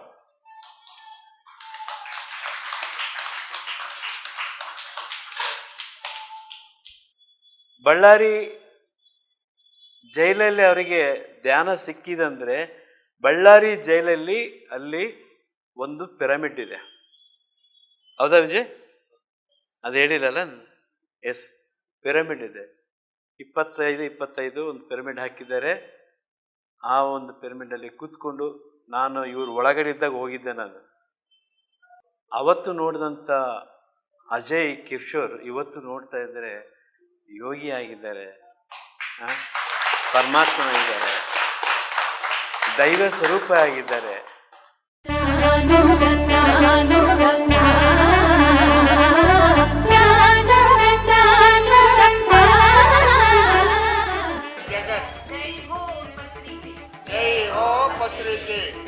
ಪಿರಮಿಡ್ ಆಧ್ಯಾತ್ಮಿಕ ಧ್ಯಾನಾಲಯಕ್ಕೆ ಜೈ. 108ನೇ ಧ್ಯಾನ ಮಹಾಯಜ್ಞಕ್ಕೆ ಜೈ.